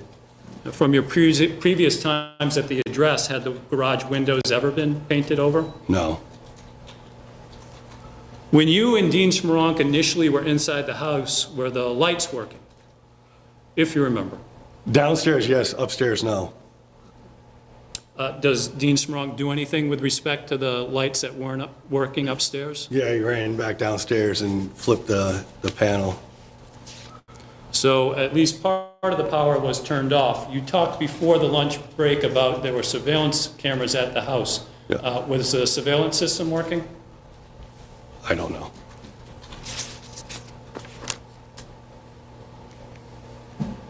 Turning to some other still photos, State's Exhibit 30Z. And you've seen the clip from which these videos were taken? I have. And who is the person in blue or purple? That's Dean? About how long were you at the house on Meterboro Road with Dean Smronk before you left that early Sunday morning? About. 15 minutes? When you left the house, did Dean Smronk leave with you? No. When you left the house, did Dean Smronk give you anything to take with you? He did. And what did you take with you that was given to you by Dean Smronk? Drugs. And when we talk about drugs, what are we talking about? What did Dean Smronk give you that you remember? Cocaine, methamphetamine. And why did Dean Smronk give you these drugs to take from the house? Because he was going to call the cops. Let's go to why the police were being called out to the house. So you and Dean Smronk arrive, you enter the house, power is turned on to the entire house. What happened inside the house once the power had been turned on? We were searching the house, looking around, and he had walked into a bedroom, and I heard him say, "Oh shit," or something along those lines. And so I looked, and Before we get to what you saw in the bedroom, do you remember anything about the carpeting upstairs? I remember it looked like it was just cleaned. Like, I believe what it was. Yeah, I recall thinking that it was just cleaned. You heard Dean say something around something like, "oh shit," or something like that? Oh, yeah, yeah, And that was in the upstairs bedroom. that was. So State's Exhibit 32N, did you look inside the bedroom? I did. And I need you to look. Is this what you saw, blood on a bare mattress? Yes. What was your reaction, Mr. Caldwell, to seeing the blood on the bed? In reality, scared. And what did you do at that point? I told Dean to call the cops, and I was getting out of there And again, why did you leave the house after seeing this bloody mattress? because I didn't want to be there when the cops showed up. I have no further questions. Thank you. Thank you. Cross-examination? Yes, sir. Can I ask for maybe a 2-minute break? Instead of some participants? All right, folks, once again, just go into the assembly room, no, the deliberation room right here. We'll be back in about 2 or 3 minutes.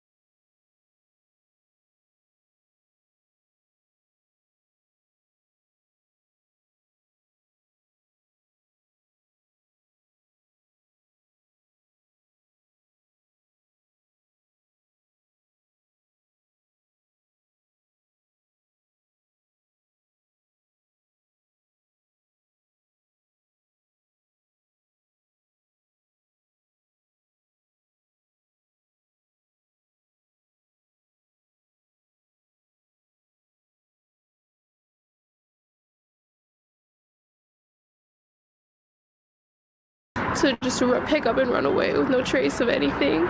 She was really talkative. She's nice. But just to see what happened and how many cool people we have in this world is really devastating, because she was only 13 and she lost her life at a young age. Nobody expected that something like this would happen, and it was like a hole is missing, because everybody at school, even they're sad. On Monday and Friday, teachers were crying. Everybody's sad about it. So to get justice, it would there's still gonna be a hole in people's hearts, but it might close it a bit more just if there's justice.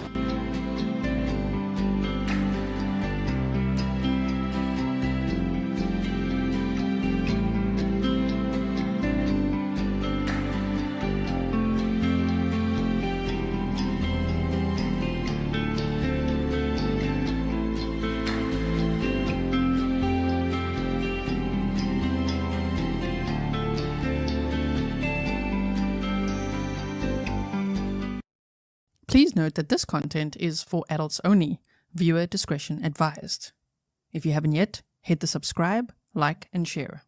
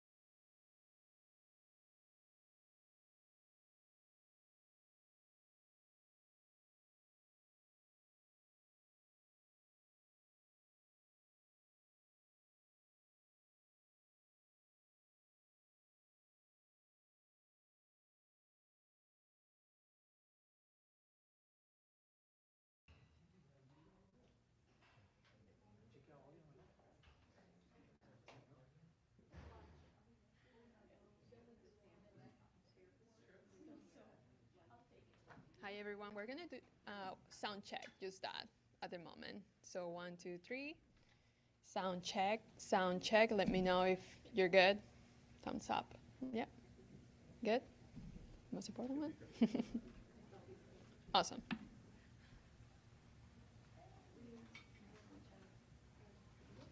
Everyone's good with white balance as well? Yeah.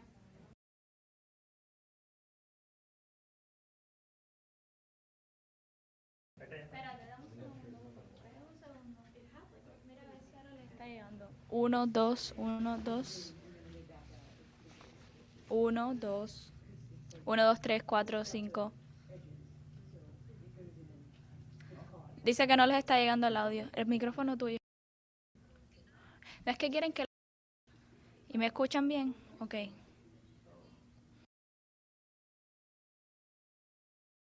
About the progress of the investigation.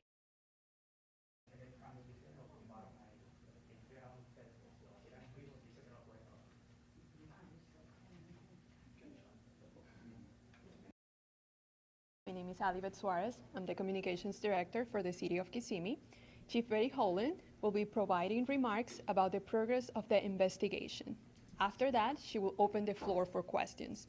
We are not doing one-on-one interviews after the press conference. If you have any questions that are not related to this case, please send an email to kpdpio@kissimmee.gov. At the end of the press conference, you will receive a package with information about the case in English and Spanish. Now, I would like to introduce Chief Verrill Holland.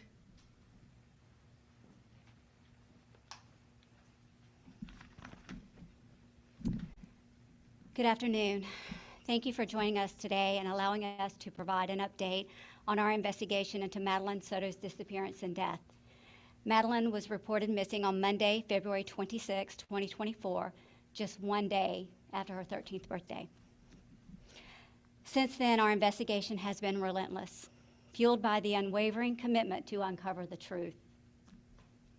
During our forensic investigation, we uncovered disturbing evidence, graphic images, and videos depicting crimes being committed. It was during this examination that we learned we needed to act swiftly to remove the suspect, Stephon Stearns, from our streets. Despite the arrest, our investigation into her disappearance remained ongoing.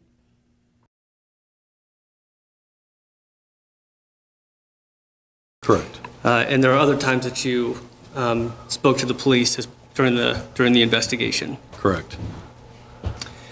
The judge and the state reviewed with you also at the beginning your immunity letter. Correct. Correct.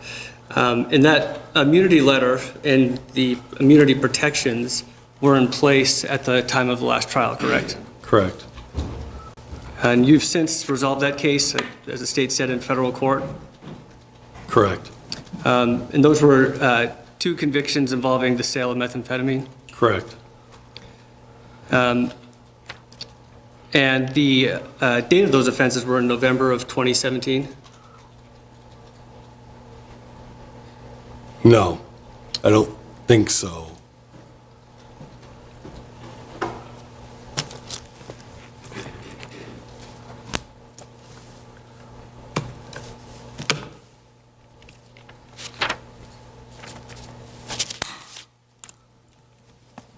If I showed you a document from your court case, would that refresh your Yeah, please. recollection?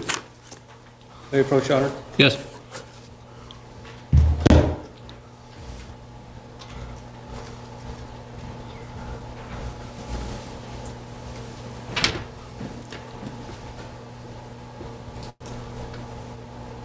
It says 2017. Okay. And for the record, this is a document from the U.S. District Court listing the charges and the information Correct. related to it.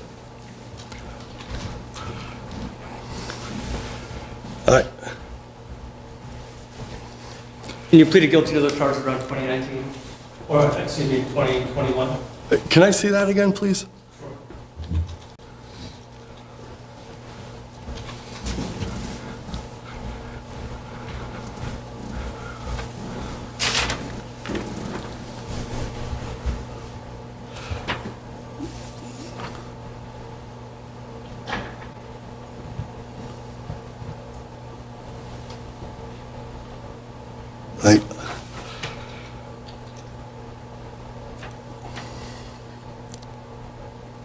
I don't think it was 2017.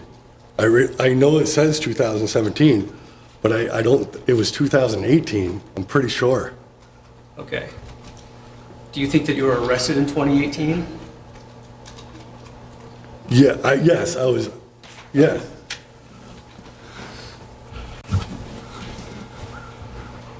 And you pleaded guilty in 2021? I did.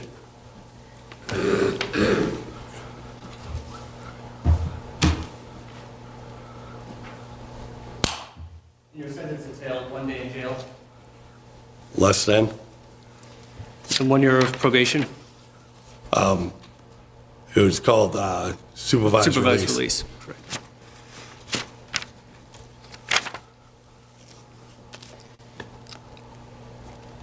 Now, in regards to this investigation, throughout the course of this, during any time, the police never took DNA samples from you?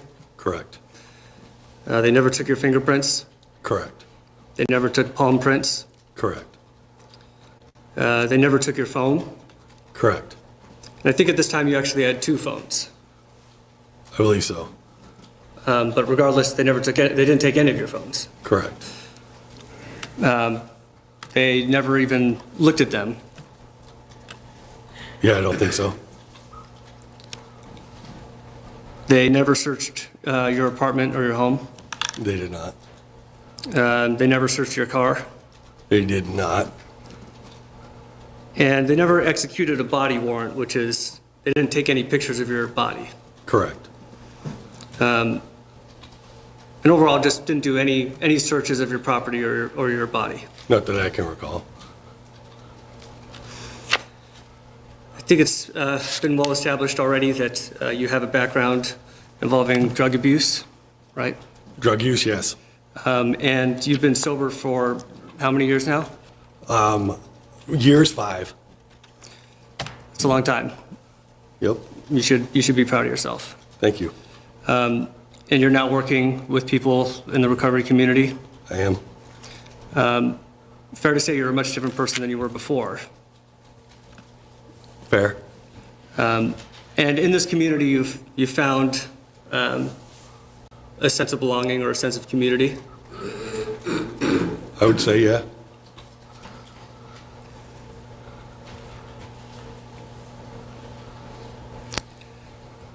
Now, you mentioned that you met Tim a while back through mutual friends, or was that how you reconnected?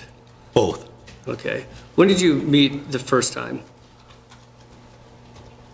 Where? When? Oh, I don't recall. Okay. Do you have a date range? I don't. Okay. And you said you reconnected maybe in late summer, early fall of 2016?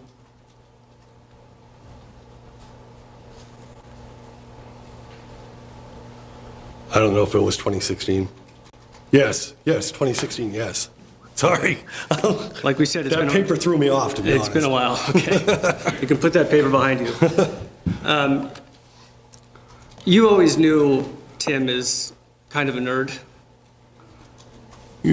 Yeah, I mean, in the kindest way possible. Right, okay. Right, I think you've also said that he's someone who is always smiling. I have. You knew him as someone who wasn't violent? Yes. He wasn't really an aggressive person? What was that? He wasn't really an aggressive person? Right. And you knew him to be kind and gentle? Correct. You also knew that Tim didn't really, or did not have any issues with Christine? Do I think, what was that? Tim didn't have any animosity toward Christine? He did.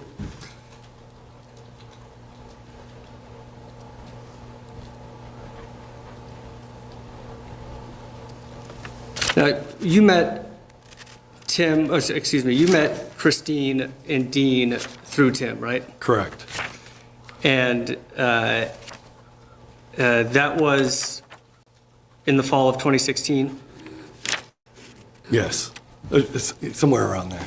Okay. And you initially started working for Dean as his debt collector? Correct. And you knew that by bringing you into the fold, Tim earned a commission from Dean? No, I didn't. What do you mean? Not aware of that? That he earned a commission? Yeah. I knew, I didn't know what their agreement was, if that's what. Okay. Yeah. So you're saying you do not know that he earned a commission for bringing you into the fold? I did not. I don't recall that. Okay, that's fine. If you don't recall, that's. But you testified on direct that you started working for Dean as his debt collector, right? I did. And you testified that you did that a few times. I did. That you acted in that role. I did. And a few times meant more than once. Correct. I think on direct it said, or the state said, gave the number 10 and you said below 10. Yes. So somewhere between 1 and 9 times you acted as an enforcer. Yeah, between 1 and 9, yeah. Okay. Now, as we established, you testified previously under oath, correct? Correct. At a prior trial. And at that time you had the same coverage of immunity as you have this time? I believe so, yeah. You were sworn in the same way? Yes. As you were last time? Also in front of a jury? Correct.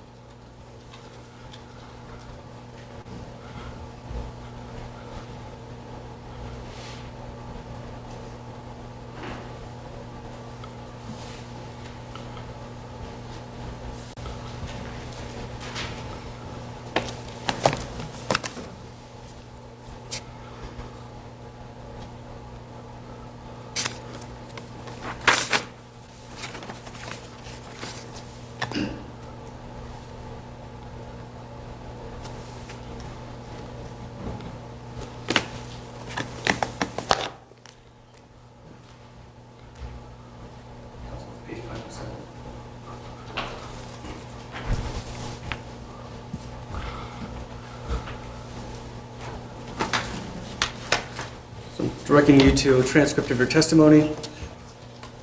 There's a question starting there. Did you ever actually do that, meaning ever actually assist Mr. Smoronk in helping collect drug debts? And you said no. Correct? I said that, but I must have misheard. I've never intentionally lied. Like I didn't, so I guess the best way to explain, can I explain that?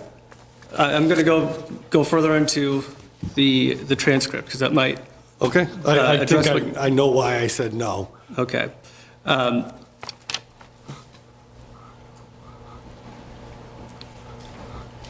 begin at the about two questions before that.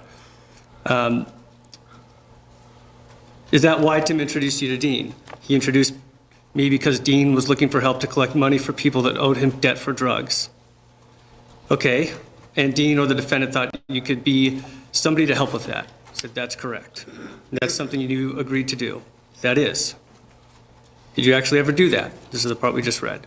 Yep. Did you ever actually do that? Meaning ever actually assist Mr. Smoronk in helping collect drug debts? And you say no.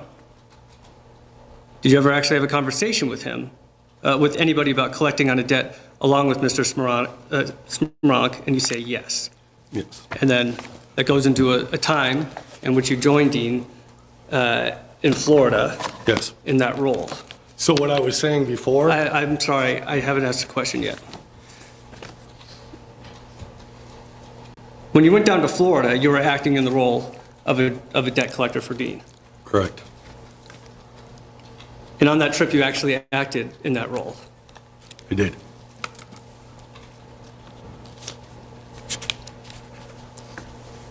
And at the last trial, you denied acting in that role on that trip. That's taken out of context. I said afterwards that I did. What I was saying before was I had never actually collected any money.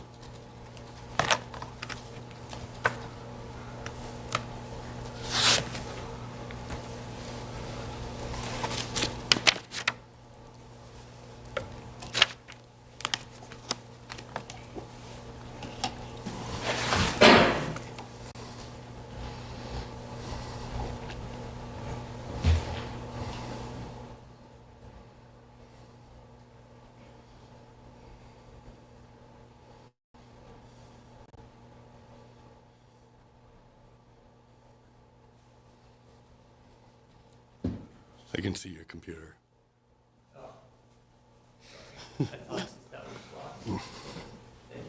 Yep.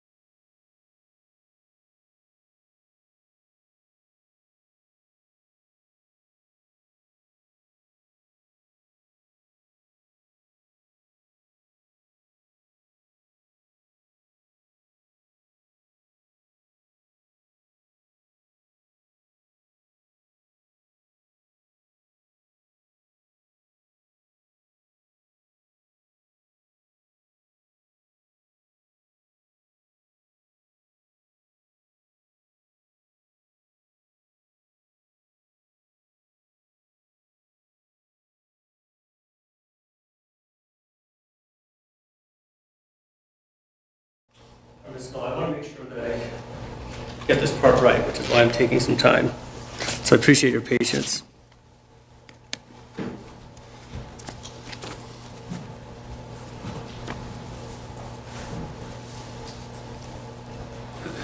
All right, so you just testified that you actually weren't involved in the taking of the money. Is that what you were saying? No.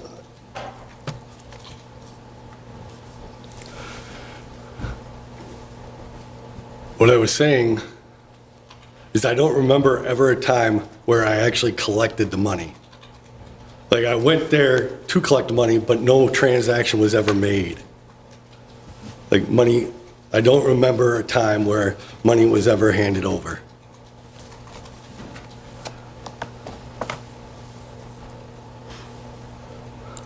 And you're saying that's what happened that time in Florida? I don't remember. You don't remember? What? You don't remember any money being exchanged, or?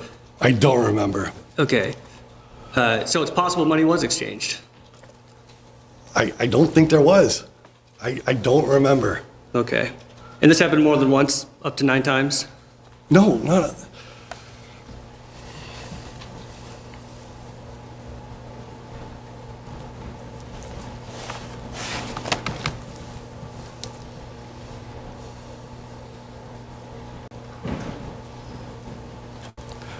Can you repeat the question? Did you act in that role between 1 and 9 times? I believe so, yes.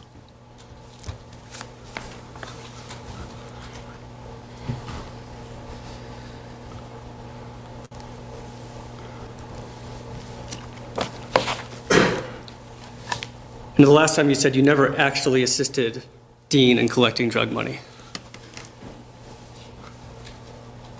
I said I don't remember ever really getting, I don't remember ever getting money. I don't recall.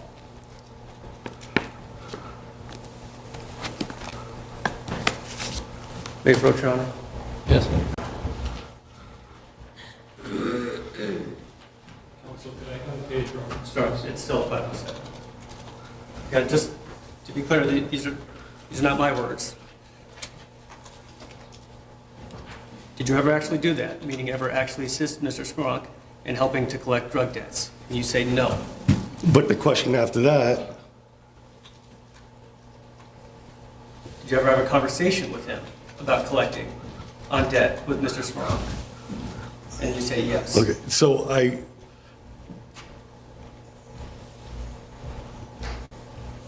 misspoke. Was not an intentional lie, I promise. And you certainly said nothing about doing it a few times or up to 9 times. What do you mean?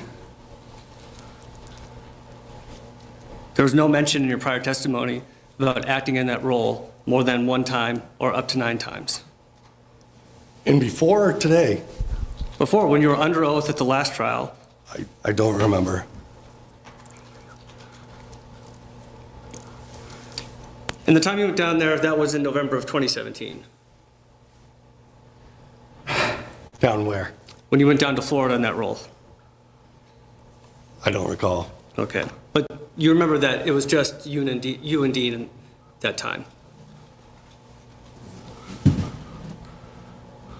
I don't recall. Okay. There was a second time that you went down to Florida, right? Correct. That was in December? I don't recall when it was. Okay, but it was after the time you went down with Dean? Yes. Okay. That time was different. That time was a vacation. Correct. Okay. Your girlfriend was invited that time. Yes. And Christine was also down there. Correct. So the 4 of you hung out together. Correct. Where did you guys stay on that trip? In their house, down there.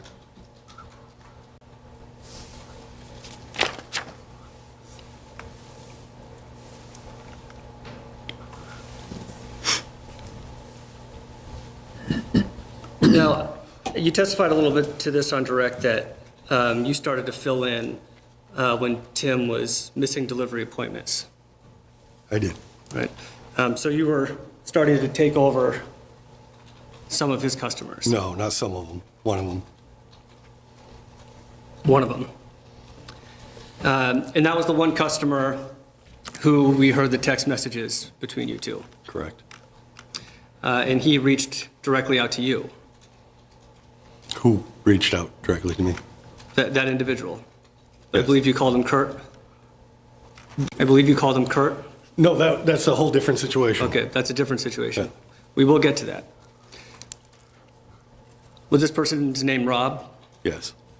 So Rob reached out to you saying that Tim had missed an appointment. Yes. Rob was not happy about that. He was upset, yes. And you were going to solve the problem. Well, let me just say it this way. You reached out to Tim about it. Reach out to who about it? To Tim. Yes. And you also reported the issue to Dean. Yes. And you told Rob that you would handle it. Yes. Now, we also heard on direct that you wouldn't really deal with Christine that much. Correct.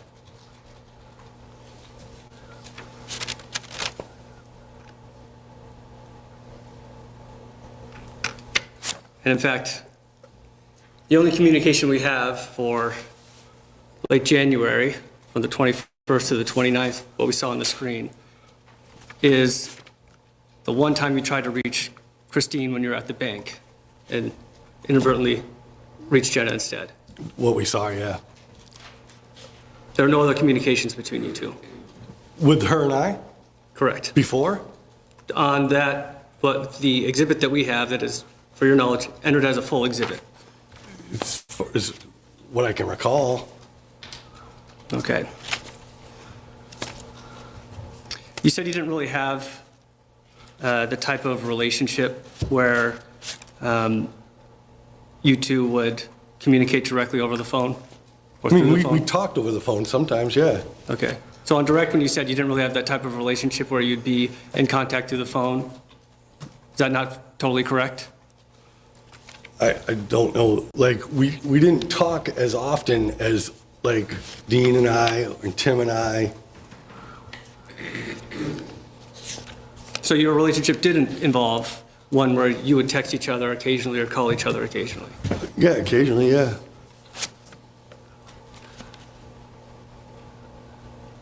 Now, when you were concerned about Christine, the weekend of the murders, you didn't text her? No. You didn't call her? Not that I can recall.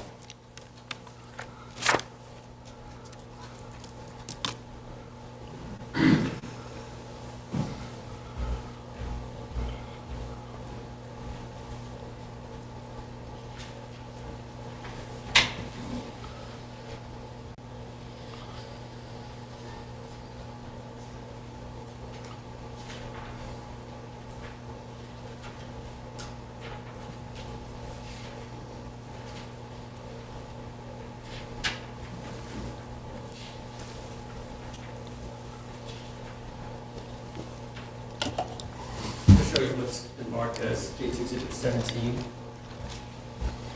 Now, as the jurors know, there are quite a few text messages in here. Not all of them involve you. But yours are designated with JC, as we saw on the screen. Okay. These also reflect phone calls. This is a full record. Okay. I'm going to ask you to, this is the beginning of Friday, January 27th. Okay, I will orient you toward the beginning of the early morning, or I'll say mid-morning. And we'll find the first one where, let's start at 10. Let's start here. 12:36 in the morning. That's a text message from you to Tim, Friday, January 27th. Now, can you flip through this until you reached late Saturday and look for your name and see if there's any corresponding message to Christine phone call?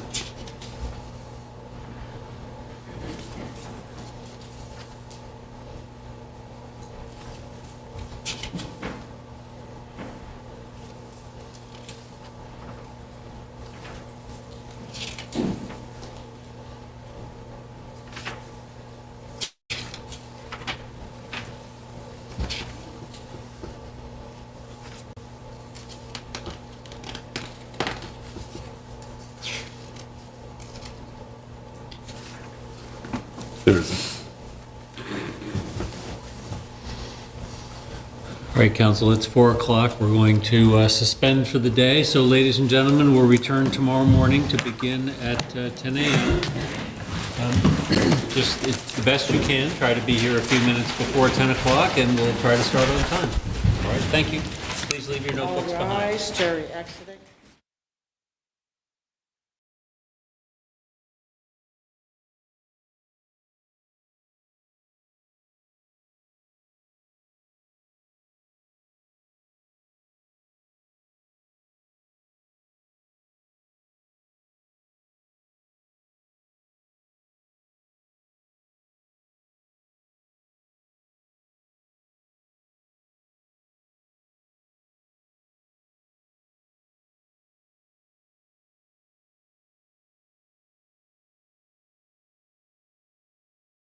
Down, and we're going to start again tomorrow at 10 o'clock. thank you, Your Honor. Thank you.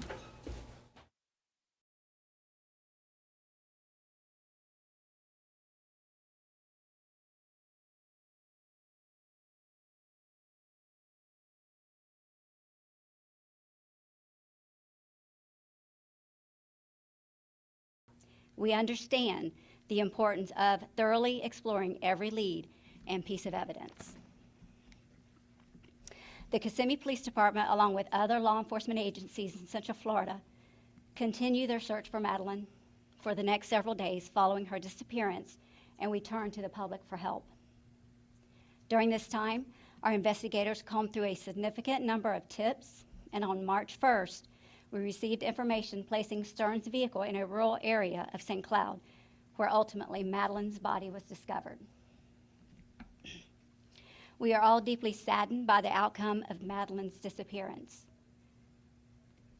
The Kissimmee Police Department continues to piece together the timeline leading up to the events that occurred.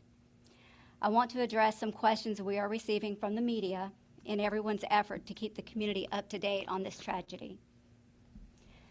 At this time, Stearns is facing a total of 60 charges related to our investigation. This includes sexual battery, lewd and lascivious molestation, and unlawful possession of materials depicting sexual performance by a child. These charges reflect the meticulous work of our law enforcement community.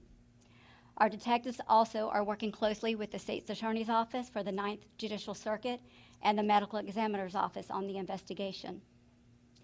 Death investigations are complex. Tasks like forensic analysis and thorough interviews are crucial and require careful attention. It is vital to address these misconceptions in the pursuit of justice while preserving the integrity to the case. During an investigation such as this one, we gather additional information from individuals close to the deceased. Each person interviewed is treated as involved until proven otherwise. This is a standard protocol to ensure all the facts are uncovered.